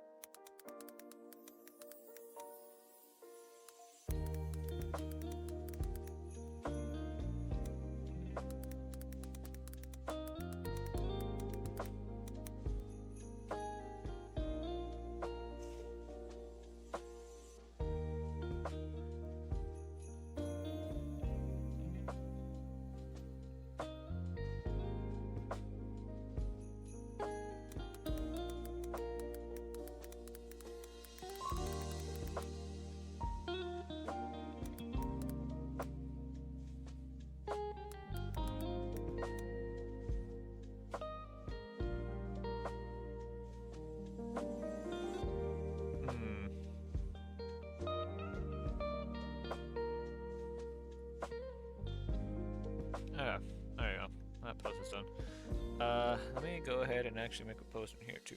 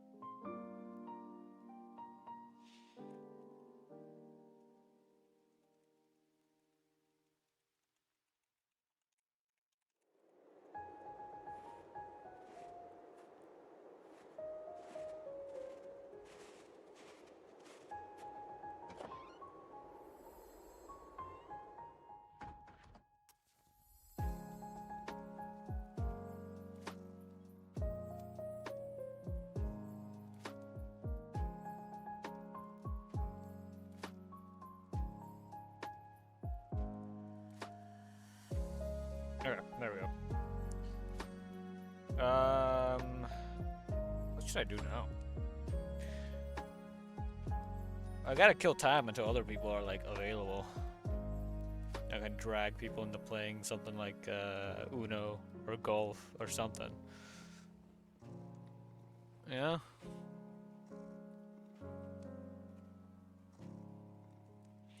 Like I already play Lethal all the time, so I just gotta find out what else to play though.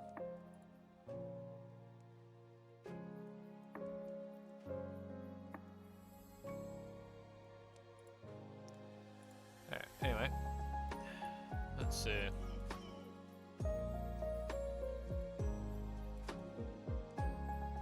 What should I play in the meantime?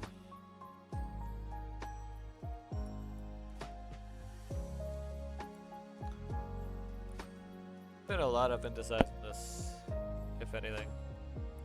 Just sort of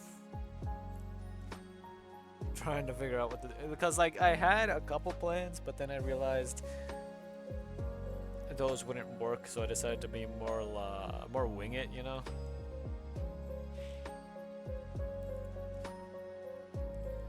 So that's what I've been doing. Just winging it. But that also leaves me to the point of, oh, I don't know what to do.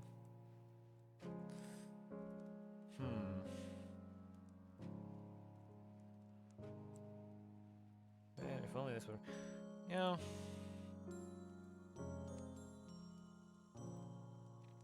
Should go back to my roots, maybe. But first, hold up, first. Let me go check on, let's see.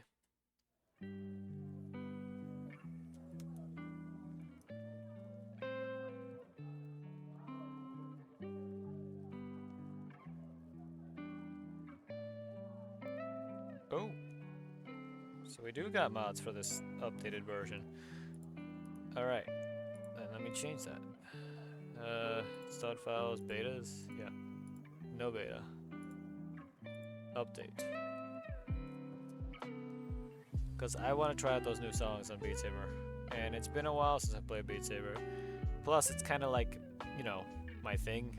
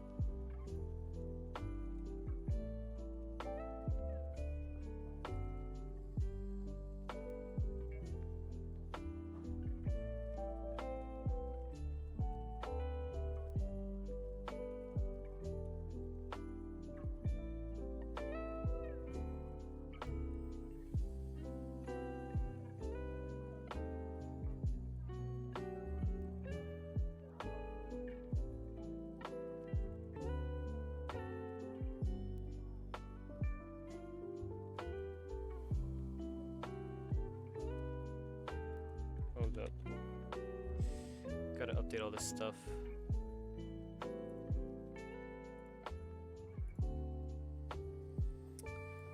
I can probably run this like this, just to open up Beat Saber to get that thing going. Shouldn't be an issue, I don't think.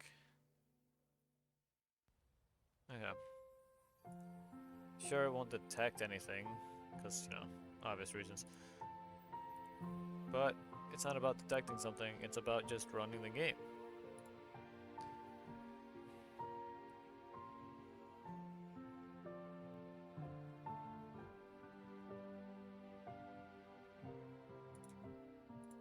Okay.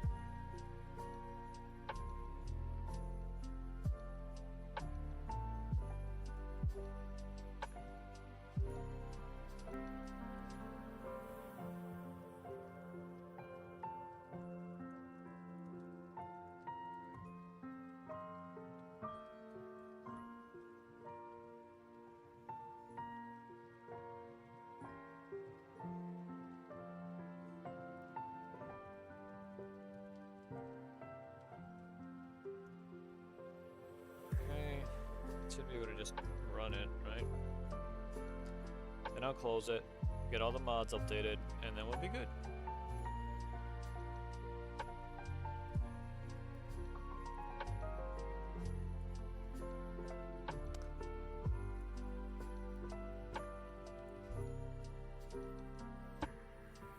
Five, four, three, two, one. Alright, it's counted as running. Now I can close it. Close the rest of this.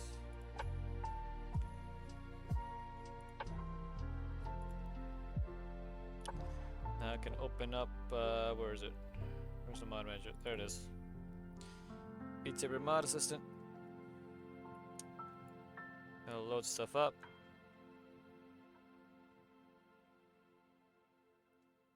And go ahead and update everything. What do you mean you and Blazer game?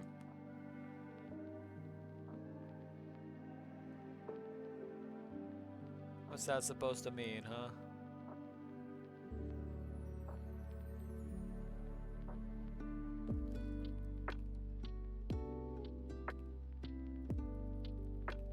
Let's see. Okay.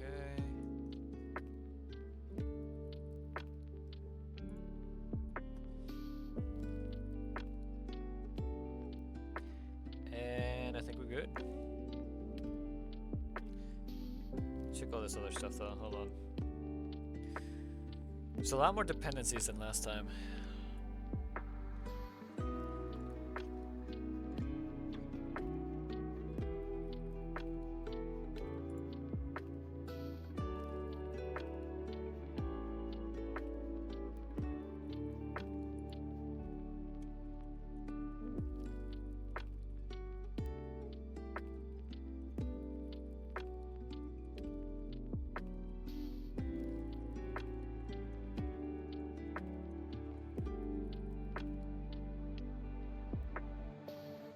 I gotta check something.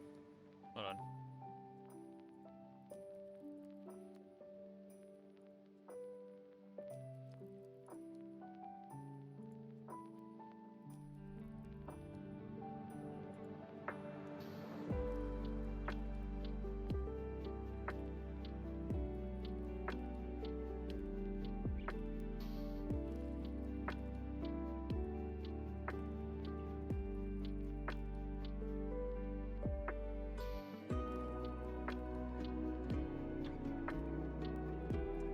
Okay.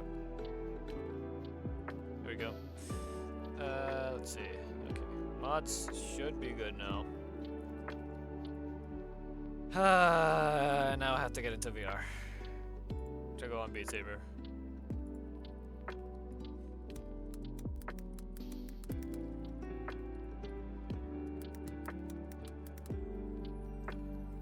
So y'all can see that even after 17 and a half hours of me being up, well, technically not been up that whole time. I did sleep for like an hour and a half. So about 16 hours of being up, I can, what's it called? I can still do what I was meant to do. What I have always had the capability of doing. But I gotta move some stuff first to make room. Because as I keep mentioning to everyone, my room is small. That's why I don't have a bed. On top of the fact that it's expensive to get a bed. Even if you only get something like, oh, and before anyone's like, oh, well, you can get something for like 60, 80, 100. Yeah, that's expensive. $5 is too expensive for me. I don't have money to spare. Why do you think I stream so much? I stream almost every single day. For a reason. You people understand? I don't want to hear that from you, Mithril. Alright? From you, Mithril. I don't fit on a kindergarten mattress. I'm too tall.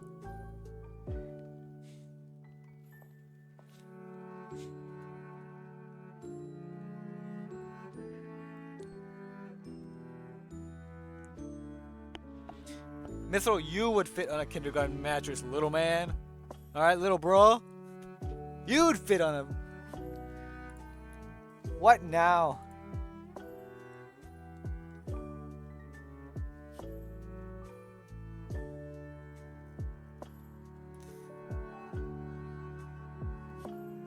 You're 3 feet tall. Alright?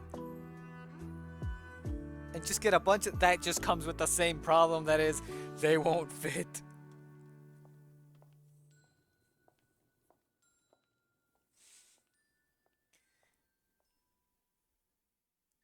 You want to know something? Okay. If I outstretch my hands fully, and I were to touch one wall, it only takes 2 of me to reach both sides of the room. With my hands fully outstretched, T-posing, I could touch one wall, and then if there was another me, it would touch the other wall and then some. Do you understand? Do you comprehend? Also, I'm gonna need to switch my my mic and stuff. So yeah, I'll be back.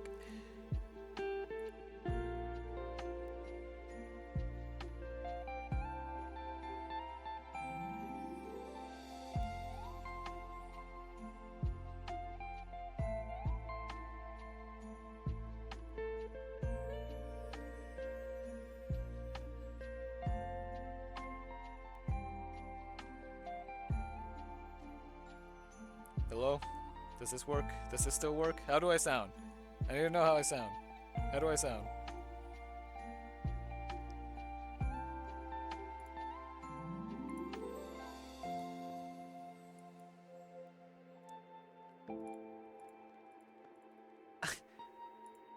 I don't pay for Wendy's. What do you mean? Dang it, I gotta check my sound settings.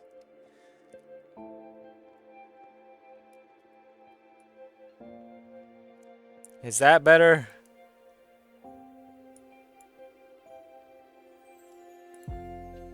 Hello?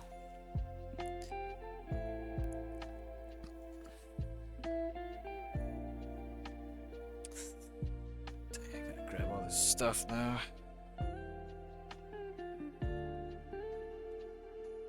Loud? You want loud?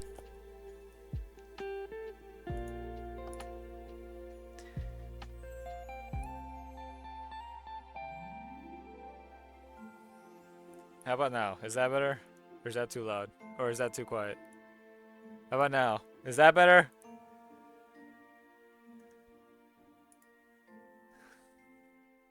Yeah, and you're quiet, Mythil. You're quiet unless you're drunk. And you know what? You're also small. You got small energy. You're a little man.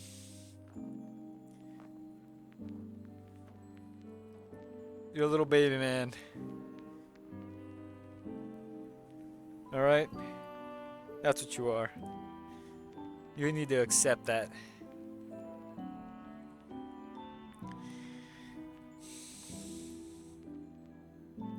Of course you have anxiety. It came with your Xbox.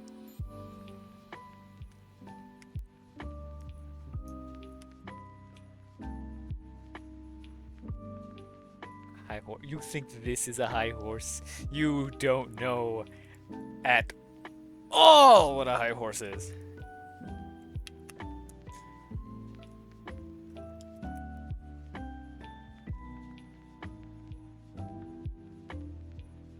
No, cool. Anyway, though, I gotta mute since I gotta put... Oh, wait, no. Yeah, I gotta mute since I gotta put the... You know what? Nah, I won't. I'll just do it manually. Actually, I'll do it after I set up the Beat Saber stuff, because I don't know if I have. Oh, right. I forgot to change the... Alright, I gotta do all this stuff. Ah, this is what I get. This is what I get for dealing...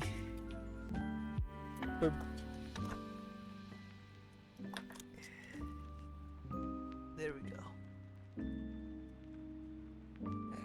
There.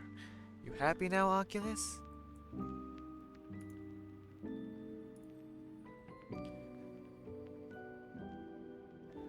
Yeah.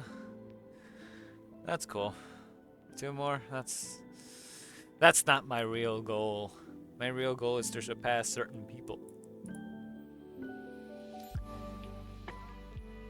To be fair, they're all under 1,000, but still, it's to surpass them and then go even further beyond.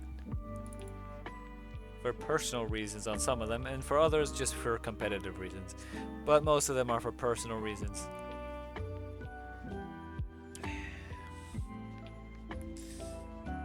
Especially the few who doubted me intensely. They doubted me. I don't need to prove to them that I'm better. I just need to show. Show them such, like, not the slight bit of, oh yeah, you're kind of better. No, it needs to be to the level of, I don't even need to, like, fake goals. I believe in the blaze will blow up when the new monster launches. Oh yeah, no, that definitely happening. I will not stop streaming when the new monster launches. I will be so powerful as a streamer, it will automatically attract everyone in the monster community, and I will rise above purely on Monster Hunter. Well, almost purely, but purely on Monster Hunter. And it will be beautiful. It will be brilliant. I will have an all-encompassing influence on the Monster Hunter community. And then that influence will spread even further beyond. Because I already have connections with certain other communities, and I could just stretch through. Because my grasp has already snuck into all these different communities. All I have to do is reach out and take it. But in due time. Anyway, let me actually set this up.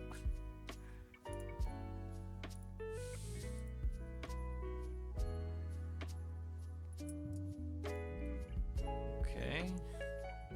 And I'm fine not using this.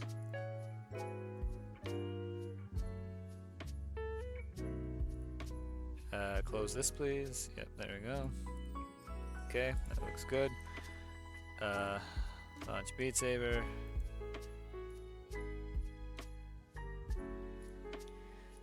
I still have Beat Saber here, yeah?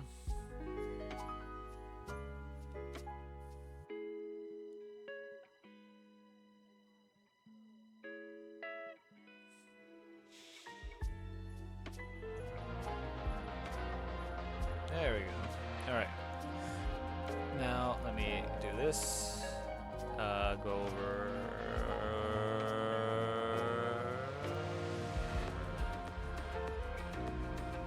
Wait, where is it? Ah, here. Pause that. Okay.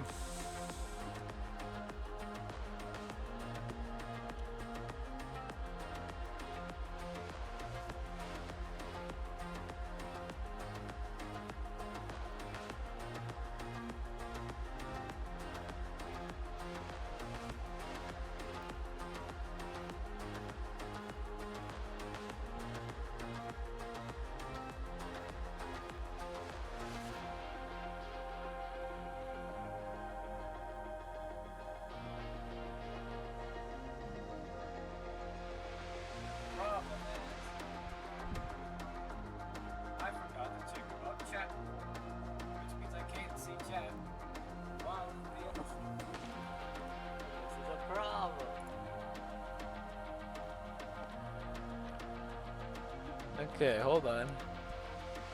Where the heck are these controls? There they are. Okay, but I can manually do things from VR. It's fine. I can just, you know, access everything, and everything will be fine. Hopefully. Because I want to try a couple of the new songs that are in naturally from the, but I know there's more mods available. Wait, hold on. Actually, let me do this.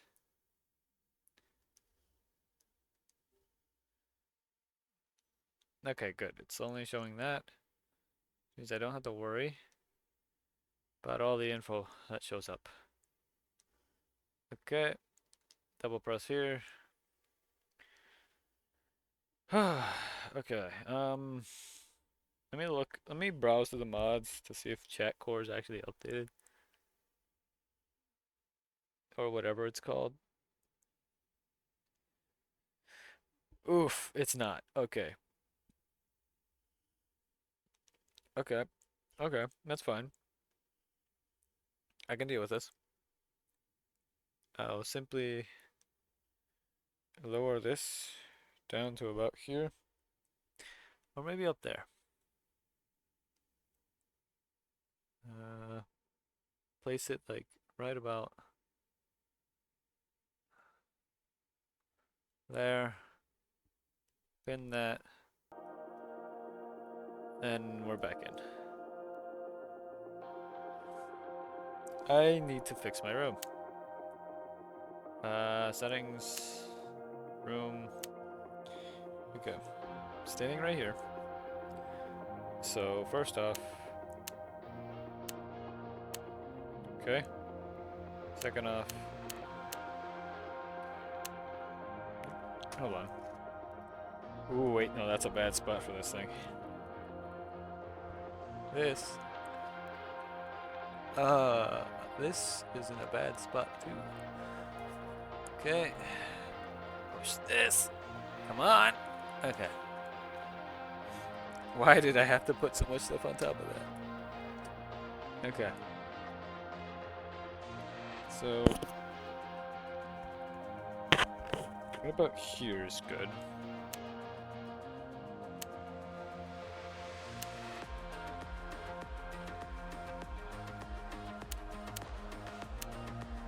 Okay. Now, why is this moved? Went it right there.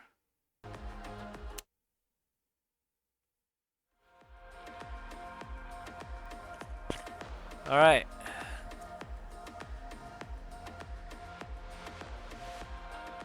Now I'm playing Beat Saber.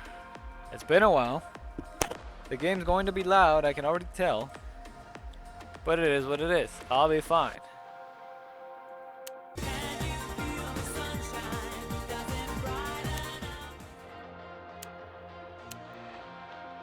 That's strange. Oh, there they are. Never mind. Are there any new things in the extras?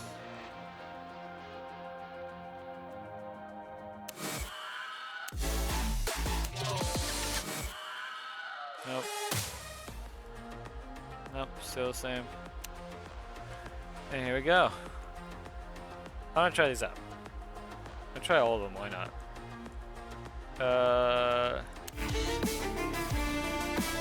Oh wait, Lindsay Sterling is that the violinist, yeah. Well, I haven't played in a while, so clearly, obviously, you know, we're gonna play Extra Plus. That's how it works, right? Anyway, wish me luck, because it's been forever.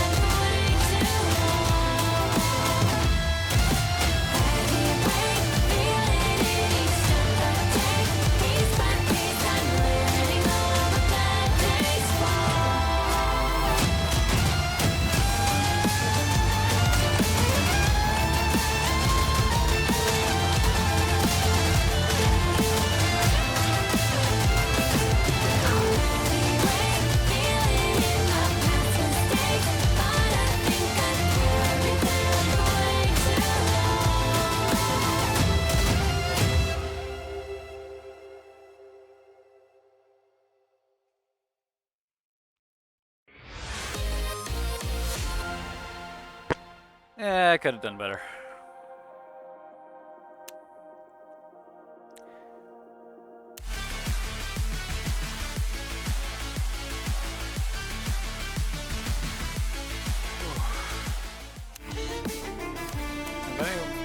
No.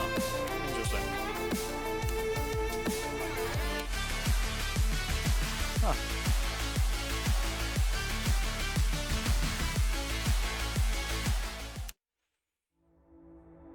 Ooh, that's cool.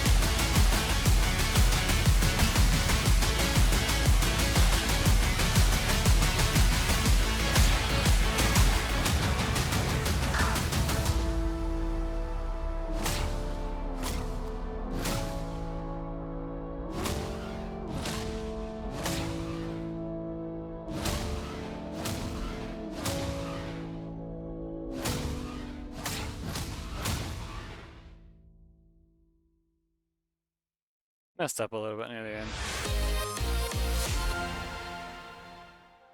That is what cost me right there at the end. Could have had it. Could have had a double less, but that would have been a top 1,000 on that song. Dang it.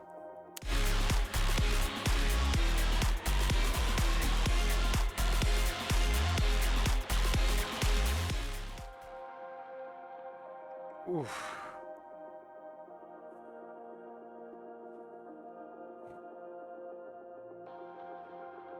Okay, so the max rank is double S anyway, so that's cool. That was close.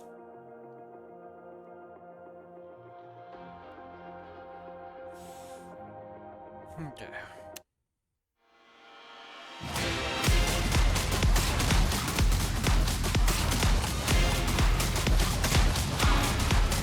Oh, hold on.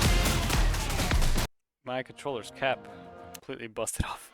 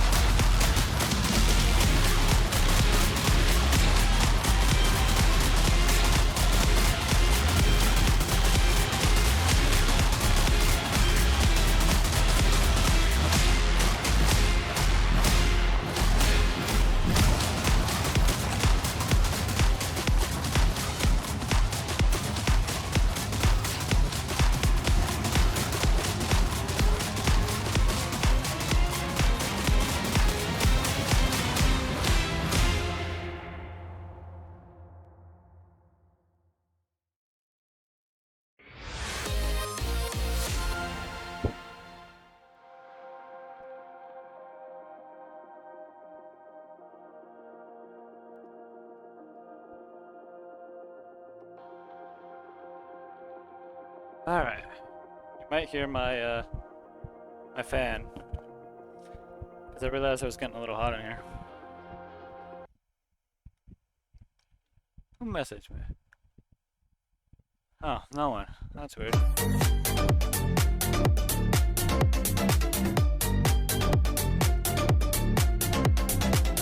Wait, you want Crab Rave? I can do Crab Rave. I can do 90 Crab Rave if you want. That one's fancy. Don't judge the fact that it says hard. It's actually a lot fancier than that. Because it moves.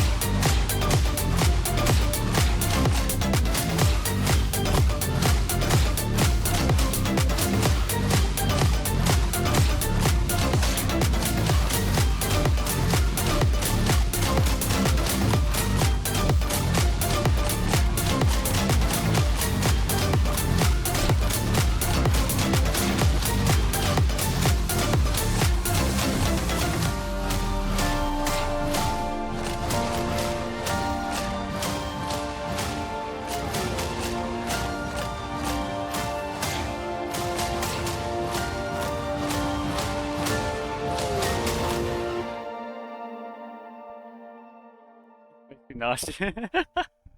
Oh, what make you feel worse with the 360 mode?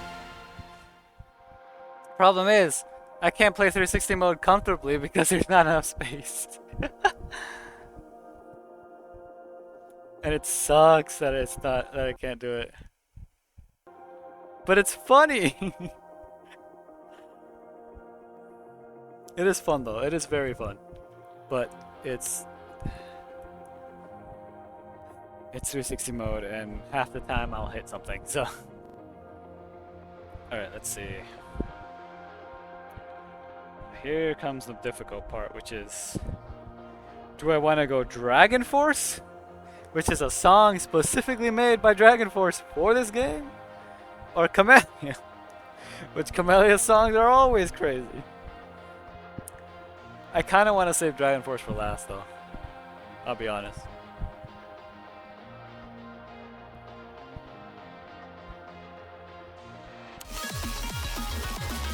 I'm worried about playing it on Expert Plus. Because Camellia songs are always insane. Even on like just Expert. Like the BPM is 225. Compared to the other ones where it's like 89, 120, 125. And then Crab Rave at 125 as well. It's 100 more BPM. I'm probably not gonna be able to do it. And if I do, it's gonna be very like poor performance. But we'll see, you know? So yeah. Here we go.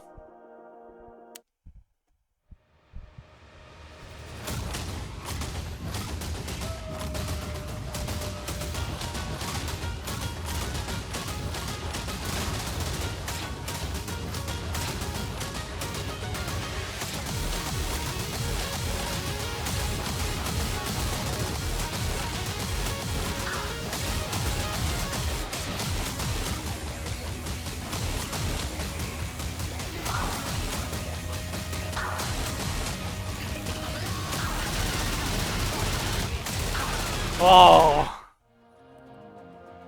That is tough. Okay. I'm gonna give it another try, but I think I might turn it down.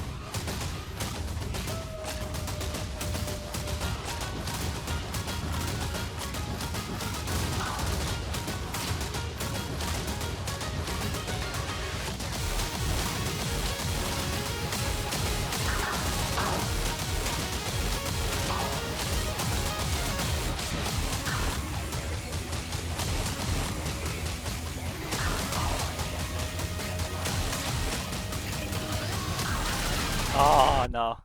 There's some tricky notes there. Some really tricky notes. No, I'm gonna turn it down though. I'm gonna turn it down to expert. There's some notes that are literally hidden right behind the other notes. And you don't see them until they're right there.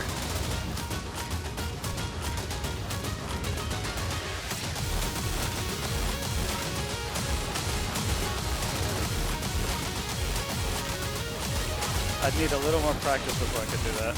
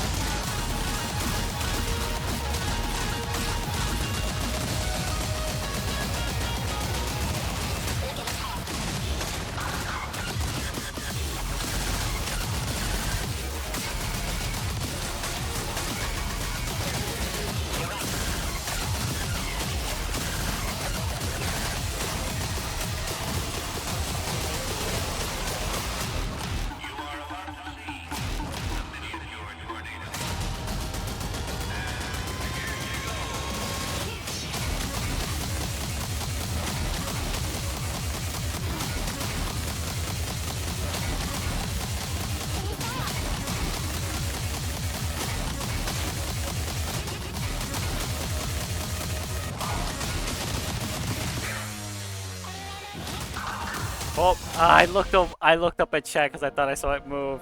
Why'd I do that?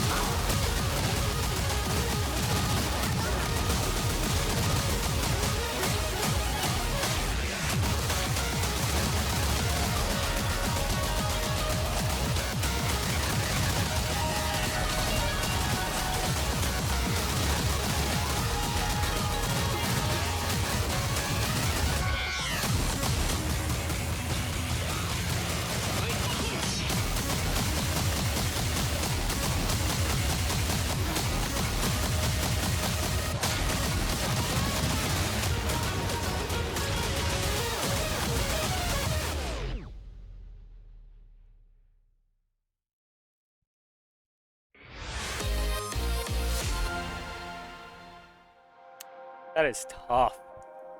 Even on expert.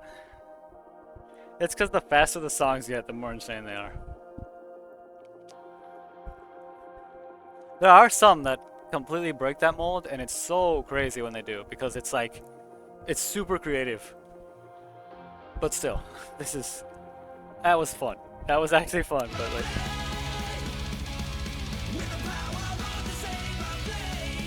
Dragon Force. I remember when well not they, but when people made a map for Through the Fire and Flames, that was like the talk of the whole community for the longest time. Okay.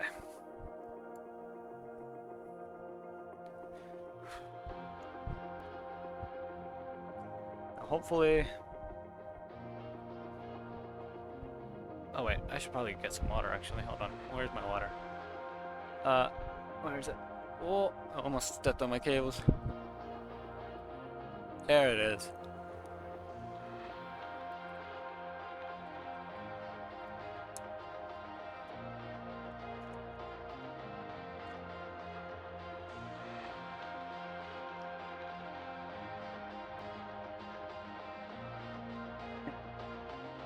Okay.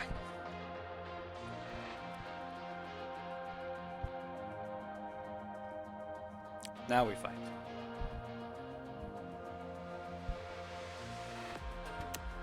Let's test it out in Expert Plus, just to see what it's like, you know?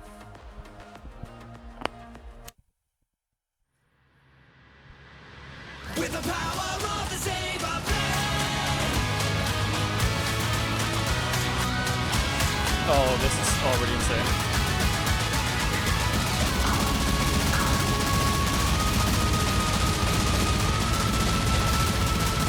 Oh! Yeah, no. Let's turn that down. I could already tell this is gonna be a fun song, though. With the power of the saber blade. Whoops.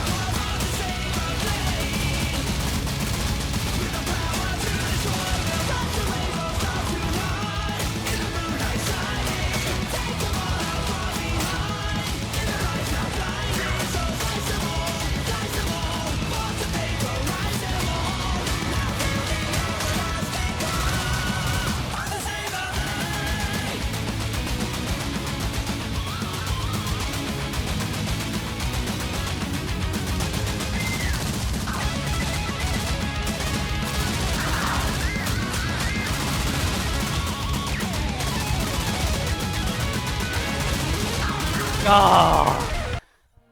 Whew. Okay. Okay. That is 1, that is fun. That is really fun. But 2, ow! I was gripping my controllers way too hard. Oh, my hands. The worst part was they were like the round parts of the controller, the loop parts, were hitting my what's it called? Like the sides of my knuckles, the joints, right on the joint. But I wanted to keep going. I didn't want to readjust my hands. Ow, now my hands are sore. Oof. But that is fun. I don't think I can do it though. That gets really difficult, even on expert. I might have to tone it down again. That is fun though. That is really fun. That's a fun song. Oh, I was only a little over halfway through too. Ugh.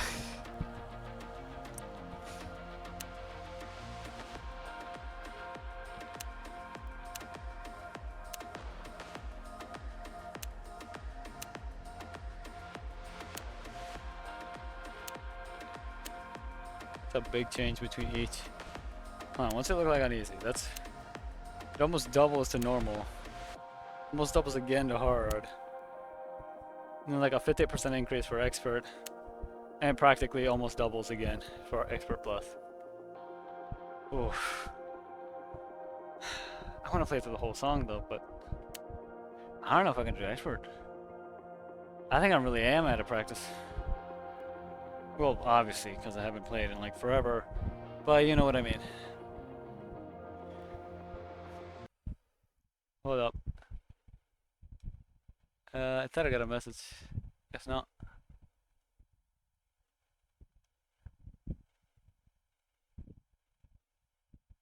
Okay.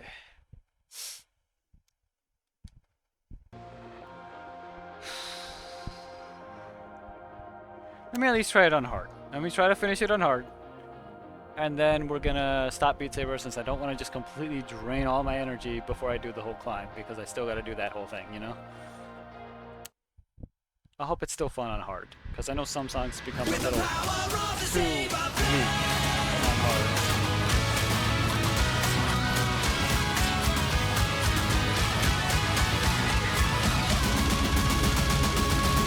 Oh yeah, this is a lot weaker. But maybe it's still fun, you know? Like, the song itself is a fun song to listen to. There's those classic, like, vibes, you know? The old days.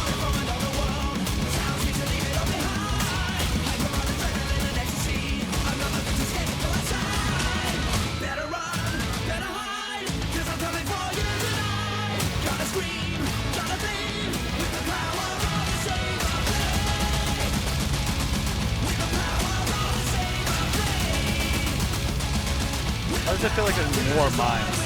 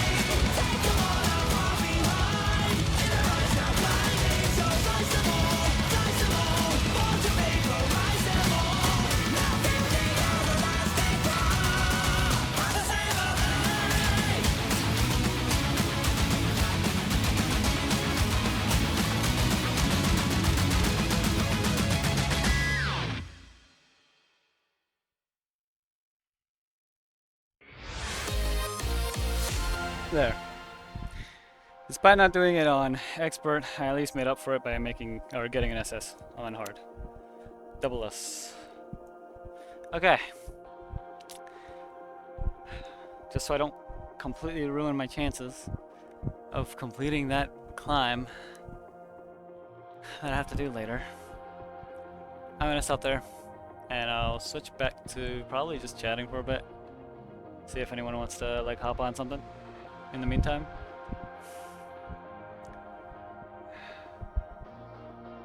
I might even like do a couple last minute preps by hopping on VR and looking for like good avatars to use for this.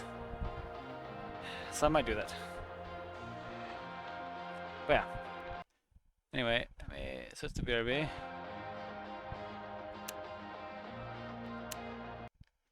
Alright. Ah, dang it, I have to do it in VR though. That's fine, whatever. From BRB. Let me put the music back on.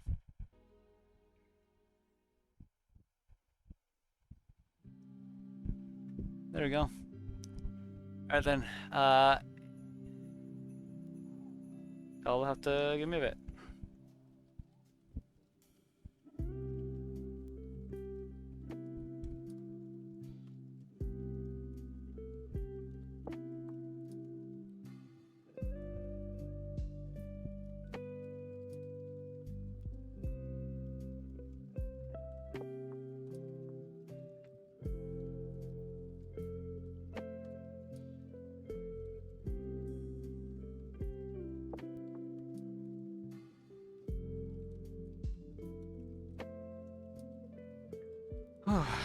That certainly got the blood pumping, that's for sure. I do still have my backup weapon for the climb, just to make sure that I actually make it.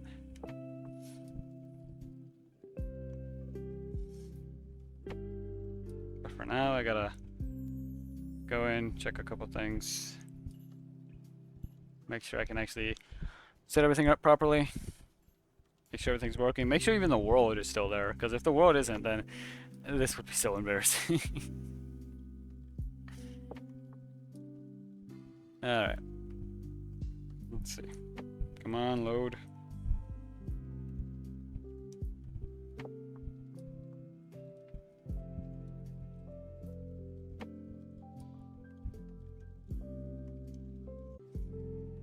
Okay, what was it called again? The Climb Carnival or something?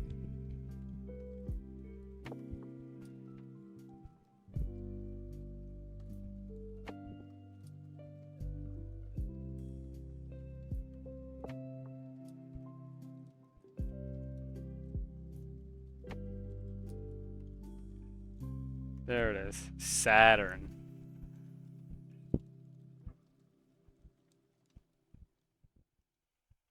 Okay, let me make sure the world works. Make sure the functionality is there. Then I'll go looking for an abbey.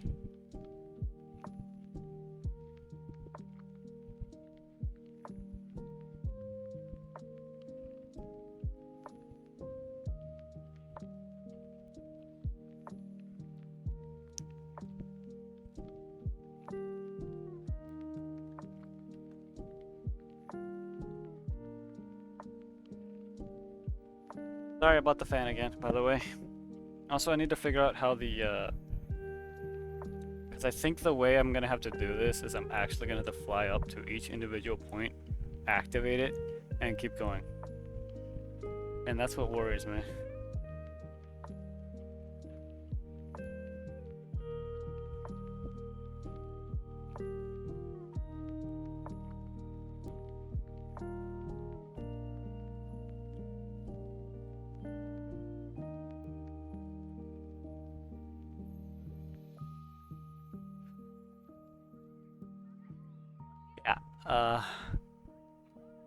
Is there a map? Should be a full map somewhere, right?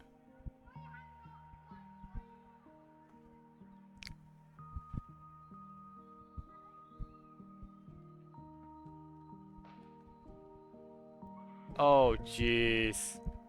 Oh no. Oh no. I just looked. Okay, so if I remember, if I'm thinking of this right, okay? If I'm thinking of this right,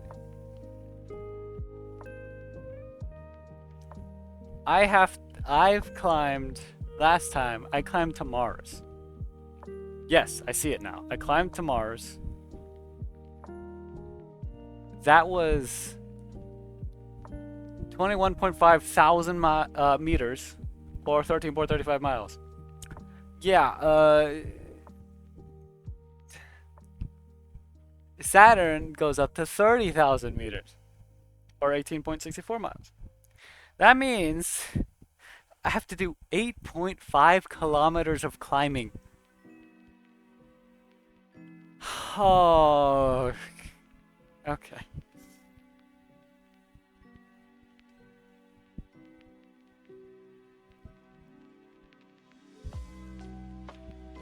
That's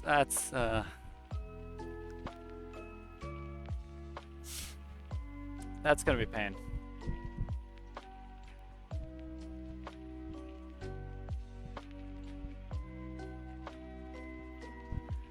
But first I need to figure out.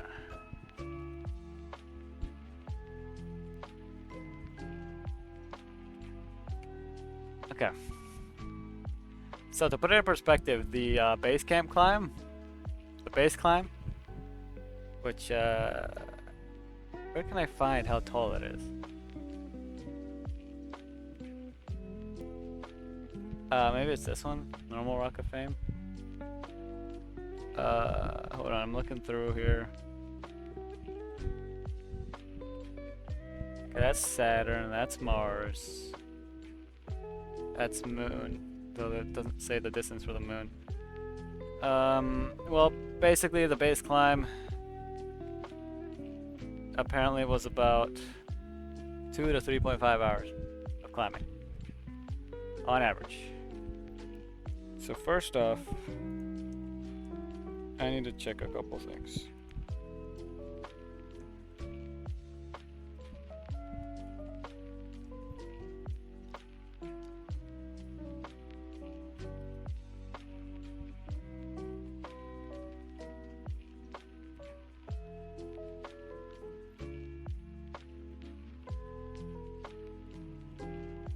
Oh Lord.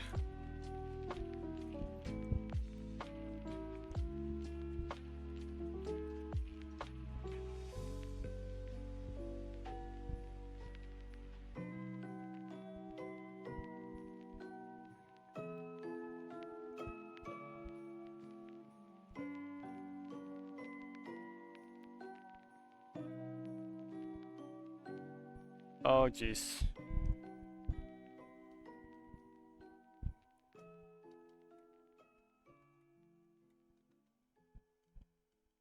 Oh, that's a problem.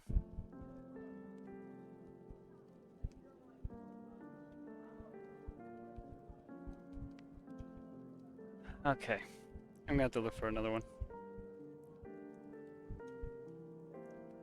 Okay. This is not gonna work with this. Okay. First off, let's go.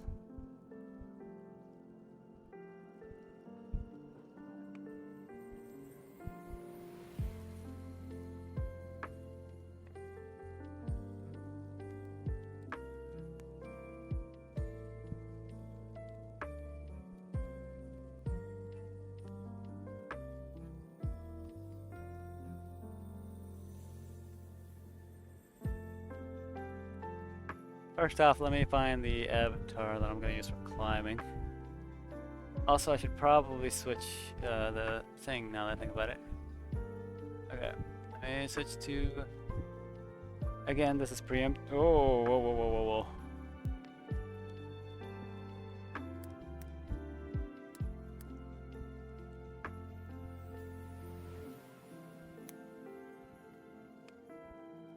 There we go. So you're gonna hear me ramble a lot.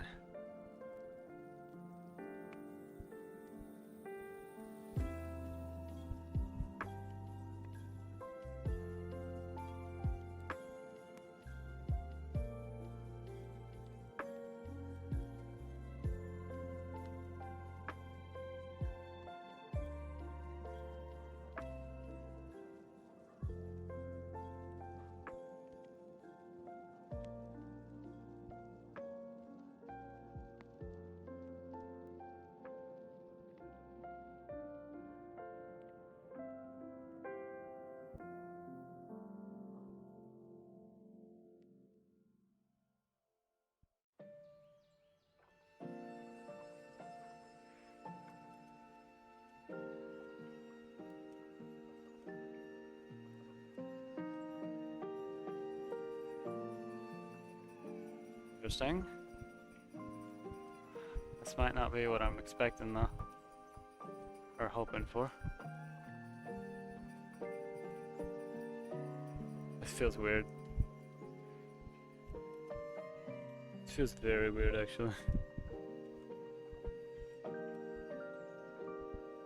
Oh, that's it? Okay, I gotta look somewhere else.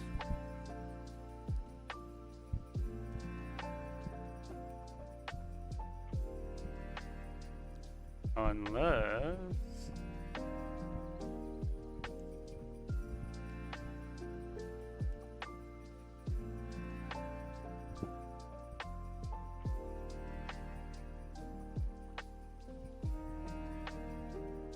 Of course not.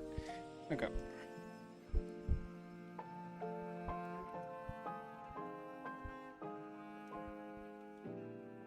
I know you can't see anything. That's intentional. This is all like... What's the best play?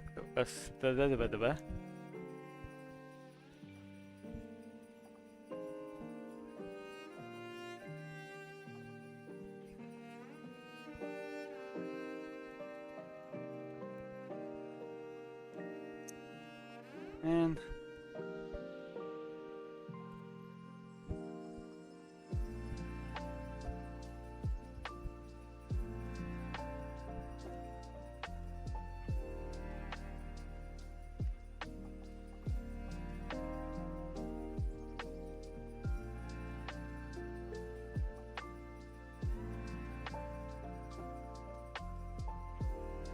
Ooh, wait, hold on.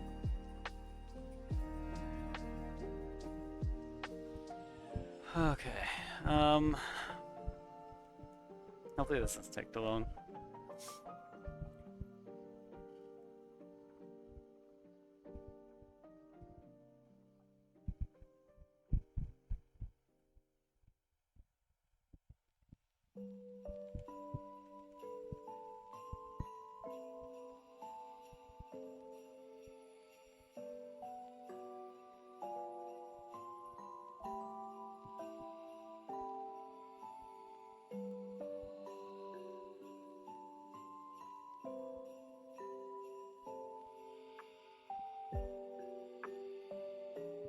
You know what? This works.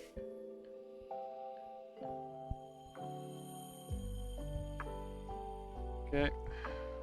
That. Now.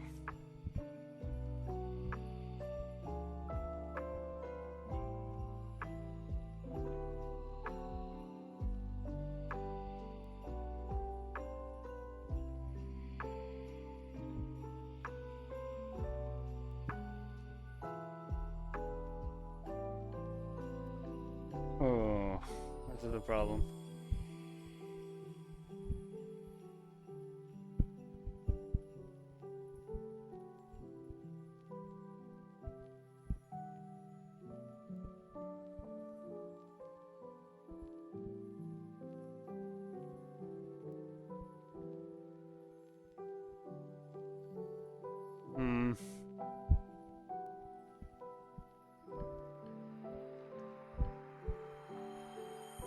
There's gotta be some way of doing this better.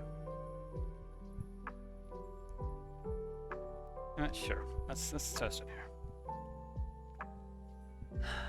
I just need to find one that works really well and really fast.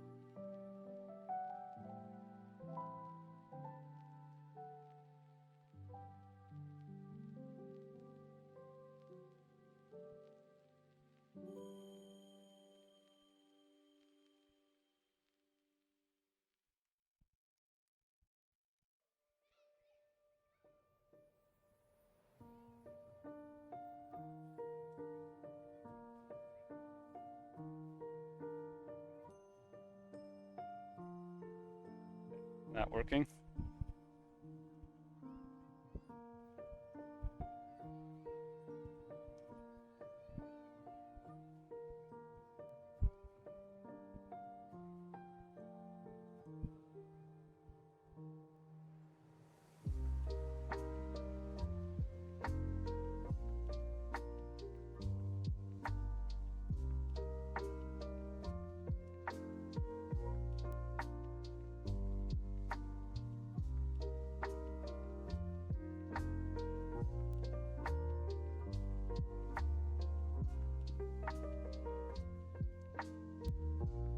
All right, hold on.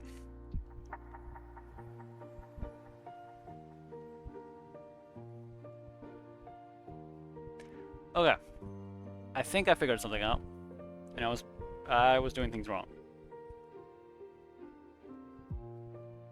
Now, if I can do this right, problem solved. Otherwise, this is gonna be pain, and it's gonna be a lot of me just clicking for like half an hour to get all the way back up. Because I want to get back to the place that I stopped at. Of course, you can't just click a button to get up there. Sadly. So, instead, I'm going to check something. Let's see.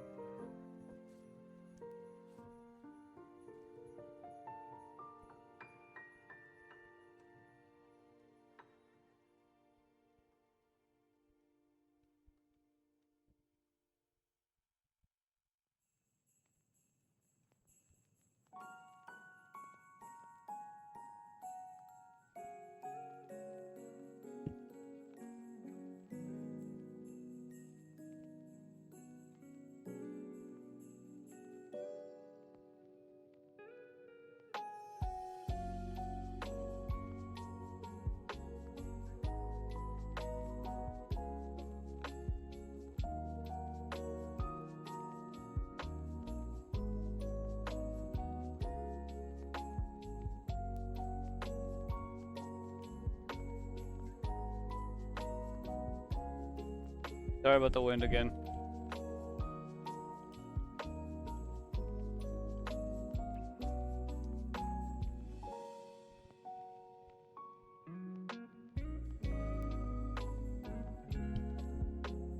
Trying to see how fast I can get up there.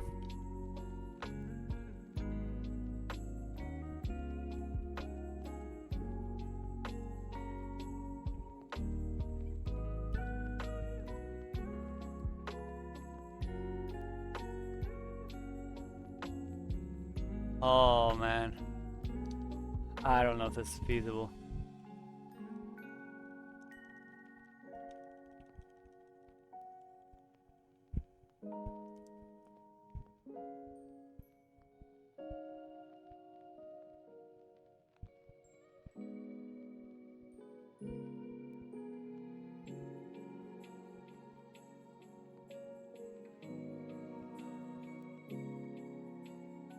Hold on, I've got an idea. Take this one.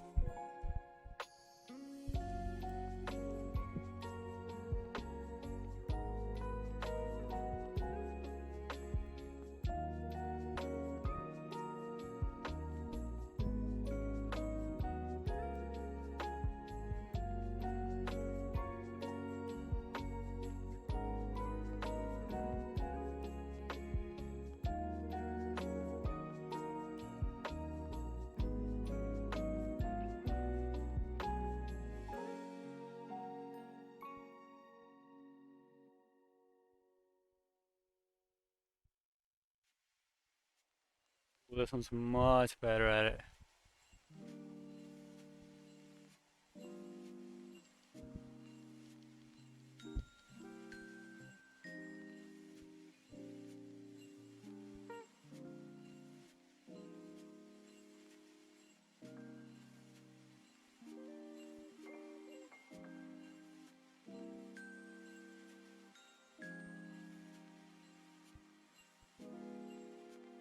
This is still gonna take a long time.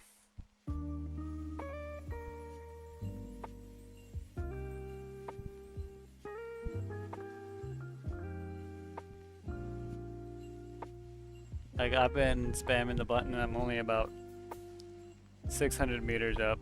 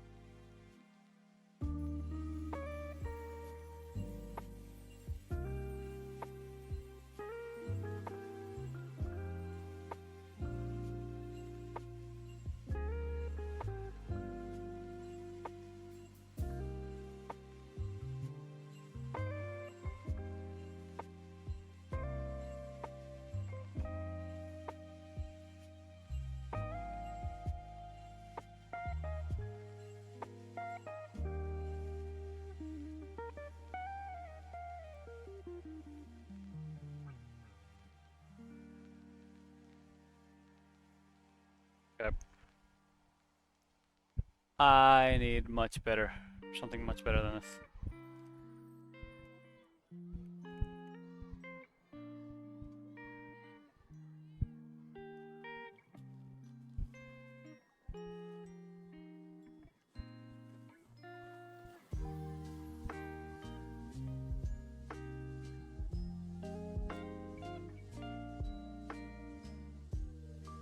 Okay.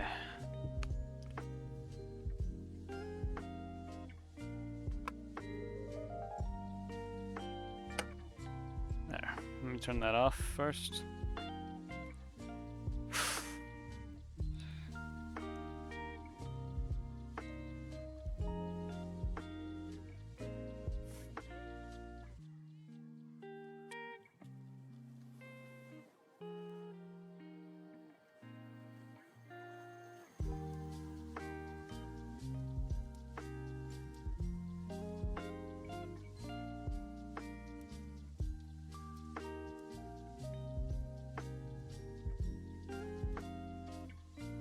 Need something that can go straight up really fast. Problem is, I don't know of anything specific that can do that.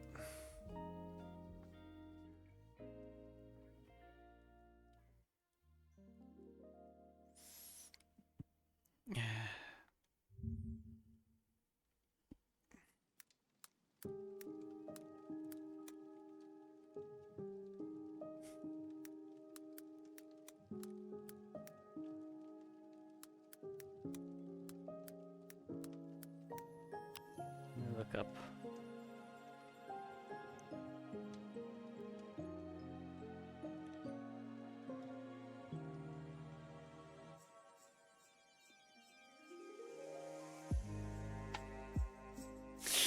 Wait a second. Hold up. Hold up. Where is it? Where is it? Where is it? Where is it? There it is. Okay. Let me launch that. This could be what I need. Okay. Motion.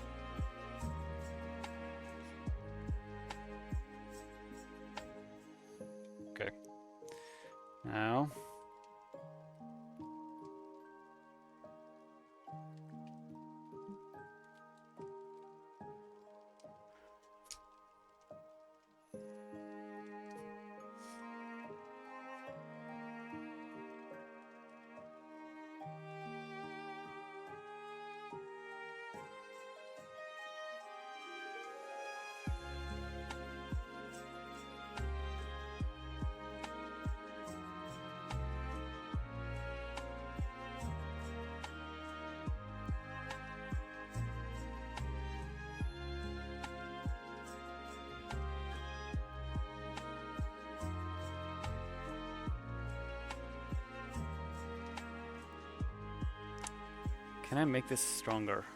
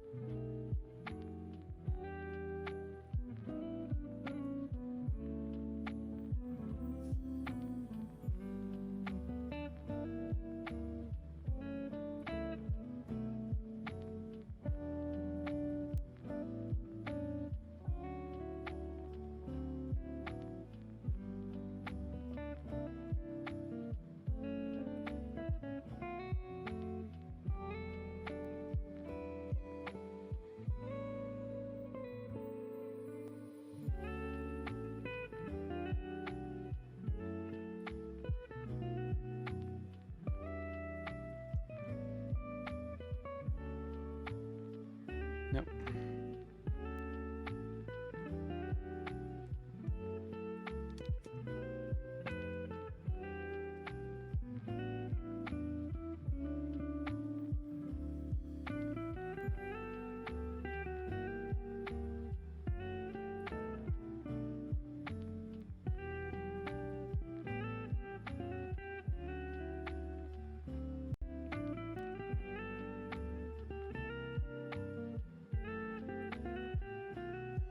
Okay.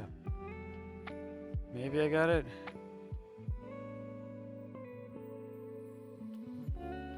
It's definitely much faster.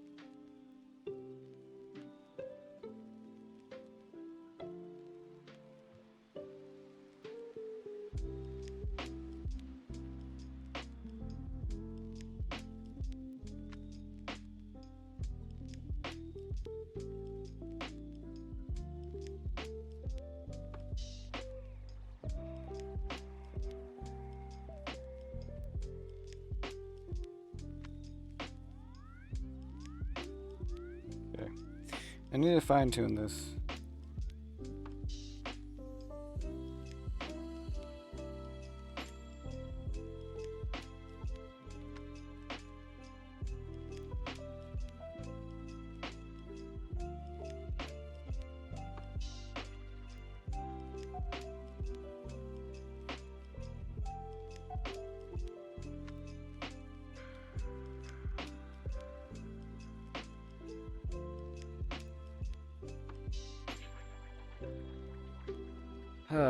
um.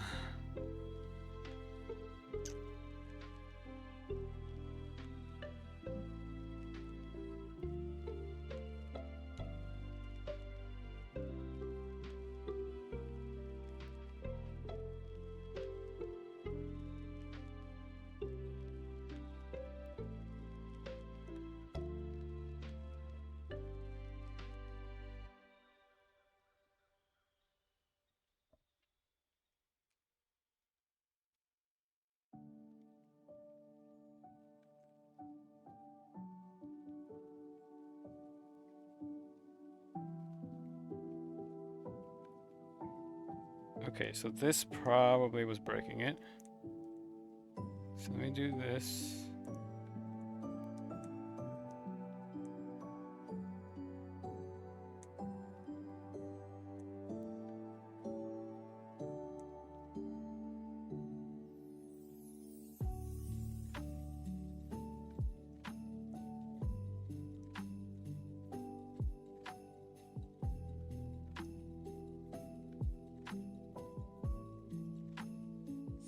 Interesting.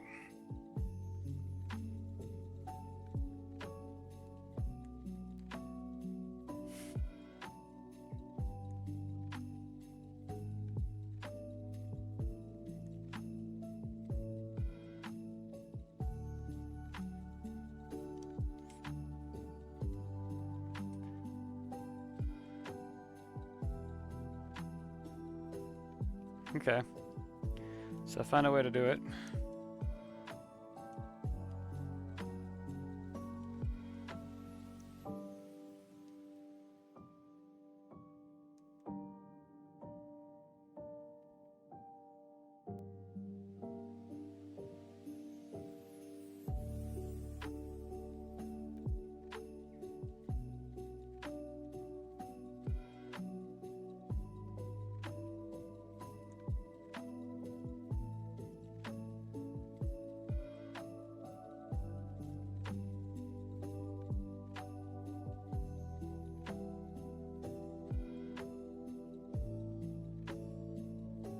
Hmm.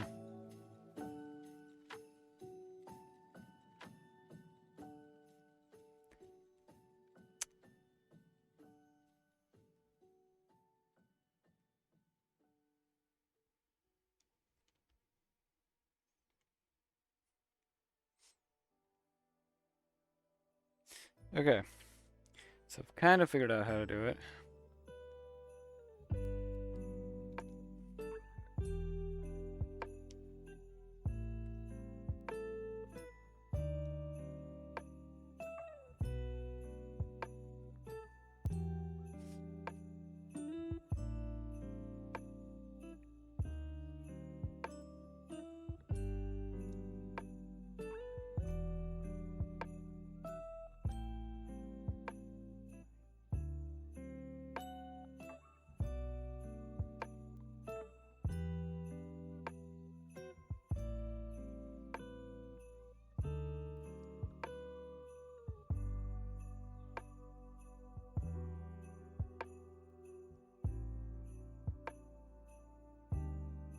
Okay.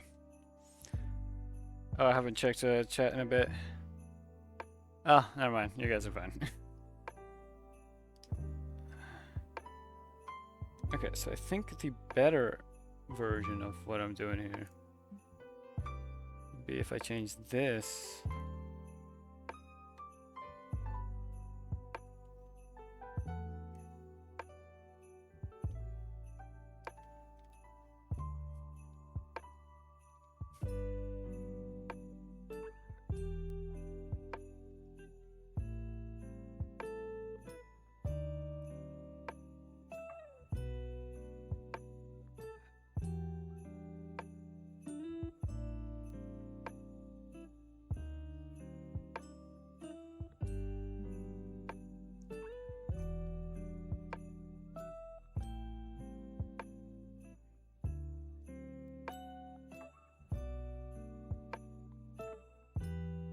Oh wow, this is much better.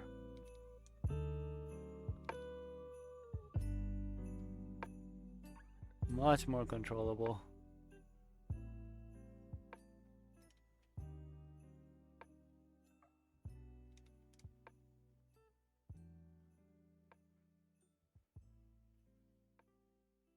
My only question is, I'd have to find some way to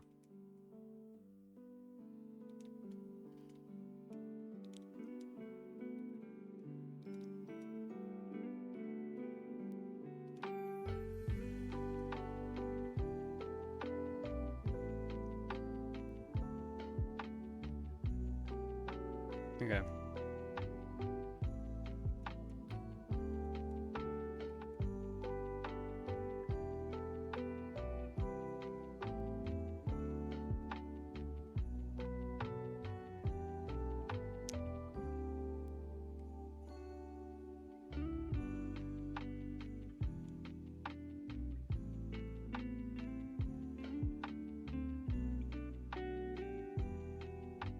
Okay.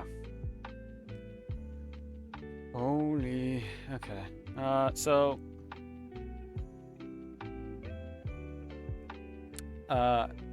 This is like prep time, you know? And so far, I've come across a bit of an issue, which is I don't know how to get the game to register that I'm up here. Like, I went up here to activate everything, you know? But it doesn't recognize that I'm up here. Which is a problem.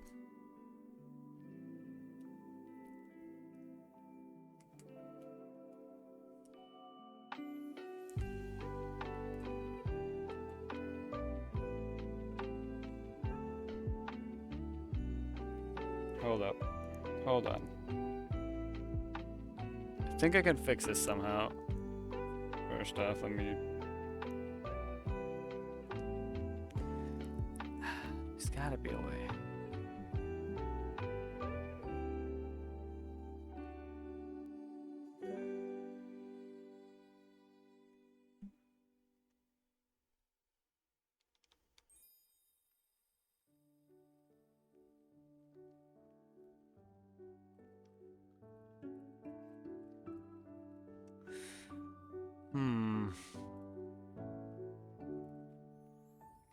Could there potentially be an avatar that can make waypoints? Is that a thing?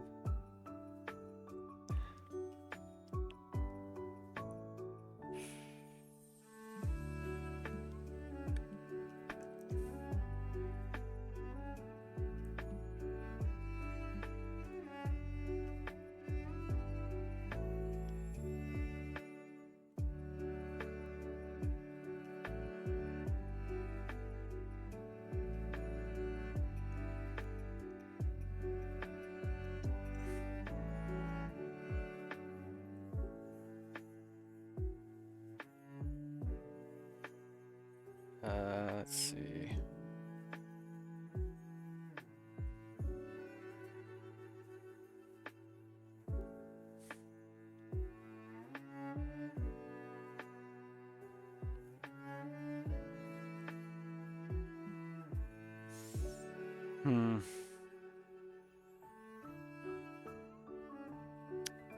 I might need somebody to test something for me, or somebody to help me out with this.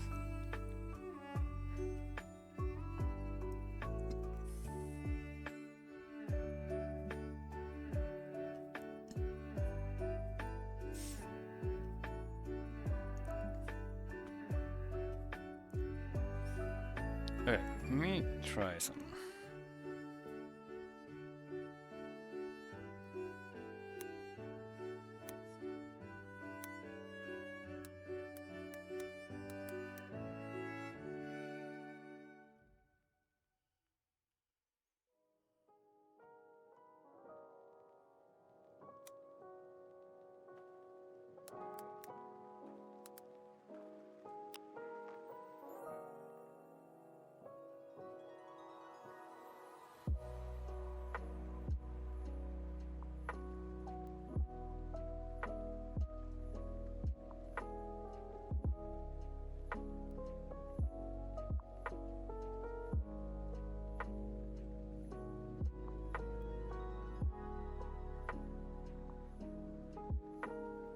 Okay.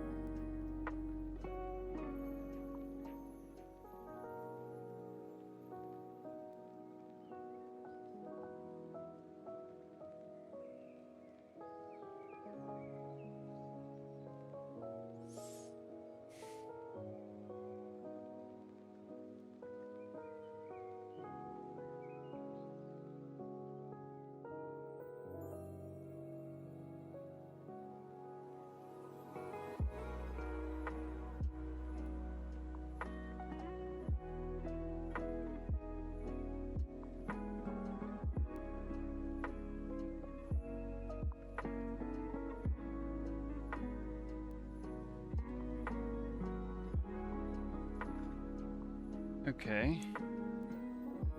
So let's see.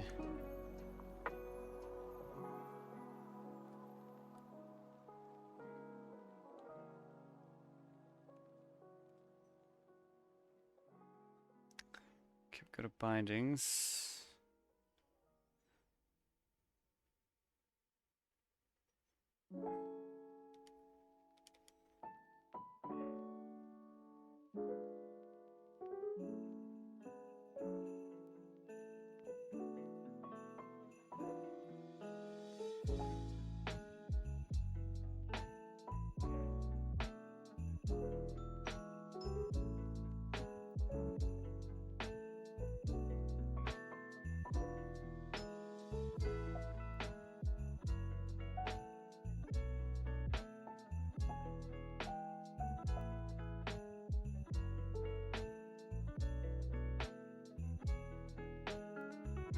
Is there no drag like reset?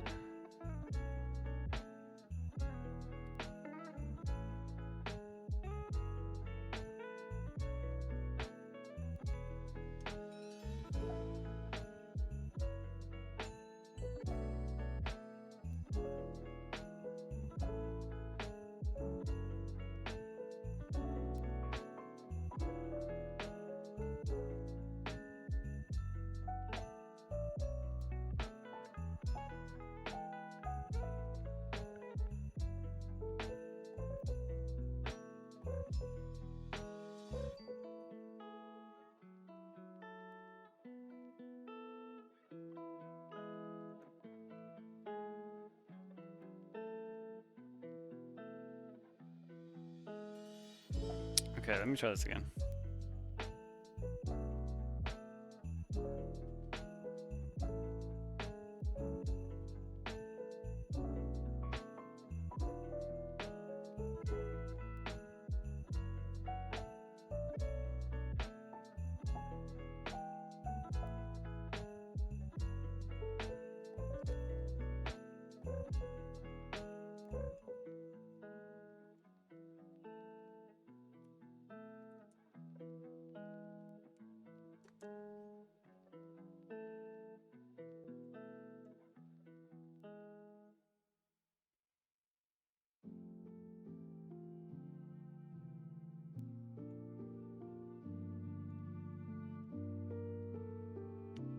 And test.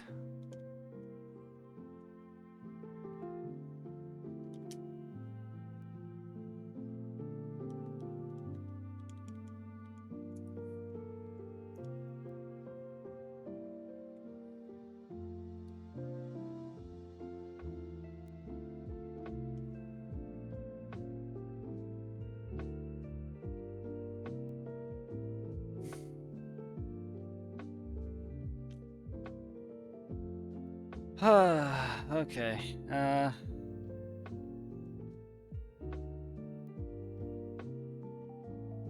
Just the only other way to do this would be a really annoying way.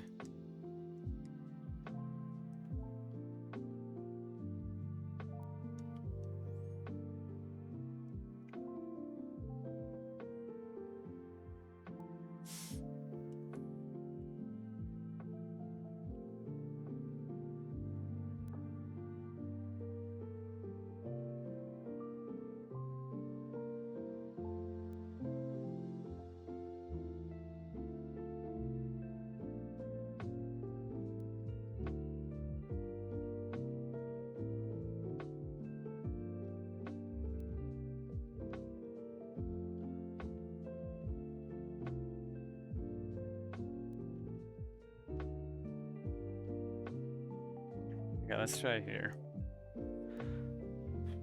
The only other thing I can think of is if, like, placing a waypoint with your hand or something. But I can at least try this.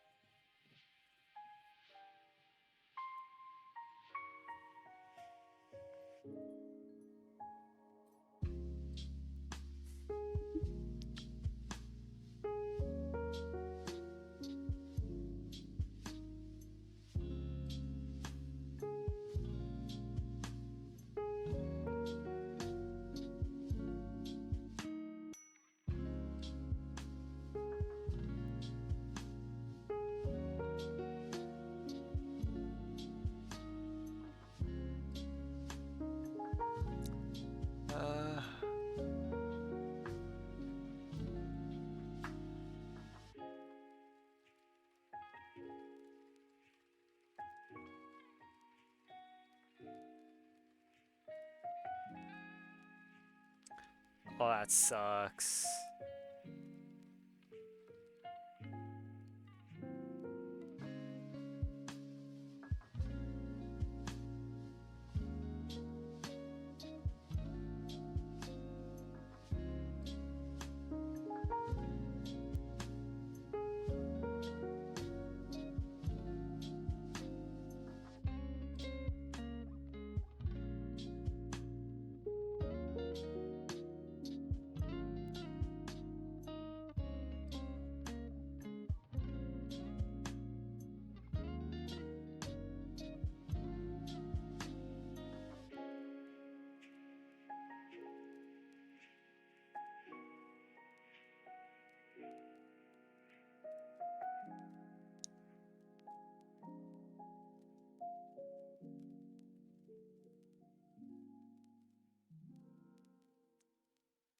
Man,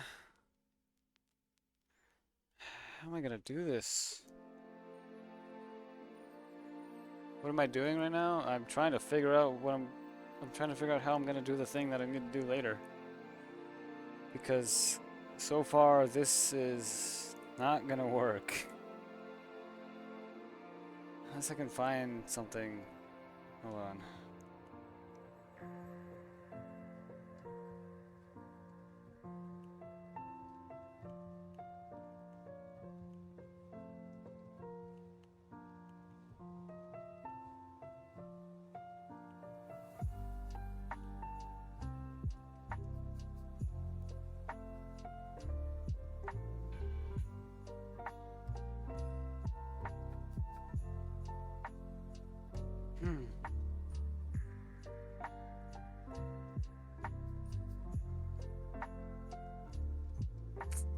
How am I gonna do this?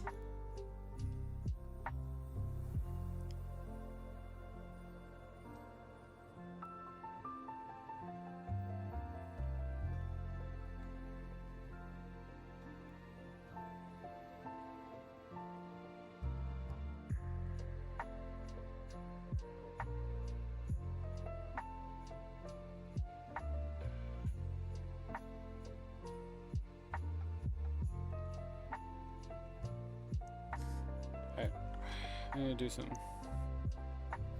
I need to move some stuff around.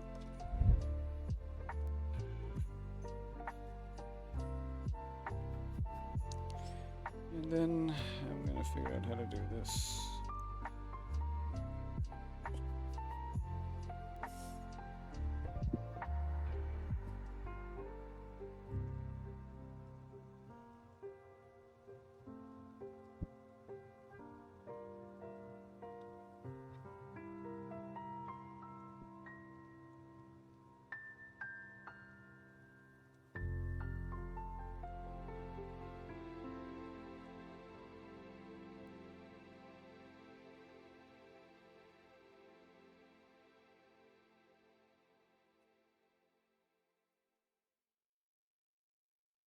Okay.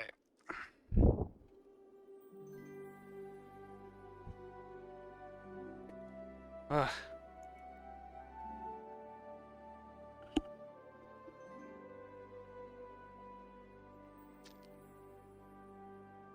I can finally sit down.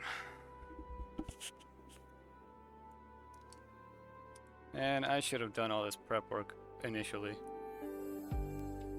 Hello, Asari. I'll have to do that Book of Happiness later. I need to figure this out.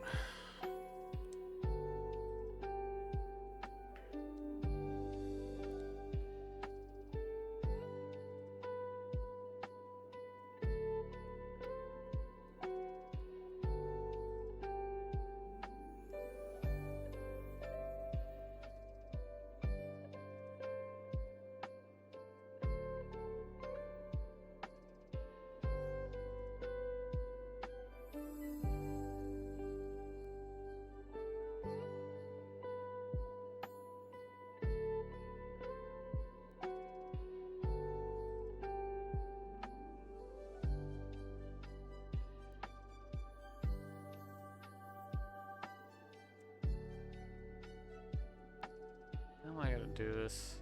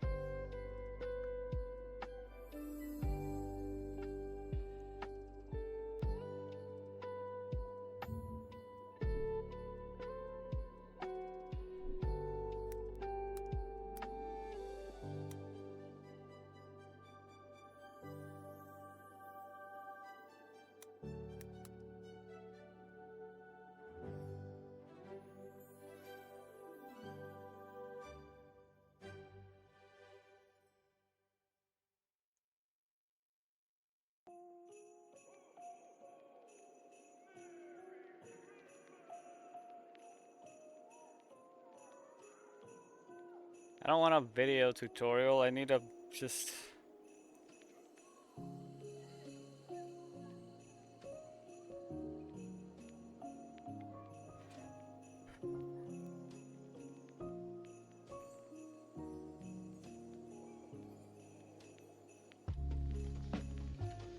Faith, go away.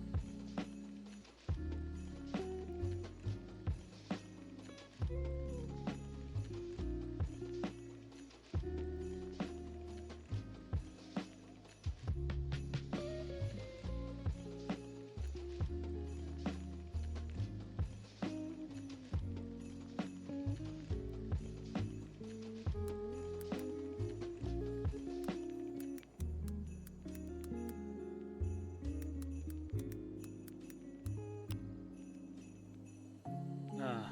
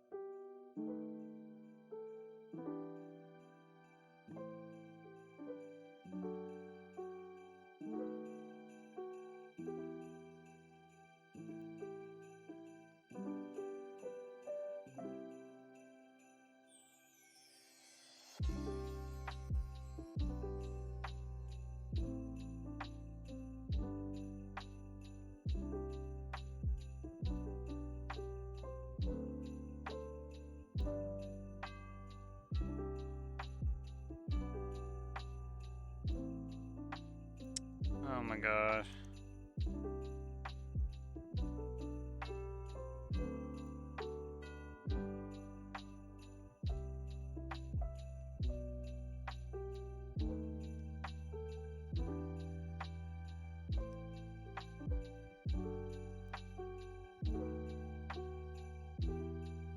I can't figure this out.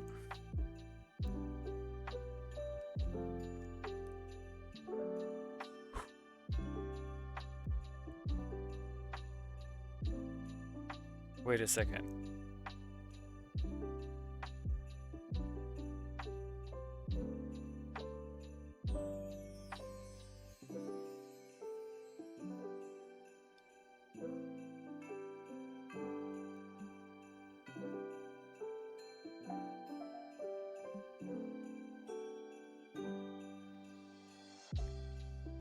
Wait a second.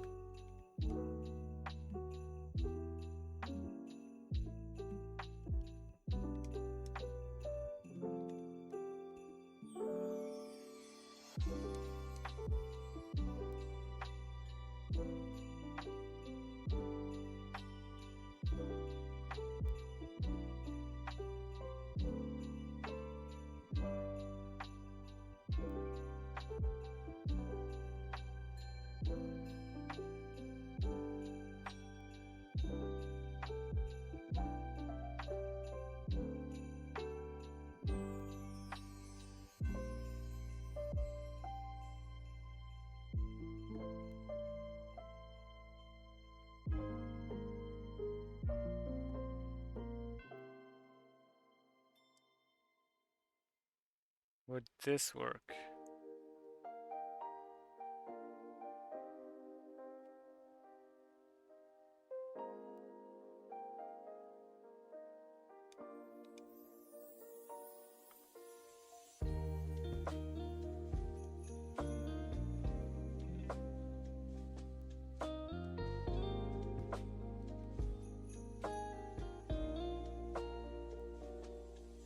Dang it, I need somewhere to test this.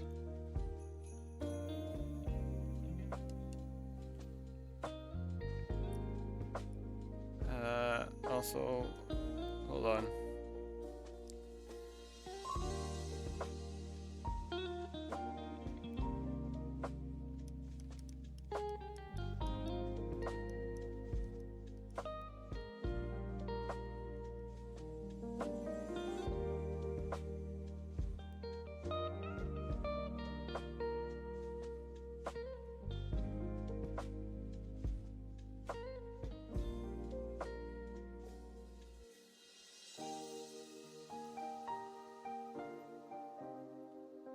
I know I've just been kind of on. Hold on.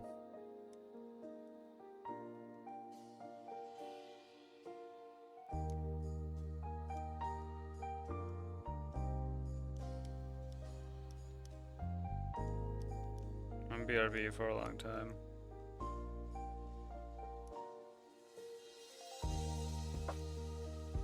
There. Now you know what I'm doing. And why couldn't this be easier?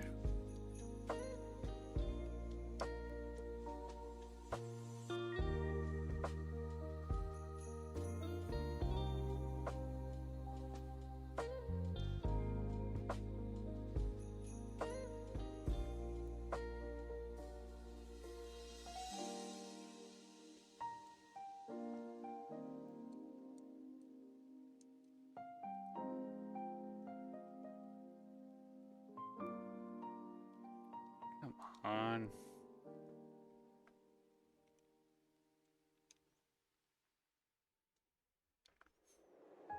It's gotta be something.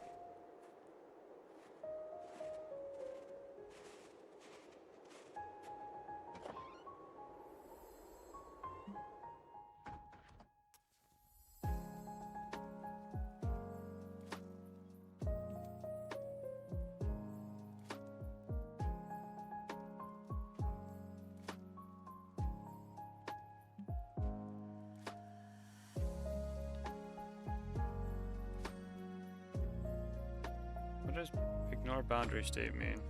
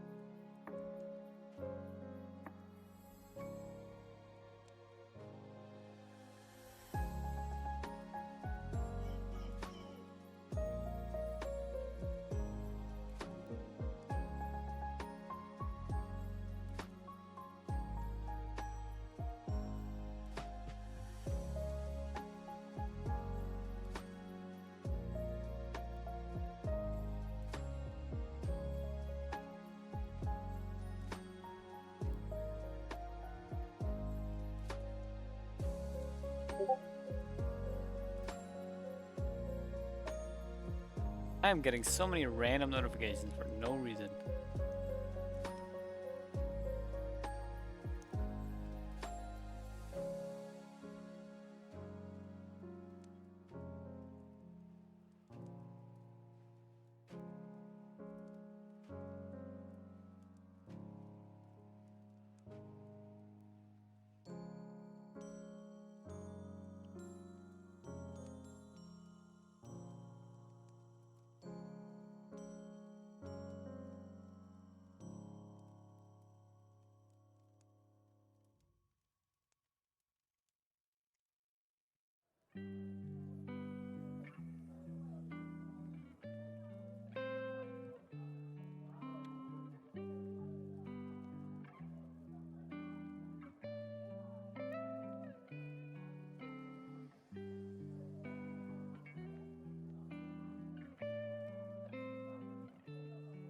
There's gotta be a way.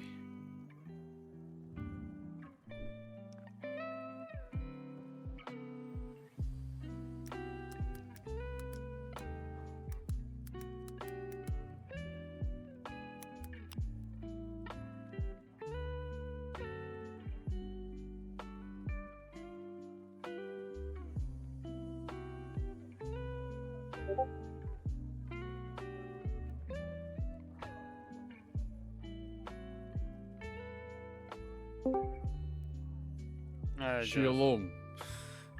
Shalom, Nelson. Okay. All right. I'm doing so much right now.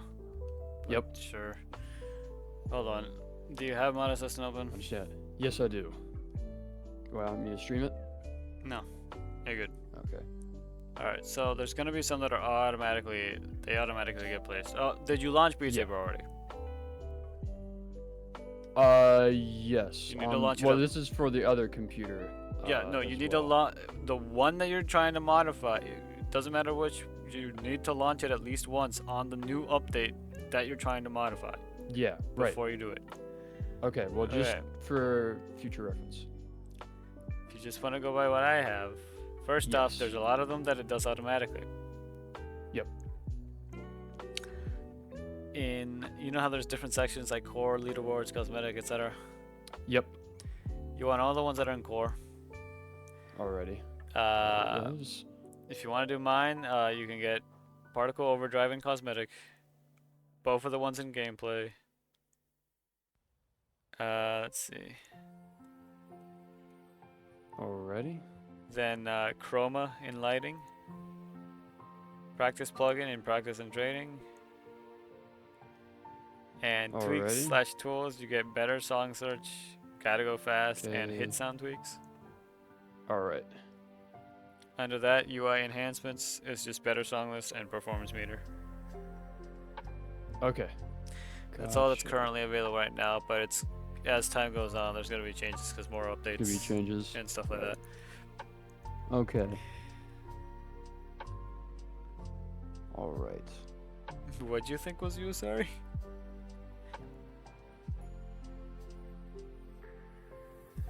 But yeah. Wait, what did I think? What? No, not you. Oh, chat. okay. Oh, gotcha. Oh. I'm trying to figure out. Okay. Let me save this. I have it ready to transfer over.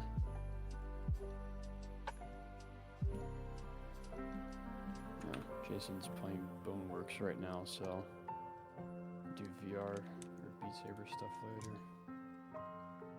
Alright, got all that. Dang it.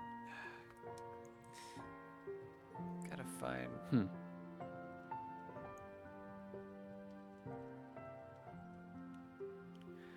I don't know what I'm gonna do.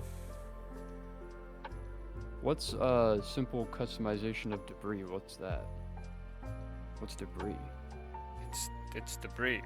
It's when you cut something, it turns into debris. Oh, that? Okay. Oh, you were checking.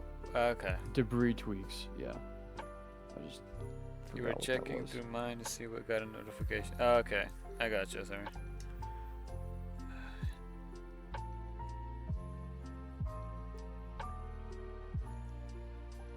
Do you even know you can customize that?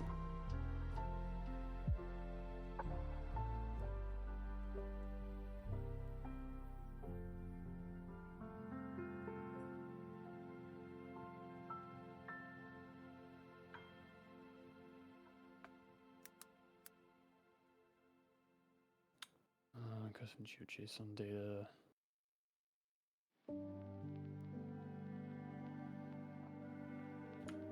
Take a picture of this.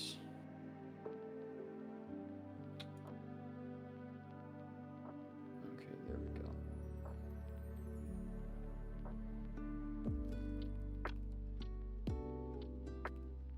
All right, I got it. Thank you, Nelson, for the assist on that, my man. I appreciate it.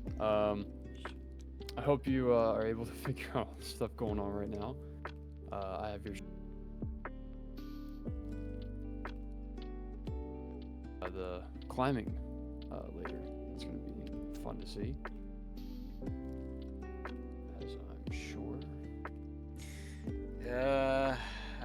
what's gonna happen because I'm still trying to figure out a lot of things right now. Figuring a lot of stuff.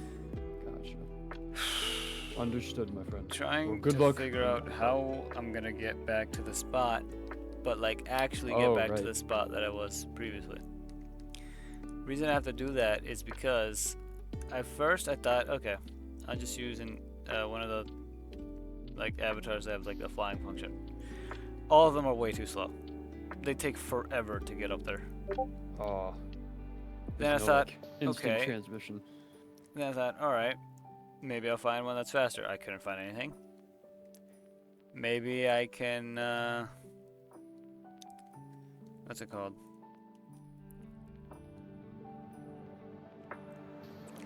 Maybe I can use OVR settings, OVR advanced settings, because that's a thing.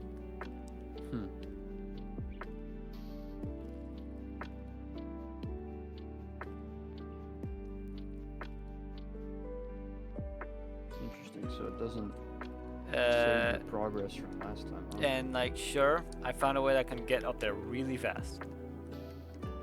Except the fact that the game doesn't register. It's just my view and my perspective, and the avatar's like image is what's up there.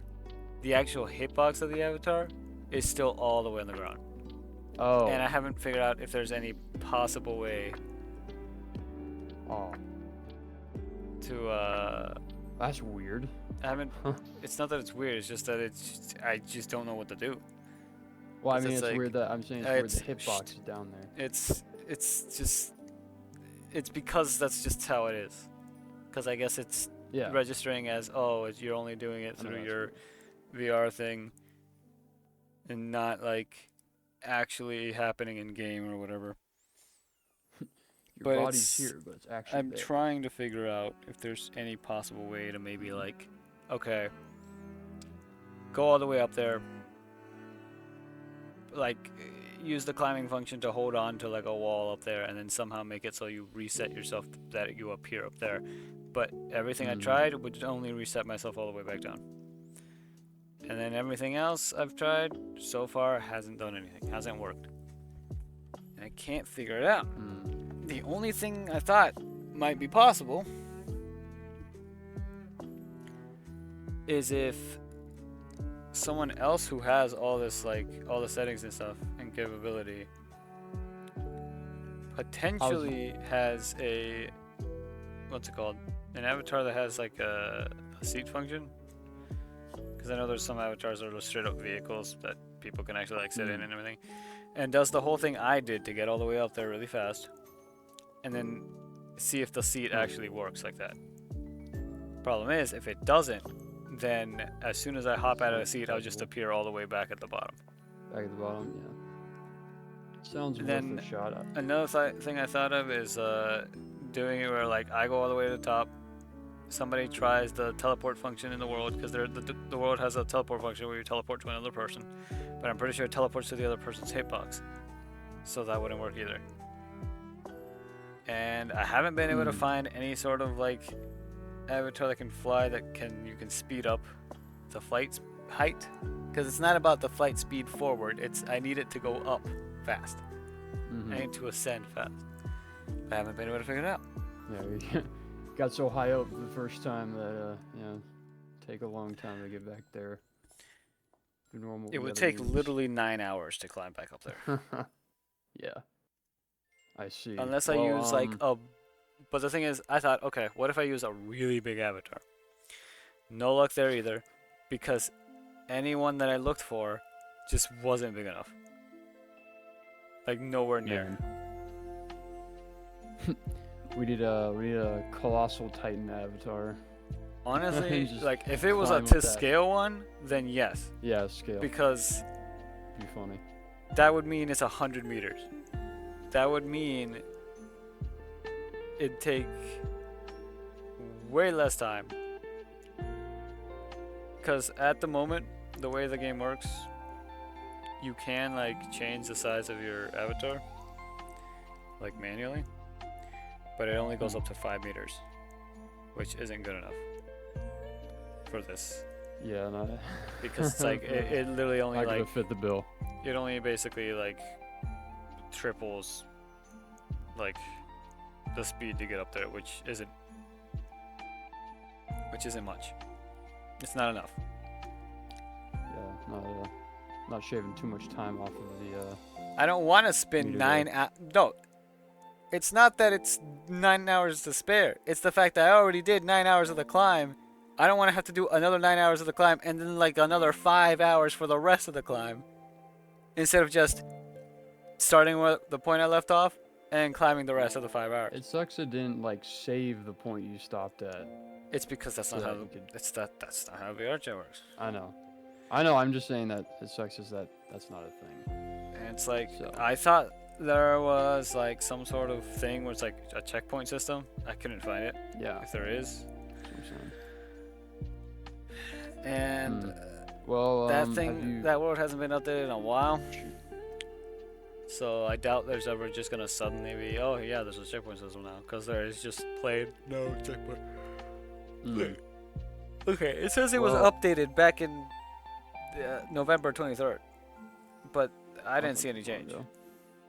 And the only way to like, I guess, travel really fast is if there's like bug fixes. Is if, again, it's a teleport to a player thing, but I don't think that works because I'm pretty sure it goes to some person's hitbox, not actually where their view is.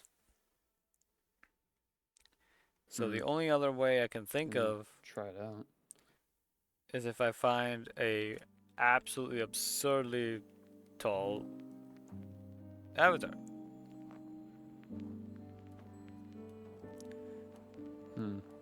You know what? Actually, maybe straight up looking for Attack on Titan might actually help.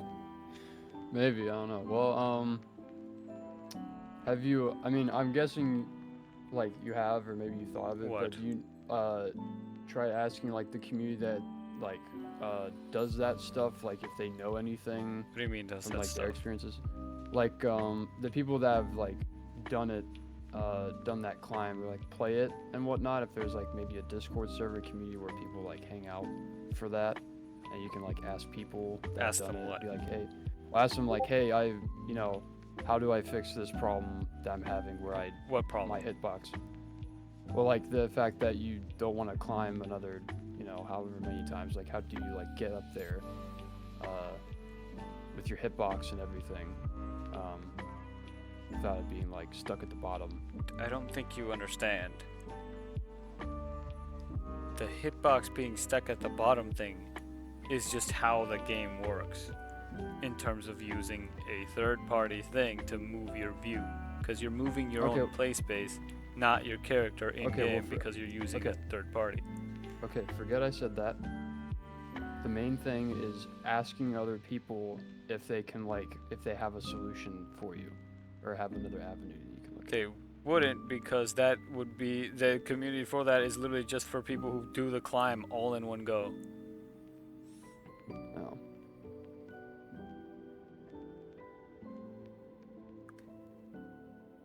Okay, well. Because that, I thought of this already, and it's straight up just, the community is just straight up for doing Hall of Fame stuff and just getting updates for the world. Which means it's all people who do it all in one go and aren't checkpointing. Okay, well in that case, and that's the a problem. Unique thing for you then. Okay. Thing is, before I thought there was legitimately a way to do it, but then I went in. There was nothing. I mean, it's been a literal year since the last time I was there. Mm-hmm. It has been a fat minute. And I'm not sure what I'm gonna do, because all the OVR settings things don't impact in-game. They just impact my view, which means, oh yeah, sure, visually and interactively I can be up there, but the actual hitbox of my character being able to stand up there isn't there. Because if I try to just let myself fall and stand on a rock up there, it doesn't work. You just fall straight through the rock. No, my hitbox being on the ground itself and not all the way up there means that I'm just bound to whatever I'm walking into on the ground.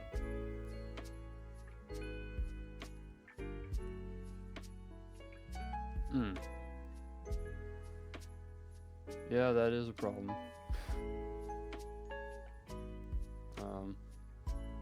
Definitely be a problem if you fell by accident.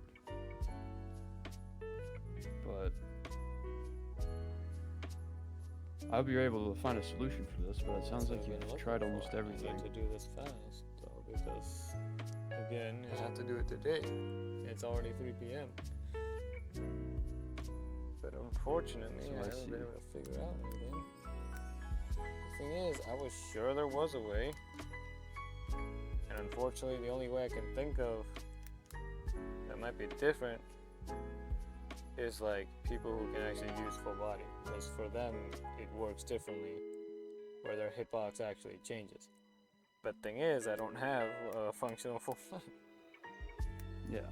So I'm stuck with that too. This is a very unique thing. Like, I mean, like I said, in these situations, I just ask around, but yours is so like. I've been looking like unique, so everywhere. And it's not about a unique problem. It's finding a solution that I can just apply to this. So I know that's thought what of I'm like referring to. ways of because like everyone's done it in one go. No one's done like checkpoints, so it's like you've done it different than what most people do. What I did was I just stopped at a certain point. Yeah. And then I left the world because that's where I ended that climb.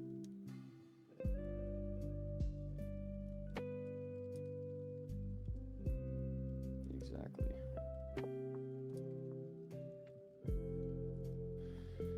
I feel like someone else had to have done this the same way. But let's see.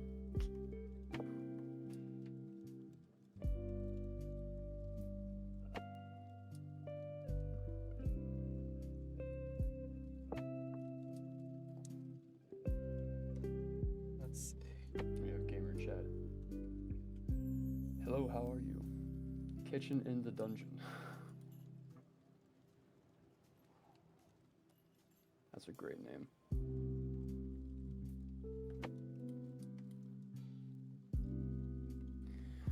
Alright, well, I hope you're able to find a solution though, so I'm going to go back and get things situated for the VR. So, Godspeed. Thanks for giving me the stuff for the Beat Saber. And I will talk to you later. Yeah, see. Alright, peace. There's gotta be something.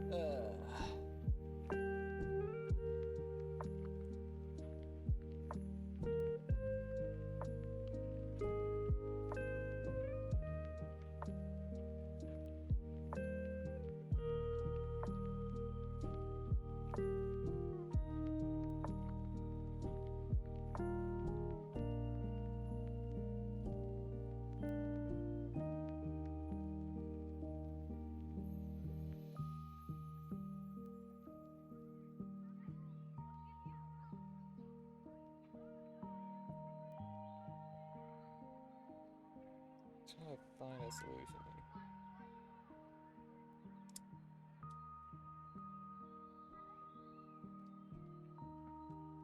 Alright.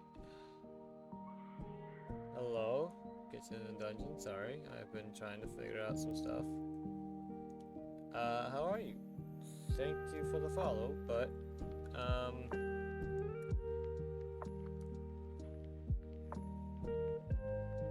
I am sorry for not responding earlier.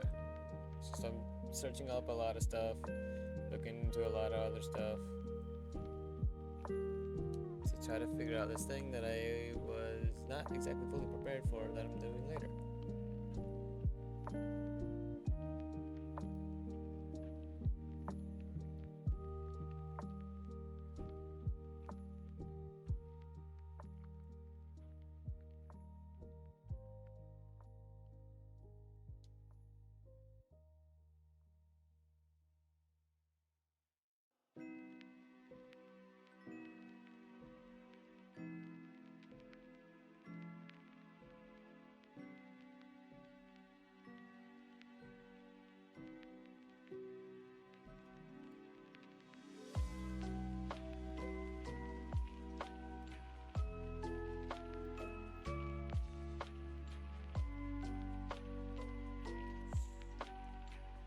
Figure this stuff out.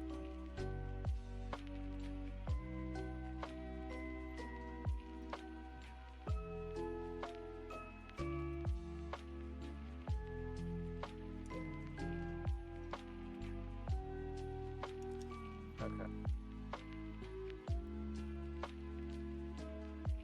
Let's switch back to this. Let me test something.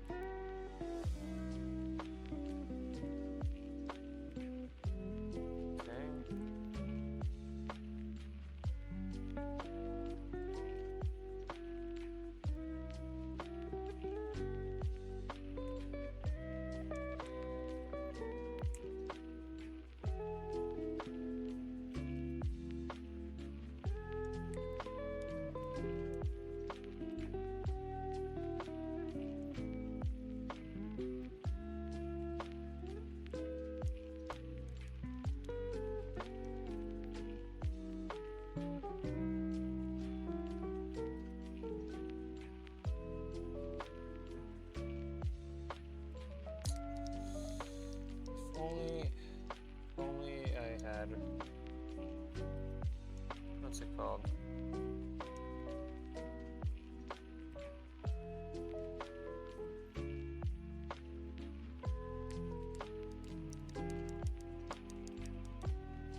Okay, hold up.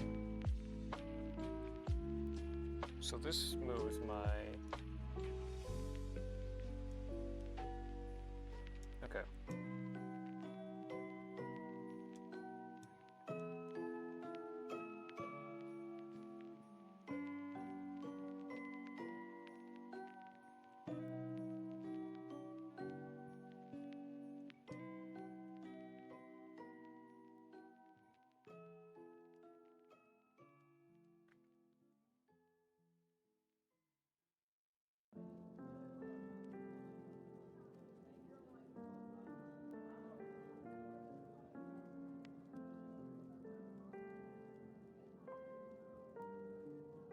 You know what? Hold on.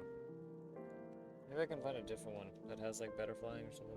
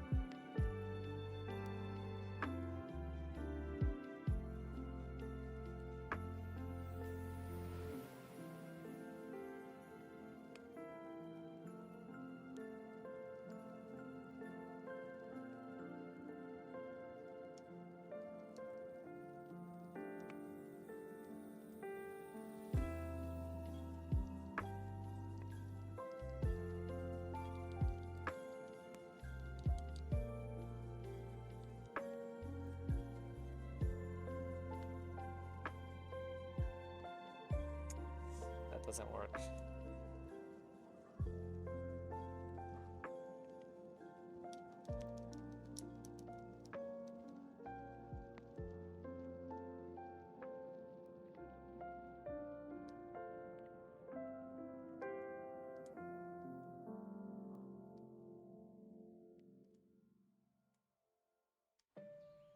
Maybe it's faster if I do this.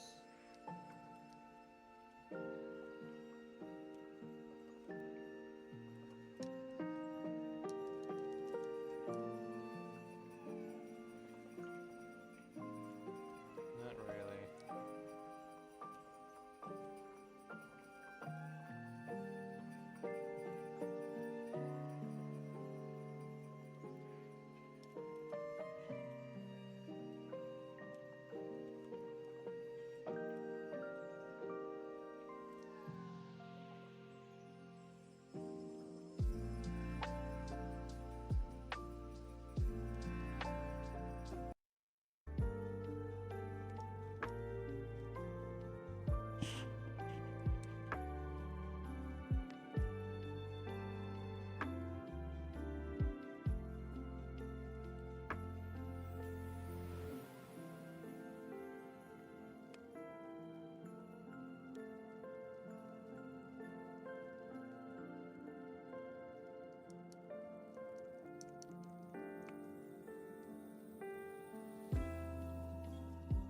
Ooh, wait a second. Maybe I found a solution?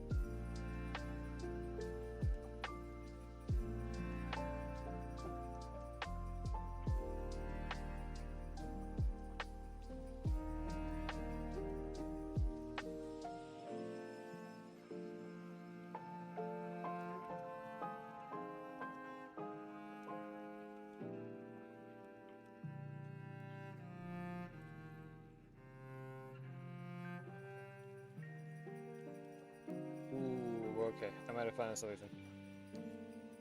I need to test it though.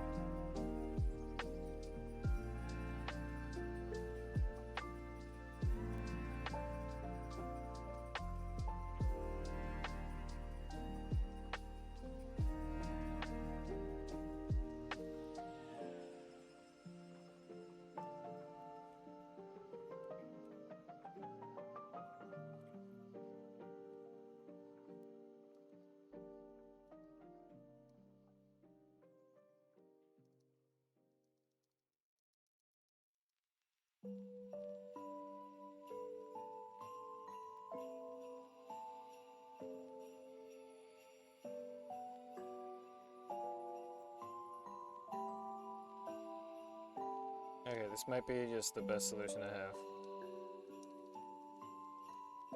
It'd take me a while, still, but it'd be way better than not being able to at all.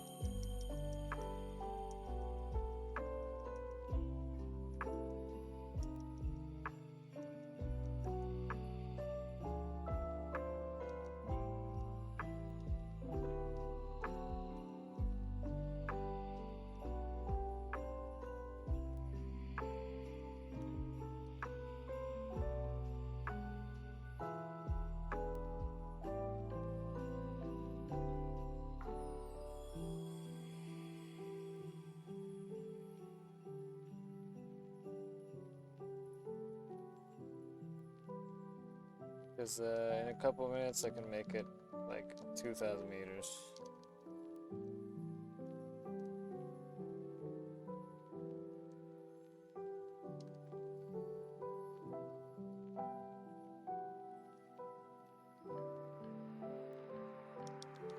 I do have to get to like 21k.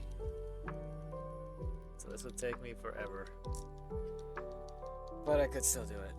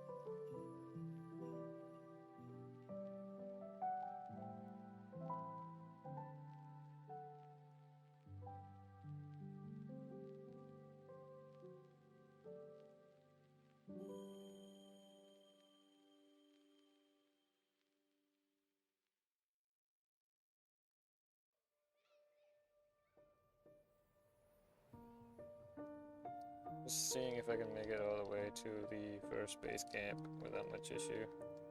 Or the first milestone, I should say. I'm already at 3,000 meters, so I'm pretty sure this is gonna have to be the best bet.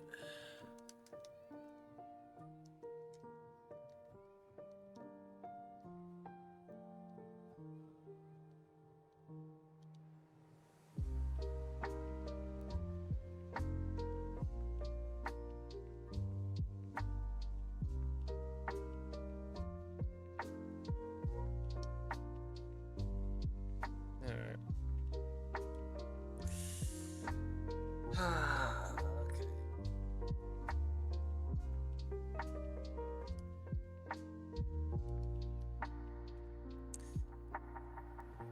This is rough.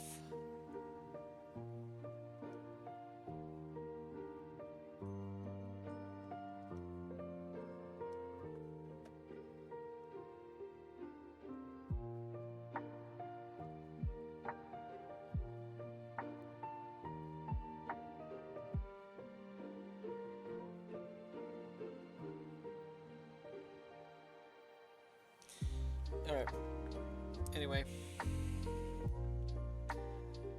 Now I know the relative plan.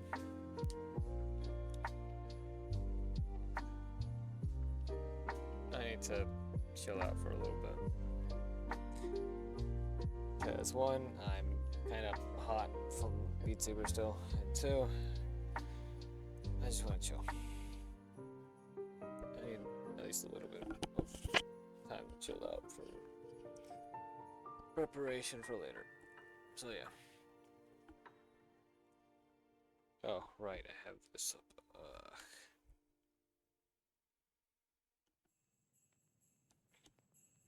Can I do like this?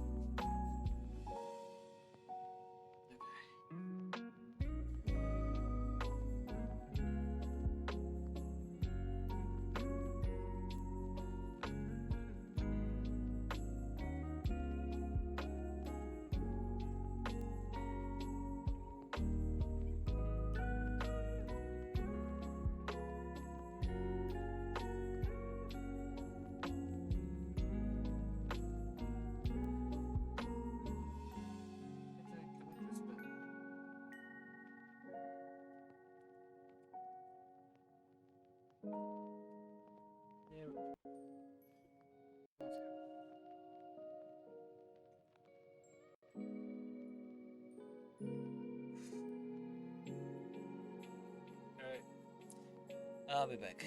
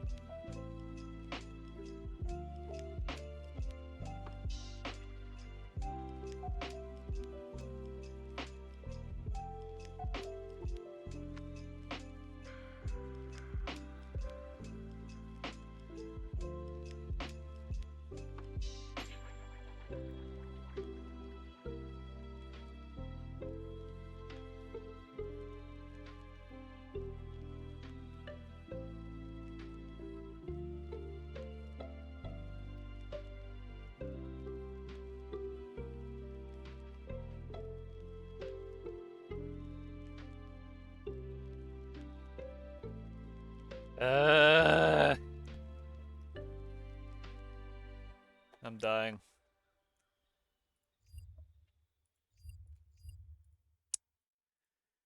I got food. I'm starving, and then I'm probably gonna rest for a bit in preparation for later, unless I get joined or something, which I doubt is gonna happen. So, sorry, please. I'm not doing that. Not right now. I'll do it later. I I'm not doing okay. It's been 20 hours. I've slept 1.5 hours.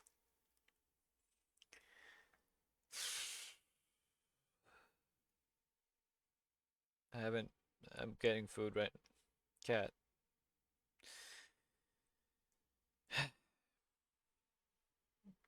Cat, I hope you know I'm genuinely going to hold that against you.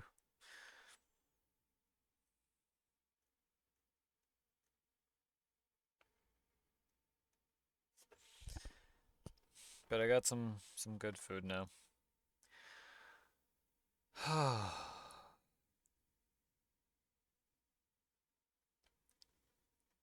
Question is, am I gonna survive? Everything.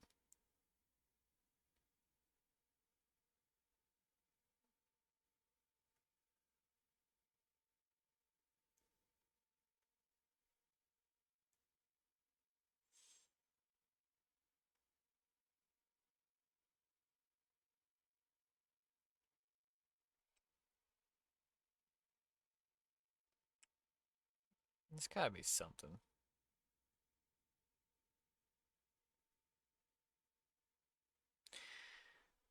I like the long form videos more, but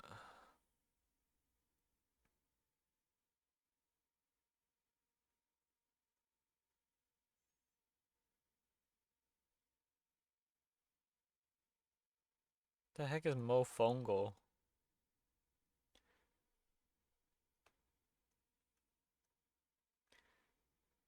Oh, this was nice.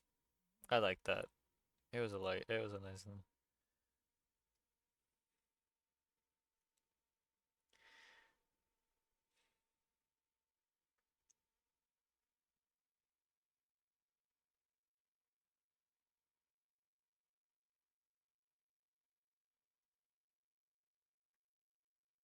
I remember the menu. Anyway, I'm doing this one. This episode is sponsored by Squarespace. I used Squarespace to build both Basics with Babish and BingingWithBabish.com. On the sites, you'll find recipes, equipment lists, other news, and updates. All beautifully designed, if I do say so myself. Get 10% The food I off just your took a first bite out of Squarespace is order burning by my mouth, visiting but I don't care. I'm hungry. squarespace.com/babish.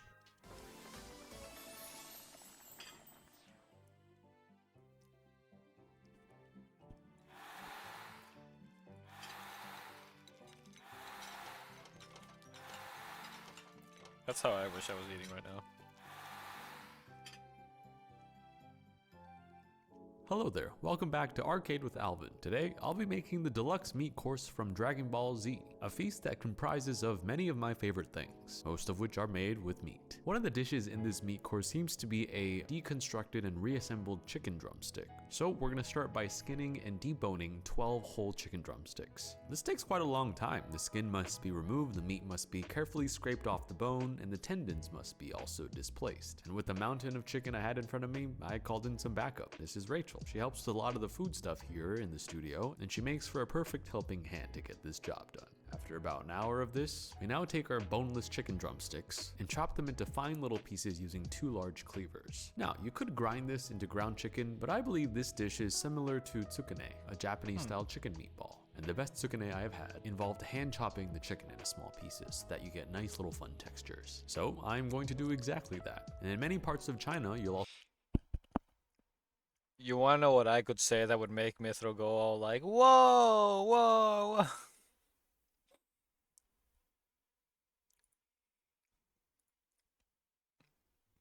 Because I could say something. And that would be Mithro's reaction.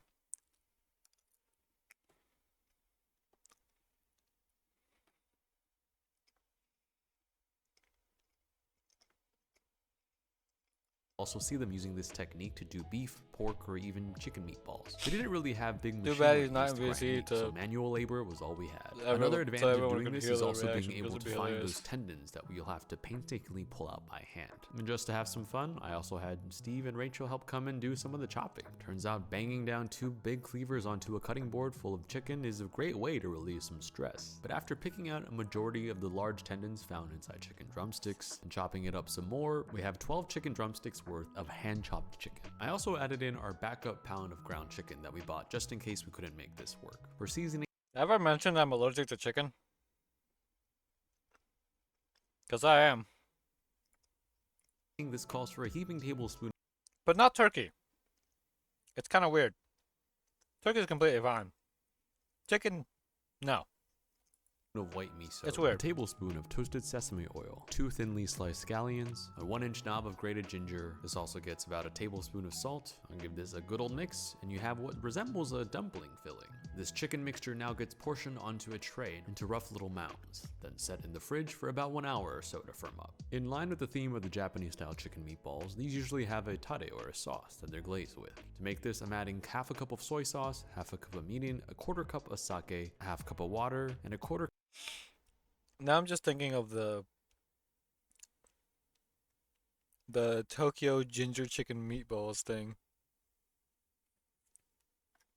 Yeah, that like dubbing skit thing. A cup of sugar that was done into with a the saucepan until it boils and Jujutsu thickens. Kaisen I'm looking for the consistency of characters. maple syrup, not honey. That goes to the side while we shape think the our channel's chicken name was like back onto their CJ drumsticks from whence they came. CG33. In the game, I think there's supposed to be a representation of that cartoon caveman style meat, which to me says something like a figure 8 shape. So I'm mounting the mixture onto the bone and sort of pinching it around its waist like a corset to get that hourglass shape. I'm baking these at 450 degrees for about 10 minutes. Once they come out of the oven, I give them a little once over with the glaze, and they go back into a 500 degree oven for another 5 minutes. Once they exit a little darker than before, they get a final brush of the glaze, which I've thickened again over the stove until sticky. Those are going to cool. The next item from the deluxe meat course in Dragon Ball seems to be a mound of fried rice. Start off with a couple of drizzles of oil to lubricate, and in goes the extra chicken skin and tendons from earlier that we picked out, plus a half pound of chicken thighs. I don't like when things go to waste, and I think if we fry this up, it'll give the fried rice some really incredible flavor and texture. This gets tossed and stir-fried in the wok for about 20 seconds until crispy and brown, then removed from the pan. The remaining oil, I'm going with 6 eggs. First letting the bottom set and crisp up before mixing it around in a circle. I found that if you just start to mix when you throw it right in, it kind of gets stuck to the side a little bit. After the eggs get crispy, I'm adding in 3 dry Chinese sausages, diced up. These fry with the eggs until their fats have been released and their flavors start to come out. Then in goes a diced onion and 2 diced red bell peppers. I believe those are the red specks found in the fried rice from the game.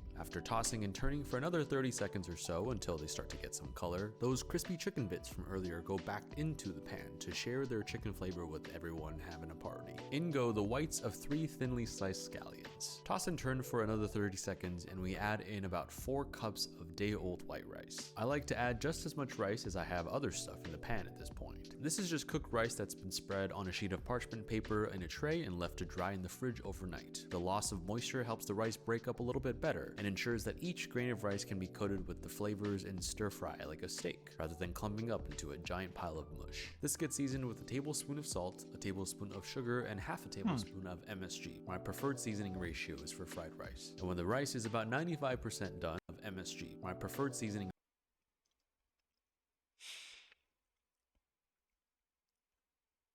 I love how MSG is just like MSG and woks. They go together like 99% of the time that you ever hear anything related to MSG. You usually hear something related to woks. Ratio is for fried rice. That's just because of the rice is way about things are cooked. 95% Like the done, kinds of in go the greens from those 3 what's the thinly cooking sliced culture? scallions from earlier. That seems like The enough food food culture. for Super Saiyan. Another dish in this deluxe meat course seems to be just a really simple solid steak dinner. They So just I have really here love 2 MSG, boneless and I don't ribeyes, even about know. 1.5 I don't inches remember thick. what I'm just MSG salting is. them All I pretty know is heavily that on both sides. there were a lot of complaints about it being like, "Oh, it's bad for you. It's unhealthy or whatever." But then it's just like no one really cares. These get placed over a little wire rack in a pan, then sent to the oven at about 250 degrees and baked slowly until their internal temperature registers around 115. Once they've gotten a nice tan after exiting the oven, these rest for about 10 minutes or so before we go over to a ripping hot cast iron pan. I'm searing these rather quickly on both sides, probably no more than a minute total in the pan, but also making sure to render and crisp up the fat on the sides. Never forget the sides. And just like me, the steak is gonna go have a nice rest.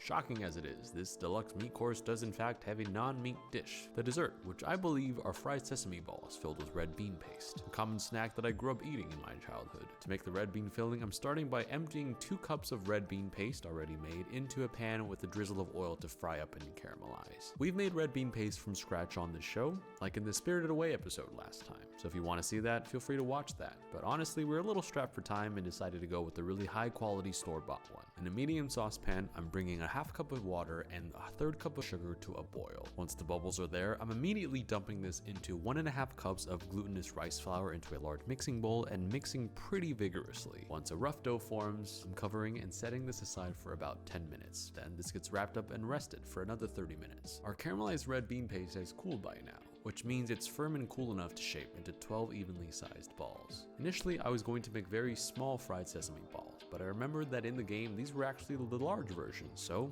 I scrapped that and made large red bean paste balls. After dividing the dough into the same number of red bean paste balls we have, I'm flattening each portion of dough and attempting to wrap the red bean paste filling inside. This is essentially like making dumplings, except that if you overfill these, it's game over, so don't do that again, Alvin. The tough part is making sure that where all the dough folds meet, that it isn't too thick. And I was never really good at wrapping dumplings, so let's just say the good part is you can put the ugly side down this time. But hey, we got a couple of dough balls. These get a nice little coating of sesame seeds. I like to use a little bit of water to sort of roll the ball. I'm also allergic to sesame seeds and just roll them and around sesame in a oil little bowl and of just white sesame in general. seeds. Once they all have their little armor on, it's time to fry. In order not to drop the temperature too much, I'm only frying a couple at a time. First at 325 degrees for about 8 to 10 minutes, and once they've expanded and started to rise, increasing the heat to 350 degrees for another 3 to 5 minutes until every single part of the balls is golden brown. In order to avoid uneven coloring due to the fact that these rise a lot, I like to press down with a spider to make sure that it can all get submerged in golden brown. Once the balls are done frying, they get sent to a paper towel over a tray to drain. Despite having eaten these for years and years and years, I never really thought about how these were made. And I will say, definitely feeling a little bit of pride over these little balls I've created. Another dish in this deluxe meat course seems to be a nice bowl of ramen. And look, I know making ramen from scratch is probably what you might expect, and we've done that in other episodes like the Naruto one. But I wanted to do something more genuine to how I usually eat ramen, which is taking really nice packets of instant ramen that I like to go out and find and cooking them, but also adding homemade touches to make them a little bit more cool in my opinion. So we have a nice packet of tonkotsu flavored ramen, cooking 2 of those noodles as per package instructions, and adding all of those beautiful, delightful seasonings, oil packets, flavor packets, and sauces inside our finishing bowl. In goes the water that we cook the noodles in, and we bring on the homemade toppings. This is chashu that we have made by rolling a pork belly, marinating it, braising it, and now slicing and torching it. Into the soup go our ramen noodles, which I'm going to attempt to do the fold technique that will help present a bed of noodles that the toppings will have a better time resting on and not sinking into it. Onto this ramen bed goes 4 slices of torched chashu, cascading towards the edge of the bowl, 1 piece at a time. Adjacent to the pork slices go on a couple pieces of marinated bamboo shoots or menma. Opposite the pork goes a soft boiled jammy egg, marinated in soy and cut in half. Wow. Next to that, a handful of sliced green onions, and opposite that, 2 slices of nori. Now that pretty much every dish in our deluxe meat course is ready, it's time to finish plating. For our steak dinner, it seems like there's a brown sauce that goes on the base of the plate in the game. So I whipped up a quick hayashi sauce made with hayashi sauce blocks found in packages. And just like in the game, a couple of green beans right next to the steak to keep it company, along with 1 single slice of grilled onion and a handful of fingerling potatoes. And the final touch to our deluxe meat course, those chicken meatball sticks from earlier. We're gonna play a little bit of edible Jenga here, but instead of having the whole thing fall when one of them does, you're just gonna put it back on top. And to finish, the rest of that soy glaze that went on the drumsticks in the first place. Finish with a sprinkling of the leftover greens from those thinly sliced scallions, and I present to you our version of the deluxe meat course from Dragon Ball Z. We have soy glazed chicken meatball drumsticks, chicken egg fried rice with scallions, bell peppers, onions, and Chinese sausage, instant tonkotsu ramen with a few homemade additions, a seared ribeye steak with green beans, onions, and hayashi sauce, and for dessert, a mound of fried red bean sesame balls. Was everything homemade and completely done from scratch? No, not really.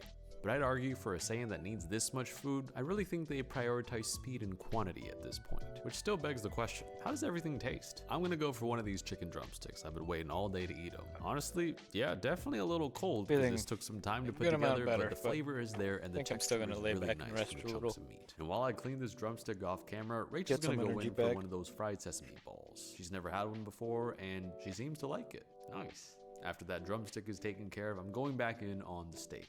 Let's check for doneness here, get a slice of the sauce. Yep, that's just how I like it. Nothing to say here, except that beef goes really well with the hayashi sauce. Steve's gonna jump in here and eat some of the ramen. He's probably the most Saiyan-like out of all of us, so his opinion really matters. Yep, he approves. And I wish I could have shared this with the whole entire BCU team, but it was only 3 of us here today in the studio. And even though we couldn't finish this all in one sitting like Goku might have, we did the right thing and took everything home. There's a tournament of power tomorrow in my city, and I feel like I'm gonna need all the help I can get. Thanks again to Squarespace for sponsoring today's episode. They've been a great partner in supporting the Babish culinary universe and bringing my websites to life. From websites to online stores to domains and analytics, Squarespace is the all-in-one platform for you to build your online presence. They also have SEO tools.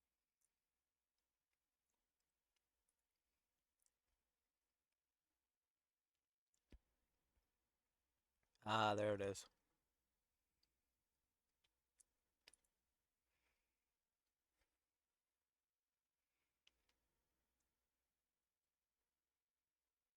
Curry risotto. Risotto.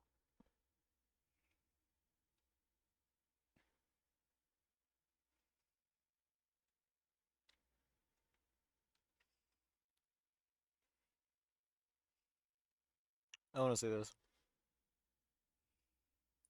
Mega beef bowl. Huh?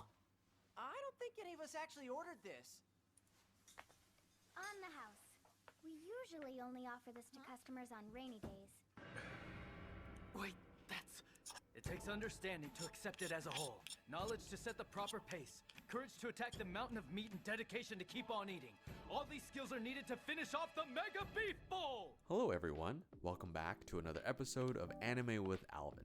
It's raining today, so I thought it'd be fun to take a look at the Mega Beef Bowl challenge from Persona 4. I've decided to interpret the recipe similar to dishes like gyudon or sukiyaki, both of which would seem to be enhanced by making your own dashi from scratch. I'm going to start by taking a bag of niboshi, which are dried little sardines, and oh wait, just take out that little packet there, and I'm going to separate the head from the body. The head may contain unwanted flavors, and if I was super hardcore, I'd also take out the guts, but these are a little too small for me to do that. I've also seen ramen chefs do this, and I don't envy them because this takes quite a long time. And now that the fish are decapitated, it's time to make them swim. So I'm swirling them around in a quart of water to soak and let their flavors come out.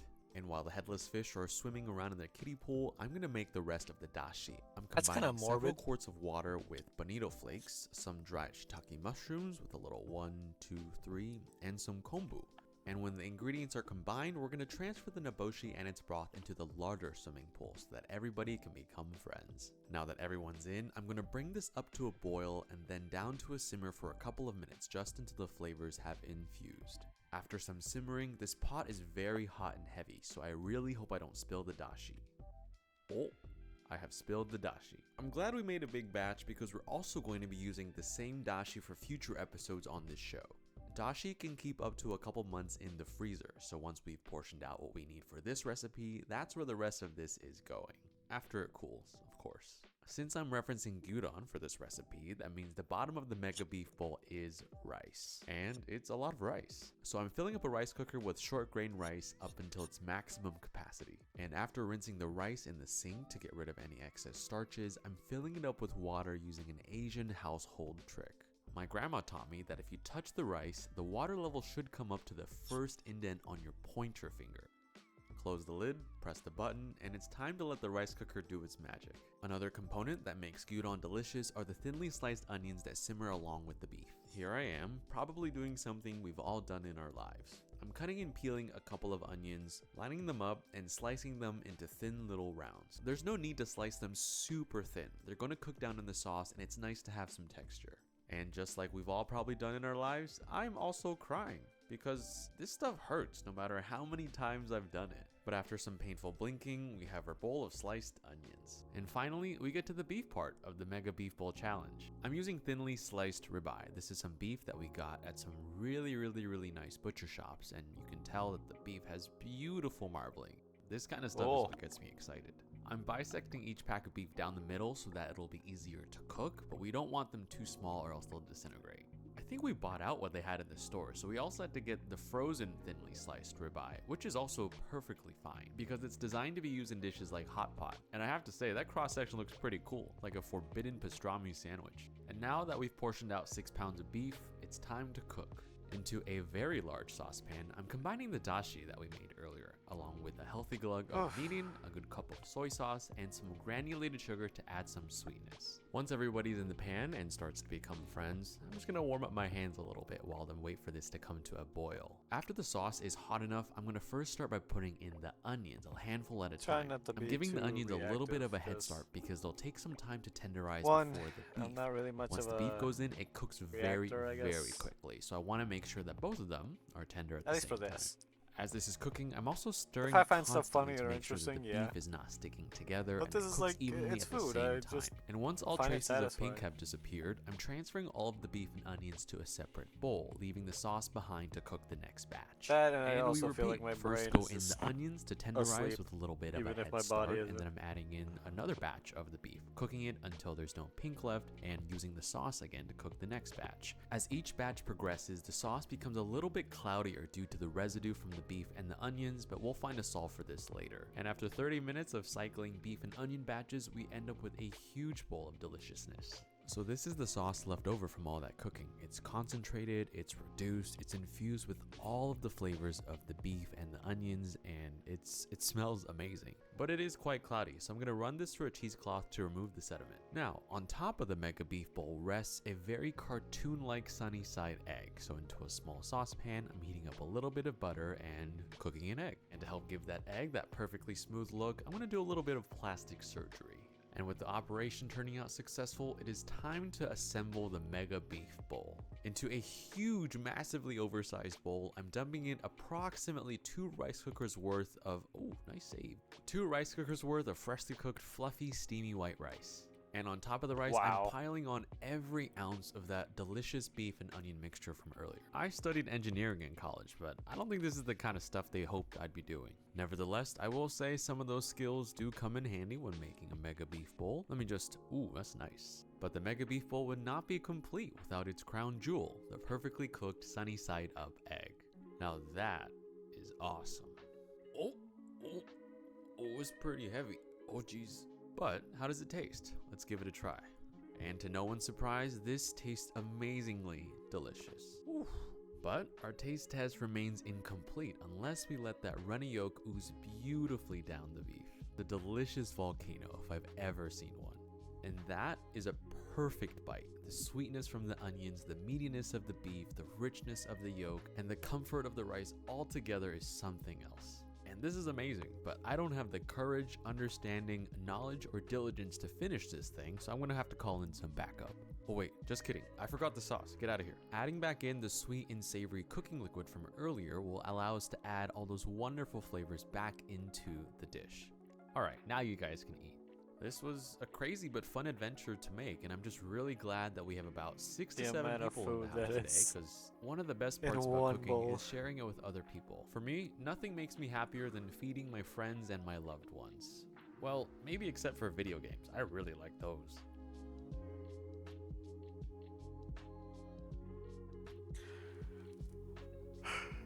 I'm so tired. I'm surprised I've managed to stay awake this long.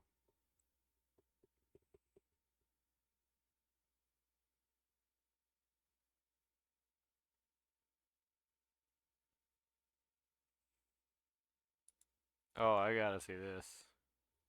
This episode is sponsored by ButcherBox. With ButcherBox, you can get high-quality meat delivered directly to your door.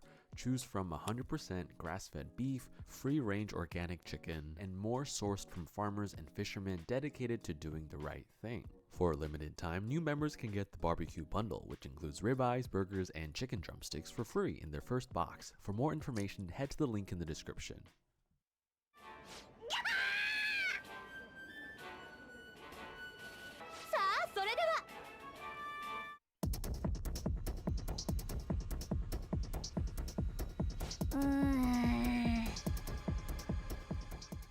Hello, welcome back to another episode of Anime with Alvin, where this week I'm going to be taking on the challenge of making the Cosmic Tower Burger from Persona 5.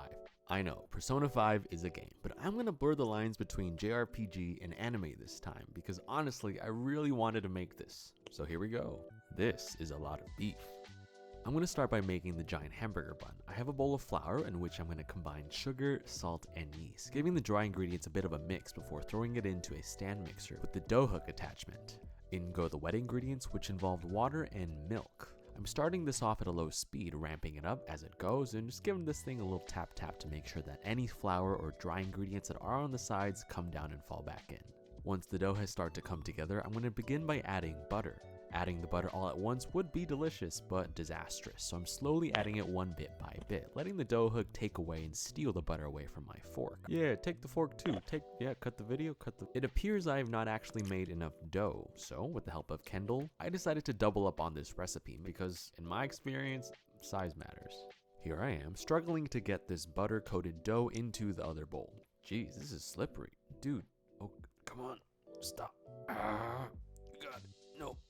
No, stop, one more. Yeah, yes. I'm mixing them at a low to medium speed until they combine. After about 10 minutes of mixing, or until you start to smell fumes coming from the stand mixer, let's check to see if the dough is ready. Thank you. The dough is now ready to be shaped. I've transferred the dough onto a work surface without any bench flour, working the dough into a ball and knocking out any air pockets that might have formed. And while thoroughly enjoying the feel of the soft and supple dough in my hands, I'm employing a strategical tactic used when guests arrive at my house, tucking all the stuff underneath my bed. The result, a big, smooth, soft ball of dough. I'm gonna name you Bo. Here I am throwing Bo haphazardly into an oiled bowl, covering with plastic wrap and letting Bo rest for about an hour or so, until he has doubled in size. That was cool. Which means it's time to take him out and put him back on the work surface, taking out any of the excess air created during the proofing process. Punching out the air, rolling him back into a shape, tucking all the bad stuff under the bed, and ending up with a slightly larger dough baby than before. I didn't seem to do a great job in getting out the air bubbles, so I'm just using a knife to pop any of the large ones that may appear on the surface. After transferring Bo to a tray lined with parchment paper, I'm giving him a saran wrap blanket sprayed with cooking spray and letting him proof one more time before he gets thrown in the oven. Here I am with 12 pounds of ground beef. According to the challenge, there seems to be 6 large beef patties that comprise the Cosmic Tower Burger. As someone who is not a stranger to creating large foods, I set out by mixing the meat until it has reached a homogeneous texture and then pressing it out into the shape of a beef patty the size of a sheet. Who's pinging me now?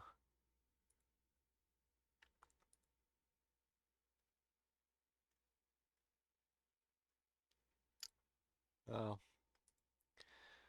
Okay. Tray. You might notice that the color of each patty may be slightly different. That isn't due to the fact that we had to procure multiple sources of ground meat for our burger. Not to worry though, all the blends range between 80 to 85% lean, which means this burger is probably going to be pretty good. After an unexpectedly tiring forearm workout, I'm going to let the patty set up in the fridge for maximum structural integrity so when they grill, I have the highest chance of success. On to the condiments for the burger. According to the source material, there seems to be sliced tomatoes and onions among the other accoutrements. So I'm going to be thinly slicing these tomatoes as I believe they are eaten raw. This burger challenge is held in a fast food style burger chain, so I'm going to do this similar to how you might find it at a fast food joint. I don't want to start crying, so let me just put on my protection. Look, if it's stupid but it works, it is not stupid. Bo is now extremely large. Culinary law clearly dictates that you must jiggle a large dough mass if possible. So after paying my dues, I'm egg washing the entire surface of the dough to ensure a beautiful golden brown color after baking. The egg wash also serves as an adhesive surface for sesame seeds to be lightly sprinkled upon. After indulging in some dough jiggling once again, Bo is now off to a very hot oven for about 45 and honestly it's gonna have to be a judgment call because it's time to cook these big burgers. What I have here is a flat top placed on the burners of the stove. The strategy here is to essentially cook this like a large smash burger patty, seasoning the patty when it hits the grill with some salt and a lot of freshly cracked pepper. It's a little off center so the heat isn't gonna be super even on the first one, but that's alright. Thank you for the follow. That's 2010 now. What, 2010? Yeah, no, 210. Sorry, my brain is like not working at this point. I've been up a while.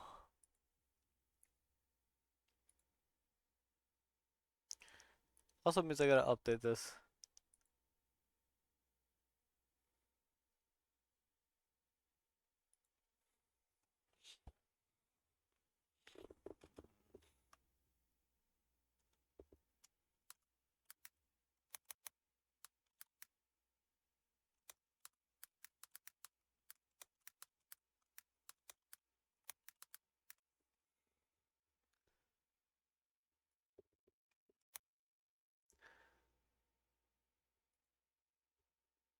It should update, yeah. Oh, it doesn't show up on the... Interesting.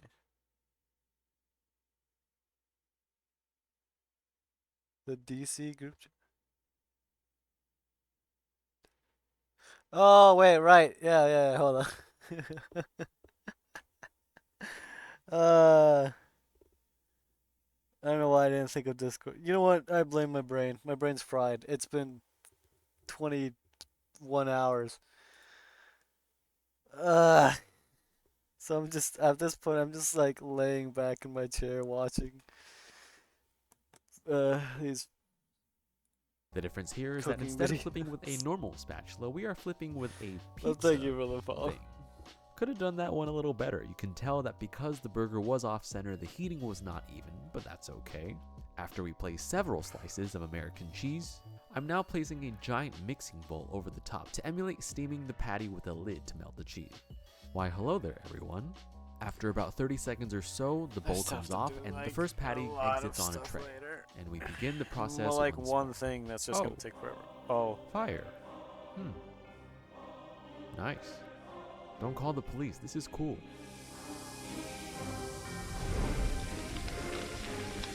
To cook all 6 patties through and through, this took about 2 hours for me. Honestly, huge respect to the people out there that make burgers for a living. This stuff is not easy. There's a lot of timing, smoke, heat, and fire involved, but it was quite fun. After getting a breath of fresh air outside, I'm now back to make a burger sauce that seems to be in the source material. So I'm going to start by combining some Kewpie mayo with mustard, ketchup, pickle juice, onion powder, and paprika.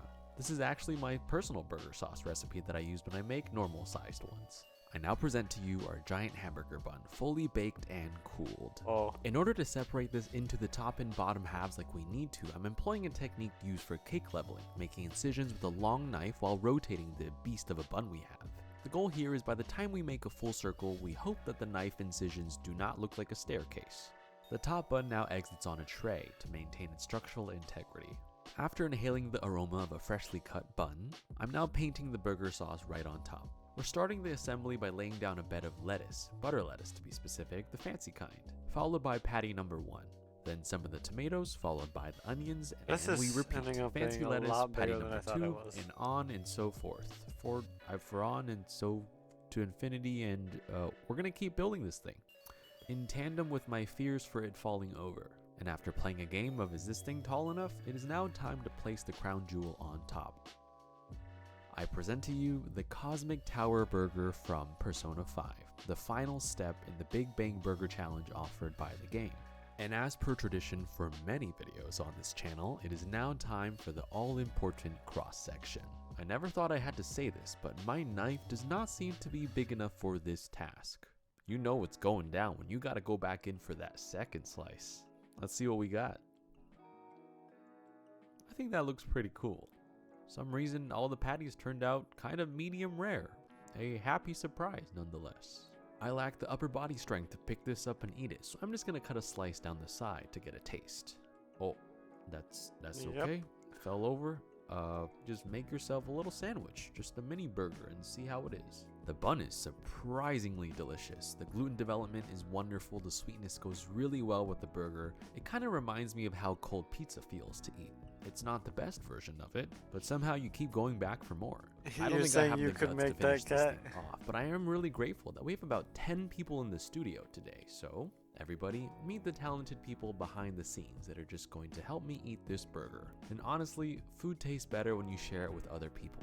Smiling, laughing, and saying just how good it is makes the whole memory so much more fun. Goodbye, everybody. Thank you again to ButcherBox for sponsoring this episode. With ButcherBox, you can stock your freezer with high-quality meat and seafood, making cooking and meal planning a lot easier. You can choose your box type and frequency, and they'll ship your order for free in an eco-friendly you could box. make that, but For a could you limited eat time, it, new though? members That's the can real get the question. barbecue bundle, which includes ribeyes, burgers, and chicken drumsticks for free in their first box. For more information, head to the link in the description. Yeah, I might just click up here and let it play for a couple episodes.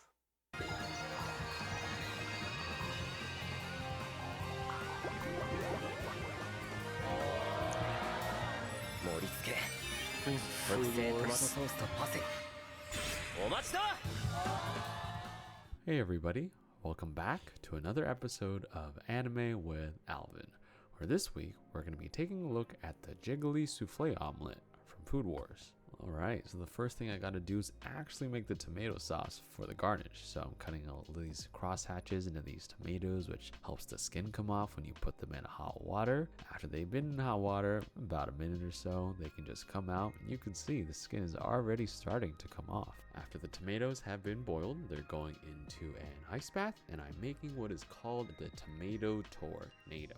You might be asking, Alvin, what's a tomato tornado? And I'm gonna say it helps peel the skin off quite nice. It's very satisfying, and I think you should try it. Now that the tomatoes have been peeled, just cutting these up in tomato chunks.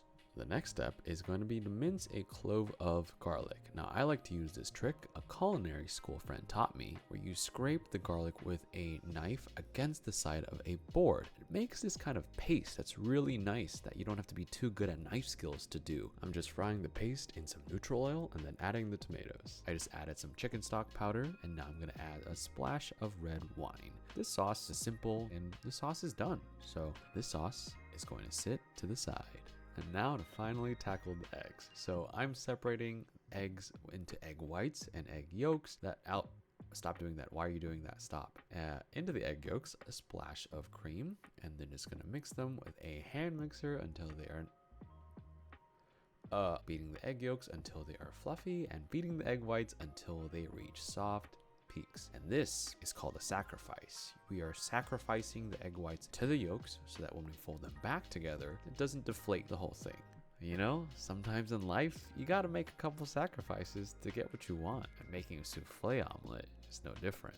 Now this is the tricky part. It needs to be cooked immediately. So in a pan over medium-low heat, I'm melting some butter, waiting for it to sizzle, and then pouring in the egg mixture all at once. Then it gets covered with a lid and steams for about 5 minutes so the bottom can get nice and crispy and the top stays fluffy. I want to show you why it was so important that we separated those eggs. So this is the same exact recipe, same exact measurements, but the eggs, I'm whisking these together instead of separately, and well, yeah, this ain't it, chief. Like, come on. This is supposed to be a jiggly omelet. Where's the jiggle? This omelet is flaccid. There's no bounce. There is no side-to-side oscillation. Dude, what is going on? Now this is what it's actually supposed to look like. Slowly, slowly, there we go. Now this is a jiggly omelet. Let me show you. So after putting on the garnish of the tomato sauce right down the top, like Soma does, we're gonna finish this with some freshly chopped parsley, and yeah, that's a jiggly omelet. So after some salt and some pepper, I can finally take a bite. It's so good. It's so light, it's so creamy, it's so fluffy. It's like eating a cloud of eggs. It's incredible. It's like I can feel my clothes. Nope, they're staying on. That's not going to happen because that would get us demonetized, and well, we can't have that. So I'm going to eat this off screen where my clothes can explode in peace. This is now the Clean Cloth Club.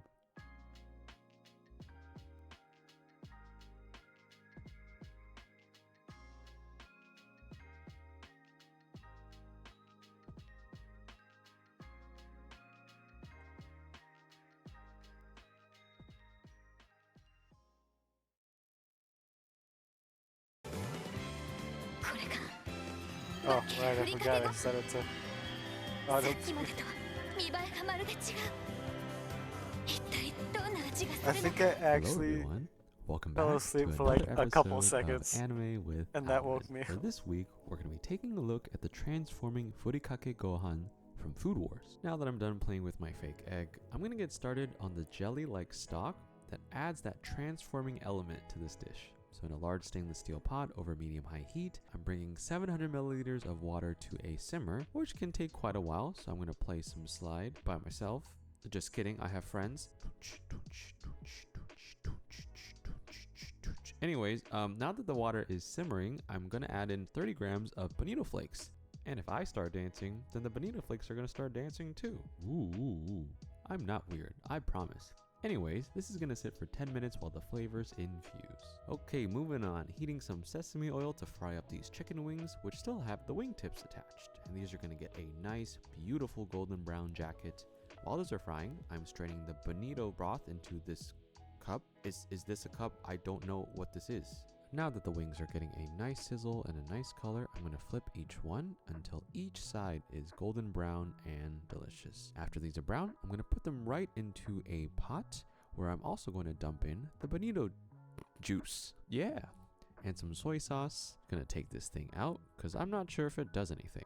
Just like my college degree, I'm going to add some sugar, some sake that is also good enough to drink. How would I know? I don't know, but this is some mirin. And some grated ginger. Ooh, that's a nice shot. Thanks, Brad. Giving these a stir with some chopsticks until things start smelling delicious. And watch until all those flavors just end up in this. This is a bowl. This is not a cup. This is a bowl. And these chicken wings, they're so delicious. They've been braising in all this stuff, and I'm eating all of these. 7 chicken wings later, I'm now back to skim off the scum off the top of this broth. This is actually a trick my dad used to do when he was growing up.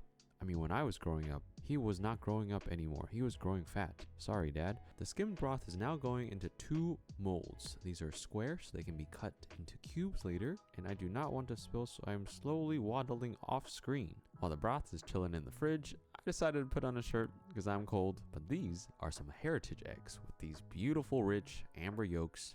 I'm adding some white sugar, whisking them with my chopsticks, because growing up in an Asian household, this is how you were taught to do it. These are going into a nonstick pan over medium-high heat with no oil or fat, just whisking them vigorously until these little curds form. Look at these little dudes. This is a scallion. This is me cutting the scallion into very, very thin slices for the garnish later. This is the stock we've chilled earlier. And it's not going well over here. Well, at least I have jelly number 2, right? I really hope this one comes out a little bit better. Oh no. Basically, I didn't reduce it enough, so our wonderful kitchen producer Kendall told me that gelatin is thermoreversible, so we reduced it further, chilled it, and we set it again. It's alright. I'll take this one. It's not going to get me into the elite 10, but hey, at least I'll be able to please the god tongue with this one. And look, little jiggly chicken soup cubes. I'm going to mix these with the eggs until they are nice and combined. And now for the moment of truth. Into a serving bowl, I'm spooning in some freshly steamed fluffy white rice, and finally pouring over the egg and soup mixture right on top. Some of those sliced scallions we cut earlier to finish, and watch it transform.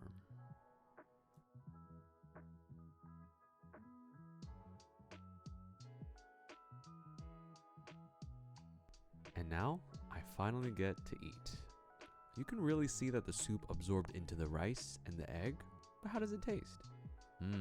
I like this, and I think the god tongue would too. It's sweet, It's salty, it's creamy, it's savory, it's comforting. I love everything about this. I'm gonna go over there and finish this because I think my clothes are about to start exploding pretty soon, and well, that's a different kind of anime.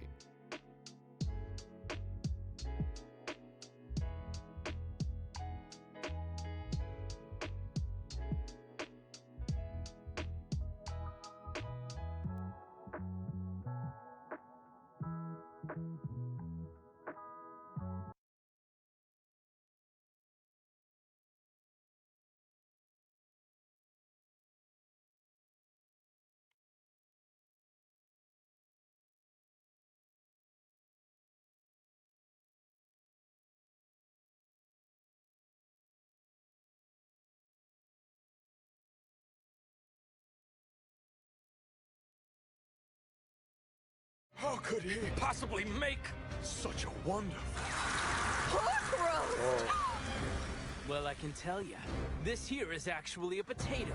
I wrapped it with some thick cut bacon I had for tomorrow's breakfast. It's what I call a pseudo pork roast. Did he say a potato? A pseudo? Pork roast? Hey, what's up guys? Welcome Wait, back he to wrapped a Anime with potato Alvin, in where bacon? today we're Well, going to be not taking a bacon, look but at the pork. Gotcha pork roast from Food Wars. This is a potato. This is my hands. This is a nice potato. I like this potato. Let's turn it into pork, little buddy. So to start, I'm going to cut these potatoes into pretty large chunks. You know, it doesn't have to be exact. I do not know how to measure potatoes, but these are some very, very large chunks. Now we're going to take a steamer basket, put it in a large stainless steel pot, fill it up with water, and get all these little potato buddies in there, because we're going to turn these into chunky mashed potatoes. Now, turning on the heat, get the water up to a simmer, and let these guys steam until they're completely tender, 15 to 20 minutes. Plenty of time to finally chop up an onion. My knife skills are definitely not as good as Yukihira Soma from the anime, but I will do my best. These are 2 king trumpet mushrooms, very fibrous to soak up the fat, which are notorious for power struggles. I'm the king, I'm the king, I will beat you and take your family. Anyways, I'm also going to give these a fine mince till they're really, really small, because we don't want big chunks of mushroom, we want a nice meat-like texture. After that, we're going to mince up 2 cloves of garlic. I'm putting them in a garlic press because I'm very lazy and I like machines when they can do my work for me. Now that your potatoes are steamed, I'm going to check them with a paring knife. Oh, no resistance when stabbed, just like me. And now we're going to take them off the heat. We're going to bring them to the worktop so we can put them on the table, let them cool off a bit because we're going to peel them. But I don't have all day to peel potatoes like, you know, some loser, so I'm just going to use what they do in the anime. So wave of the hand, all the potatoes are peeled. You're not a loser if you peel your potatoes with your hand. Sorry about that. After the potatoes are peeled, I'm going to transfer them into a large mixing bowl where I'm going to start to mash them. This is a Japanese wooden pestle made out of bamboo. Got it off Amazon. Works really well, just like Soma uses it in his recipe. Alright, now that these are mashed and chunky, I'm going to start cooking the mushrooms and the onions. A large carbon steel wok over high heat, a couple of tablespoons of butter. I like butter. And the mushrooms, oh sorry, these are actually onions. Now the mushrooms go in. I'm gonna stir fry these, get a nice color on the outside, and then we're gonna add the garlic and cook these until they get a nice brown color all around the outside. Great, now that they're all done, I'm gonna transfer this mixture into the potatoes, put on some gloves, because they look really cool with them on, sprinkle some salt from a very high altitude, and vigorously knead the mixture to develop the potato starch so that it gives it a firmer, more meat-like texture. And after that, I'm going to take a large sheet of saran wrap, put a big chunk of potato. This is now my potato baby. Wrap up the potato baby. I'm going to name this baby. You shall be called Bub. We're going to twirl Bub and roll him around onto the table until he looks like, wow, this looks like just a big potato now. Bub is a nice potato. Now Bub is going to go in the fridge. While Bub is chilling out, we're going to lay down 2 sheets of plastic wrap, onto which we're going to shingle some nice thick center cut bacon. Gently lay the strips of bacon down. So bacon is what's used in this recipe because Soma apparently only had bacon as the meat source because he went grocery shopping earlier that morning. So we're going to do the same. Approximately 5 by 9 should be the right shape for us. Oops, just kidding, I meant 8. And now Bub is fully chilled. We're going to slowly twirl him out. Sorry, Bub. And gently lay him down onto this bed of beautiful bacon. Just kidding, 7 by 5. I put too much bacon on this. And now the sides of bacon will be gently caressed onto Bub's face. Oh, this is a lot of bacon. Bub is a bigger baby than we thought, so we're gonna have to put another strip of bacon to seal up his butt to get Bub snug in a bacon rug, we're going to use a technique used in beef Wellington, which is using a plastic wrap and wrapping it taut around his small body. So Bub's headed into the freezer to set up for about 10 minutes, during which time we're going to lay out a couple lengths of butcher's twine, so once he comes out, we can tie him up like the bad boy he is. Now we're going to take him out and lay him gently on the bed of butcher's twine, so we can tie him up, very gently though. I'm not Christian Grey. We're tying it up just to keep the bacon in place, very loosely. If you want to learn how to tie a butcher's knot, watch a YouTube video. That's what I did. Gonna snip off these loose edges, don't want them getting all over the meat, and just a couple more knots, and we have a nice tied up Bub. Good job, Bub. So the next step is to bring in some rosemary, which we cut into little pieces, and slide them right underneath the butcher's twine. So it's gently caressing and perfuming the bacon. Nice. Now we're gonna put Bub into a 400-degree oven for around 30 minutes until the bacon is crisp and everything smells amazing. Wow. Now we're gonna let Bub rest for about 10 minutes, perfect amount of time to make a red wine sauce. Into a hot pan, we're gonna dump in 150 milliliters of a dry red wine, 75 milliliters of a sweet sake, and 10 milliliters of soy sauce. Give that a nice whisk until everybody is combined, and we're gonna let that reduce until it's a nice syrup. We're going to turn the heat all the way down. We're going to add some cold butter. This is called mounting the sauce. And we're going to whisk rigorously until the butter is emulsified and the sauce is glossy. And we're going to keep this warm until we're ready to use. Meanwhile, Bub is begging to be released from his knots, so I'm going to untie him and we're going to transfer him slowly onto a plate. Yatta! We're going to smother this all over with our red wine sauce. Ooh, that looks good. I need that. And to finish, we're going to garnish with a little bit of watercress, just to be healthy. And there you have it, the gotcha pork roast from Shokugeki no Soma. I'm going to cut them open, just take a look at that cross section. Ooh, look at that seam coming out. Ah yes, that looks just like the anime. Pretty cool. I'm going to cut into this and give it a try. Get some of that wine sauce all over the bacon. Oh, struggling a little bit. And it turned out really good. It didn't trick me into thinking it was pork, but I think it would make a great side for a steak dinner. And the red wine sauce really adds it. Dude, Alvin, what are you doing? It's 3 in the morning. What else? I'm cooking. You're in my house, man. But I made you a pork roast. Oh, if you made me a pork roast, I'm gonna try some, obviously. We'll address the whole how you got in here later. It's pretty good pork roast, dude. Gotcha. It's not pork, it's potatoes. Happy April Fools. Wow, yeah, you really fooled me. So do you have a key or something? Anyway, see you later, dude. Bye. Well, I'm certainly not going to let this delicious potato pork loaf go to waste. Not in my house.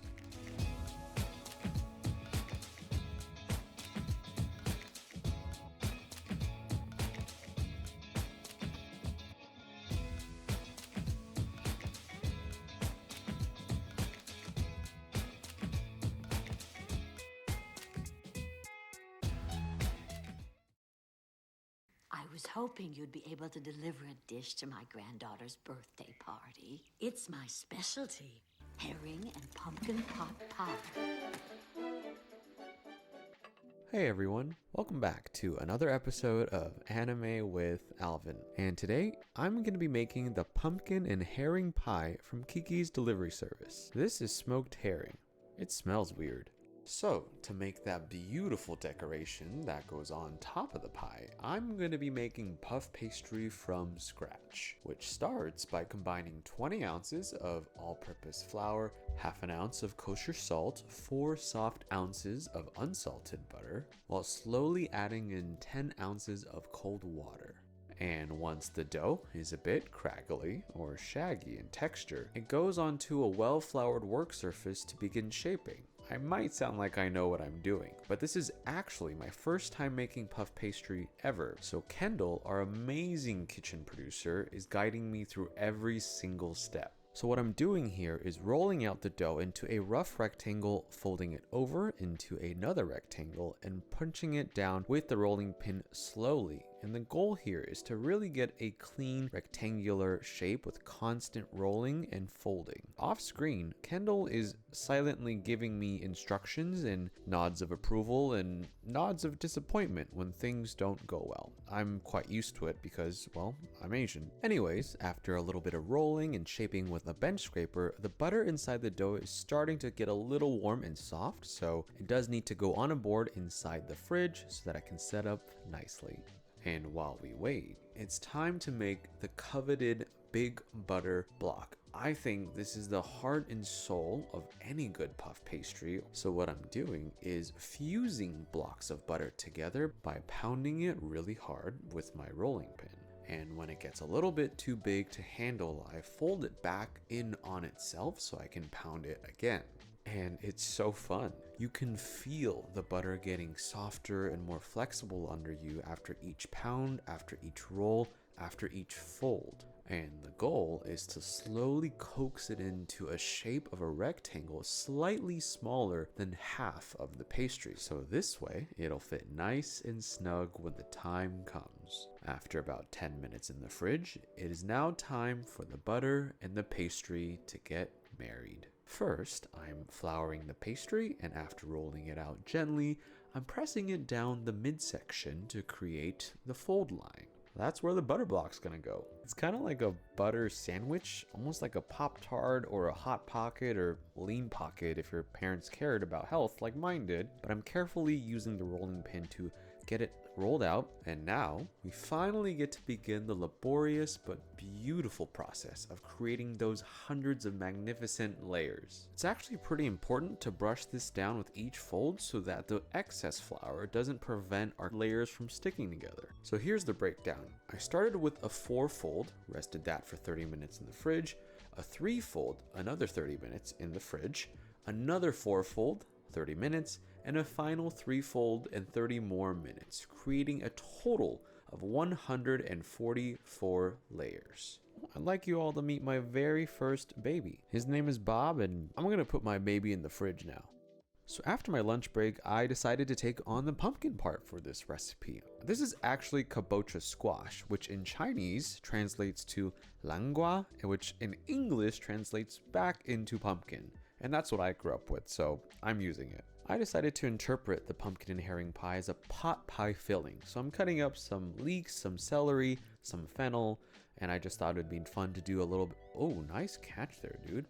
For the fennel, I made sure I took out the little bit of that hard triangular root near the base so it's easier to dice it up. Also, I did just get a new knife, so this was the perfect excuse to just chop a bunch of stuff up and feel really cool.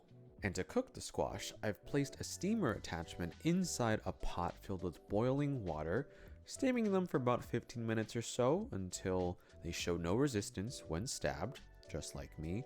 Now that they're done, these just hang out to the side and cool off. Well, we can't have a pumpkin and herring pie without herring. So after donning some protective measures, I'm carefully just tearing this into chunks. I do want to be able to have some of that texture in the final pie, but yeah, make sure you wash your hands after this. Now that the kabocha squash has cooled, we have to take the skins off, so taking a small petty knife, almost cutting it like a watermelon in the way that you kind of take the skins off so that we're left with those nice, soft, but still relatively firm chunks. And finally, it's time to cook the pot pie filling. So we're starting off with some butter, followed by the leeks that I washed in cold water and the rest of the vegetables that we had cut earlier. Really not trying to get these too cooked, but we definitely want to get a little bit of this color on the celery. And at this point, I'm adding 6 tablespoons of flour to coat all the vegetables evenly before adding the liquids. First of which is milk, and I'm slowly stirring it in to prevent clumping. This gives the pot pie filling that creamy texture that everybody likes. And then I thought it'd be fitting to use fish stock instead of chicken stock, because this is a pumpkin and herring pie. And now the most interesting part that I was looking forward to, putting in the herring itself and adding in some sage and rosemary that'll freshen things up a bit, hopefully lift the fish up, and some salt, some black pepper, and the pumpkin and herring filling is officially ready.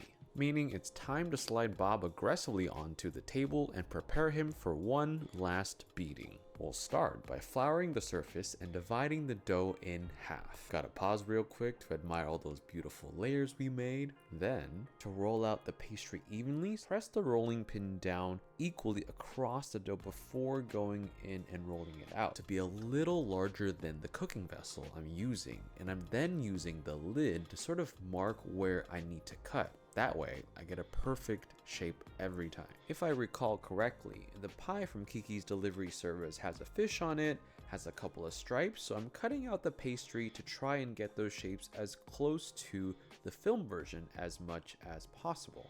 Shout out to my new knife. This is my third one so far this week. I've gone down quite a rabbit hole. Someone please get me out.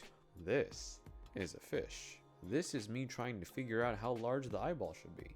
I'm gonna go to Google Images real quick. I'll be right back. So now, in a medium casserole dish, I'm spooning in the pumpkin and herring pie filling. I don't want the puff pastry to rise unevenly, so I'm trying to make sure that the filling is as smooth and as clean as possible. It's also pretty important that the pastry goes on a room temperature or cold filling so that it doesn't melt and change while it's in the oven.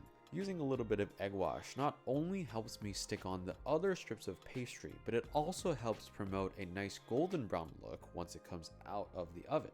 And finally, I get to place on my fish. So I'm being very careful not to disturb the other pastry strips that I've tried to put on, using egg wash as the glue and reassembling this fish's face. Hey, not bad if I do say so myself for a first time. Some steam vents to allow the steam to escape, some olives in, there we have it.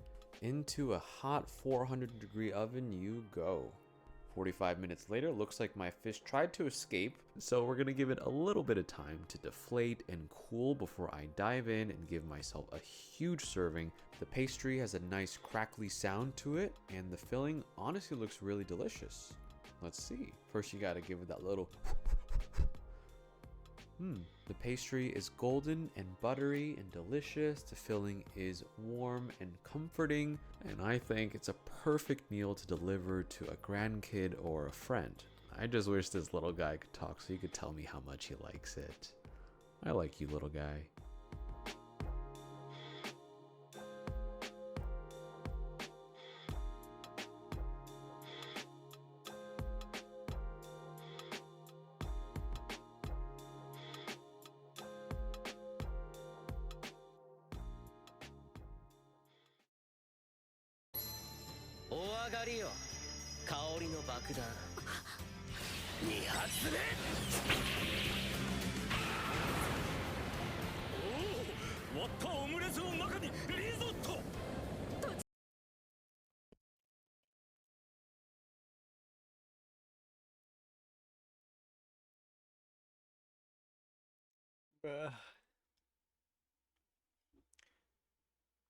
I'm so tired.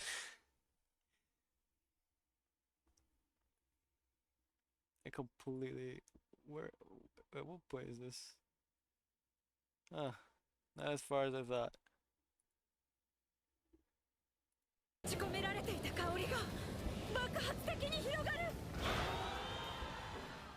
Hello there, welcome back to Anime with Alvin. Today, I'm gonna be making the curry risotto omurice from Food Wars. These are fake eggs. According to the show, this recipe has quite the number of components, one of which is a beef broth from scratch. I'm cutting up some onions, some carrots, and throwing in some beef neck and knuckles. There's a lot of fat, connective tissue, collagen, and flavor in these bones that's gonna make the broth taste really good. Next, a couple slices of ginger and a bouquet garni, cause why not? Freshen things up a bit, you know? There's a lot of stuff in this pot. After filling this to the top with water, I'm gonna let it simmer for quite a bit so that the flavors can come out and intensify.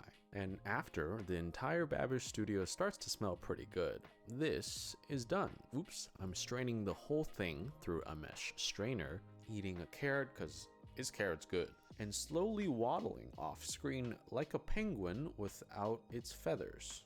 Next up, I'm gonna make a mango chutney for... Hey! Who put this here? Get that out of here. This ain't that kind of anime. Starting with a couple of ripe, juicy mangoes, cutting along the seed to take those two big edges and slide them against the walls of a bowl. This helps the flesh come out in one smooth piece. Bloop. After taking the mangoes out of their little sweaters, I'm cutting them up into a fine dice, almost like an onion, so to speak. Now that the mangoes are done, I'm also taking these apples and aggressively undressing them with a peeler. And the apples also get a pretty fine dice as well. This way, it helps the apple cook evenly alongside the mango in their little pot of doom. Onto the banana. The banana gets a nice little, this is just a chop. Okay.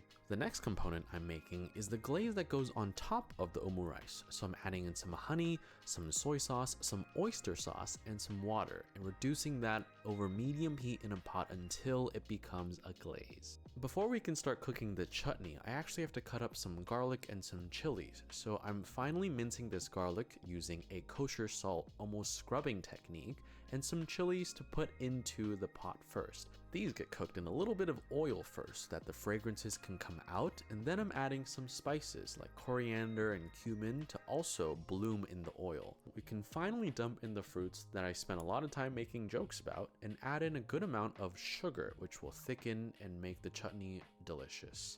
This smells so good. When the glaze is correctly reduced and finished, it should barely come together after being spread apart in the bottom of a pan. And now, this will sit aside for garnishing. So to get the quote-unquote risotto started, I have to cut up some onion and saute in a little bit of butter. And once everything smells great, in goes a good amount of ground beef till it gets nice and brown with the onions. And the curry comes from a custom curry powder that we actually made in-house. You can find lots of recipes online, but adding that with the beef and the onions, it just smells really, really delicious. Some seasoning just to make sure this tastes good. And after that, the beef is ready to take on one of its good friends, arborio rice, which is a very commonly used rice in risotto. I really like cooking the rice with the beef without any liquids so that it gets a kickstart on the flavor before we add in our homemade mango chutney from earlier. We add in the beef stock, and I'm pretty sure this is the scientific definition of Flavor Town. Population 1, that's me. Even though this isn't a traditional risotto, I'm still adding the liquid bit by bit and stirring until it reduces and becomes nice and creamy. Little check for seasoning and oh, that's hot. Oh, that's hot. I could use a little bit of seasoning, so after some salt and some pepper and one off-camera QC check, and this quote-unquote risotto is ready for its final cheese bath. Some grated Parmesan cheese in, slowly getting, oh, definitely gotta take some for myself. And once that's all mixed in and it's nice and creamy and delicious, one more QC check, cause, you know, why not? But man, this stuff's good. While the rice cools down, I'm cracking a couple of eggs to make the omelet part of the omelet rice. I'm feeling a bit lazy today, so I'm using an immersion blender to do the work for me, blending in a little bit of cream and milk to give the omelet a nice fluffy creamy texture. This is the tricky part. It has to go into a non-stick pan over medium-high heat until the curds just begin to set a little bit, and then you stop, you don't touch it. And I'm slowly unmolding my risotto from a semi-football shaped metal thing and carefully positioning it in the middle of this barely set egg mixture. And the goal here is to gently fold the egg blanket around the risotto baby and slowly invert him onto a plate. And voila, after a little bit of post shaping and some glaze drizzles across the belly of this egg child, we've created a nice beautiful crosshatch pattern for which to finish things off. A little parsley leaf in the corner, and this is done. A fusion of curry, risotto, omu rice, probably really offensive to a lot of people. But my only question is, how does it taste? Would this get me first place in a cooking competition? Ooh, this is really good.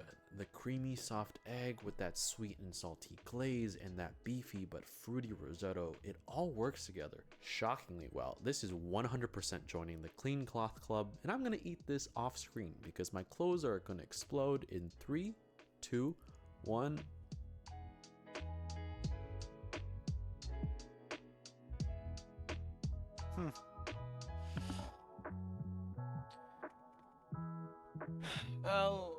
I'll still catch up with the exercises and everything, but I still don't.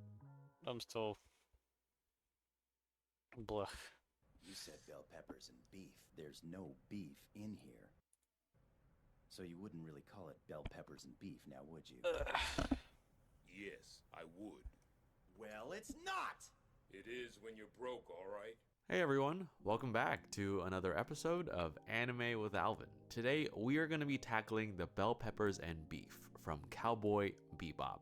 I'm not sure who keeps arranging my food like this, but the first thing I'm gonna do is cut these bell peppers into thin little strips.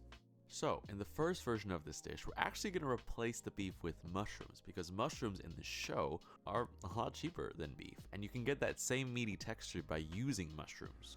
And for the stir fry sauce, I'm combining together 3 tablespoons of oyster sauce, a half tablespoon of cornstarch, 2 teaspoons of Shaoxing rice wine, and 1 tablespoon of soy sauce. And that'll be the sauce for our stir fry.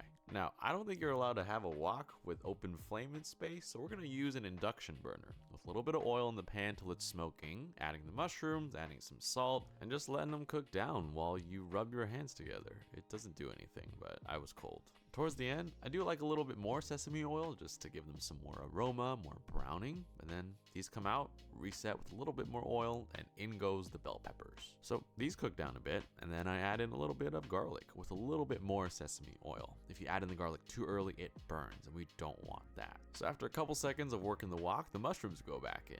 Mix them around, cook them around for a little bit, and then we can finally put some sugar, which I like to add for flavor, and a little bit of the sauce we made earlier. And this is where things get fun. Everything's smoking, blazing, quickly moving, steam's going in your face, everything's smelling super good. And that's the beauty of wok cooking. Everything comes together really quickly, and it's awesome. Even though we're not even using an open flame, I'm pretty happy with how this one turned out. And so this is our first version of the bell peppers and beef, but with mushrooms instead of beef. Let's take a bite, see how it is. Ooh, oh, this is good. I would actually make this and eat the whole thing on a day-to-day basis, which I'm gonna do right now. But we should probably try this with actual beef. So this is some flank steak. I'm cutting them into little thin strips to match the bell peppers. And I'm gonna warm up my hands over the wok because I get cold kind of easily. Same treatment as before though. A little bit of oil to get the pan smoking hot. In goes the beef. And this is an induction burner, so we're not gonna get massive amounts of heat, which is why there's water at the bottom of this pan.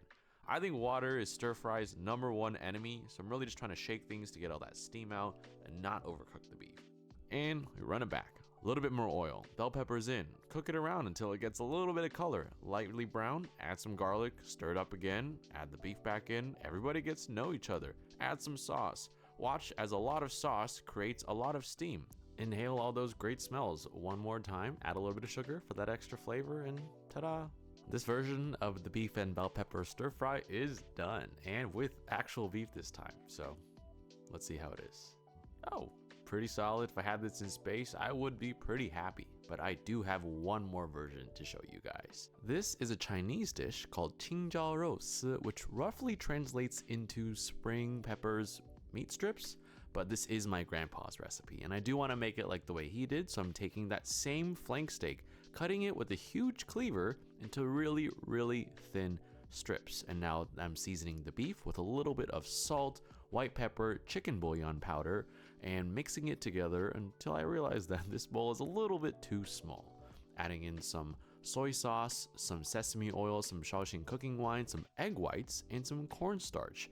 And this, when you mix it together, creates an almost flavor shield around the beef. And if you can see, I'm mixing this pretty rapidly with chopsticks to try and aerate and almost fluff up this mixture. These are longhorn peppers, not the same as the green bell peppers, but they are what my grandpa used to use. They're very spicy, and I'm cutting them on a diagonal into very thin strips. After that, I'm gonna make a quick cornstarch slurry with a little bit of chicken stock and some cornstarch, and now we are off to the races, which means we are going to go outside where it is absolutely freezing. I've been wearing a hat this whole time, but we do have a nice, beautiful open flame, which will emulate what real wok cooking should be like. So after getting that oil smoking, I'm gonna cook these longhorn peppers for under a minute, just so that they get a little bit of color.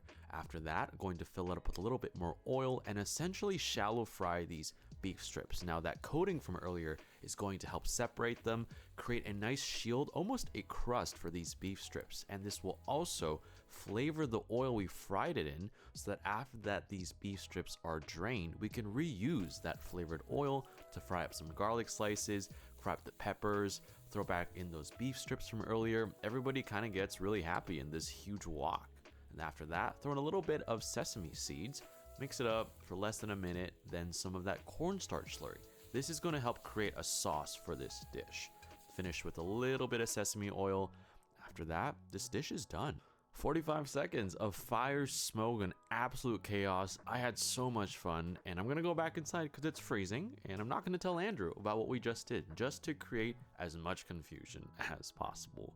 But I'm very proud to present my version of Qingjiao. There's probably things I could have done better, but I do hope I made my grandpa proud.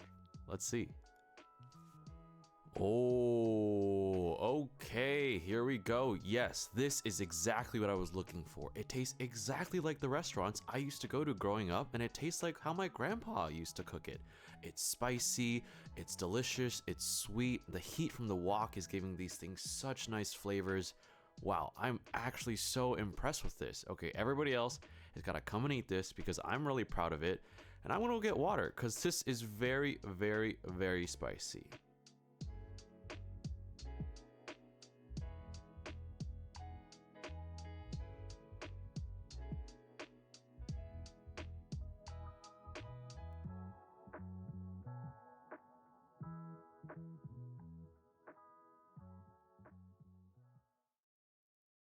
めぐみ、これ持ってて。これを菊水庵菊福。仙台名物超うまい。僕のおすすめはずんだ生クリーム味。この人。Alright. I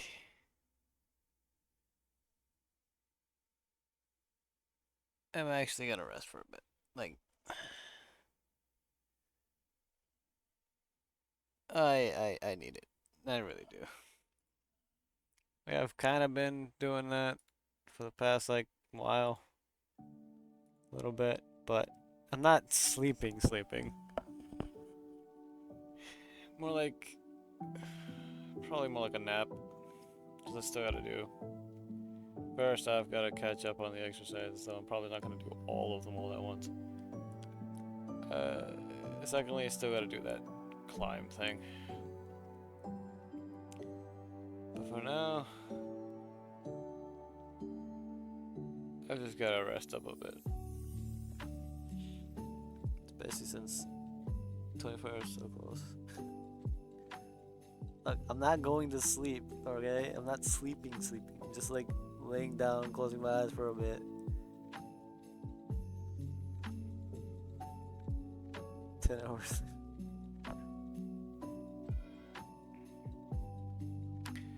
I'm keeping my headset on, that way, one, I still hear sound. Which is what kept me last time from just straight up actually falling asleep. Just because that means anytime like the, I guess the quote unquote like sleep cycle stops going in deeper and just kind of lets up a bit, it just automatically, oh wait, there's sound, what is this? And then brain starts waking up a little bit. Look, I'll be fine, okay? I'll be fine. Anyway, I'll see y'all in a bit.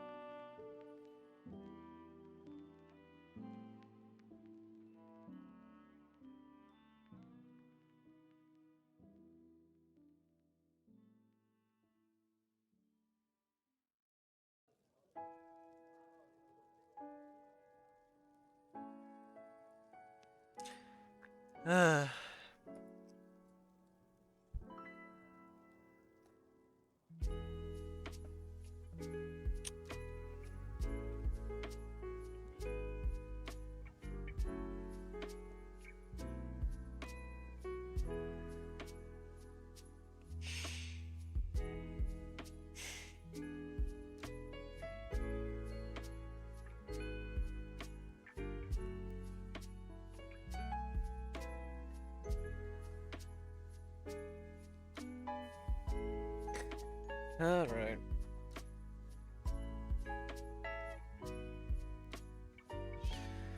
I think it's about time I start. I still have to do it. I have to. Said I would.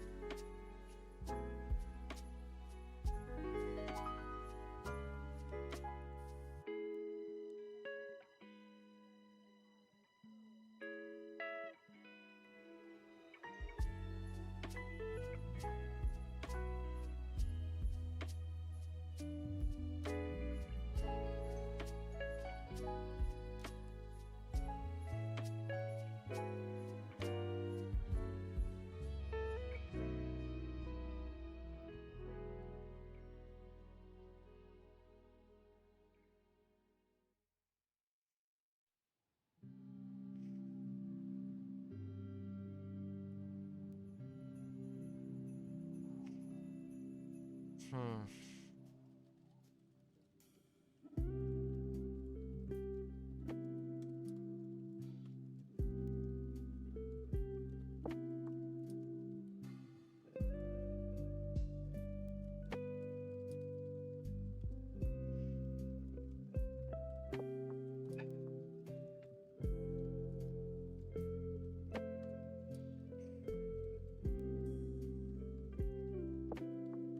Man, of course people had to just not listen. And redeemed exercise. I just looked through and then I saw all of them.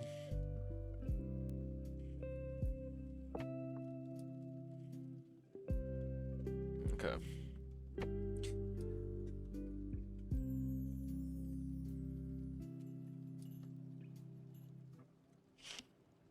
I got started on those just to make myself up again.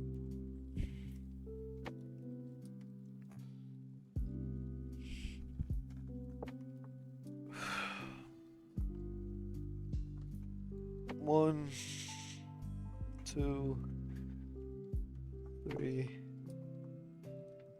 4,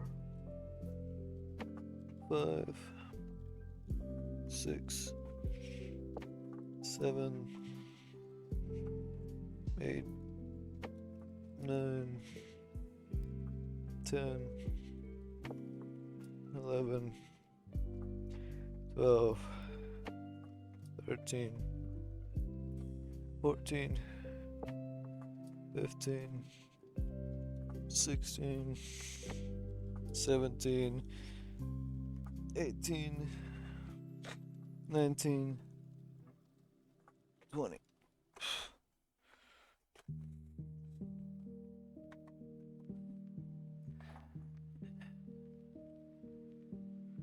Literally hasn't even been that long.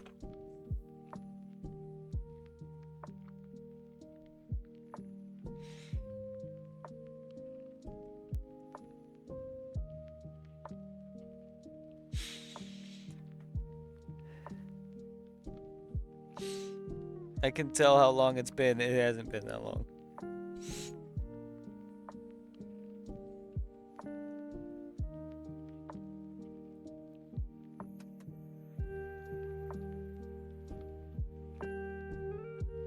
Yeah, that it wasn't that long. Compared to how long I've been streaming, it wasn't that long. Okay, let's see. It wasn't that long. I'm looking. It wasn't that long. It was just what? Free. What? Play through it. What? I said I'm gonna send you a game to play. What? Check your Discord. It is free and it takes like 10 minutes to install. What is this?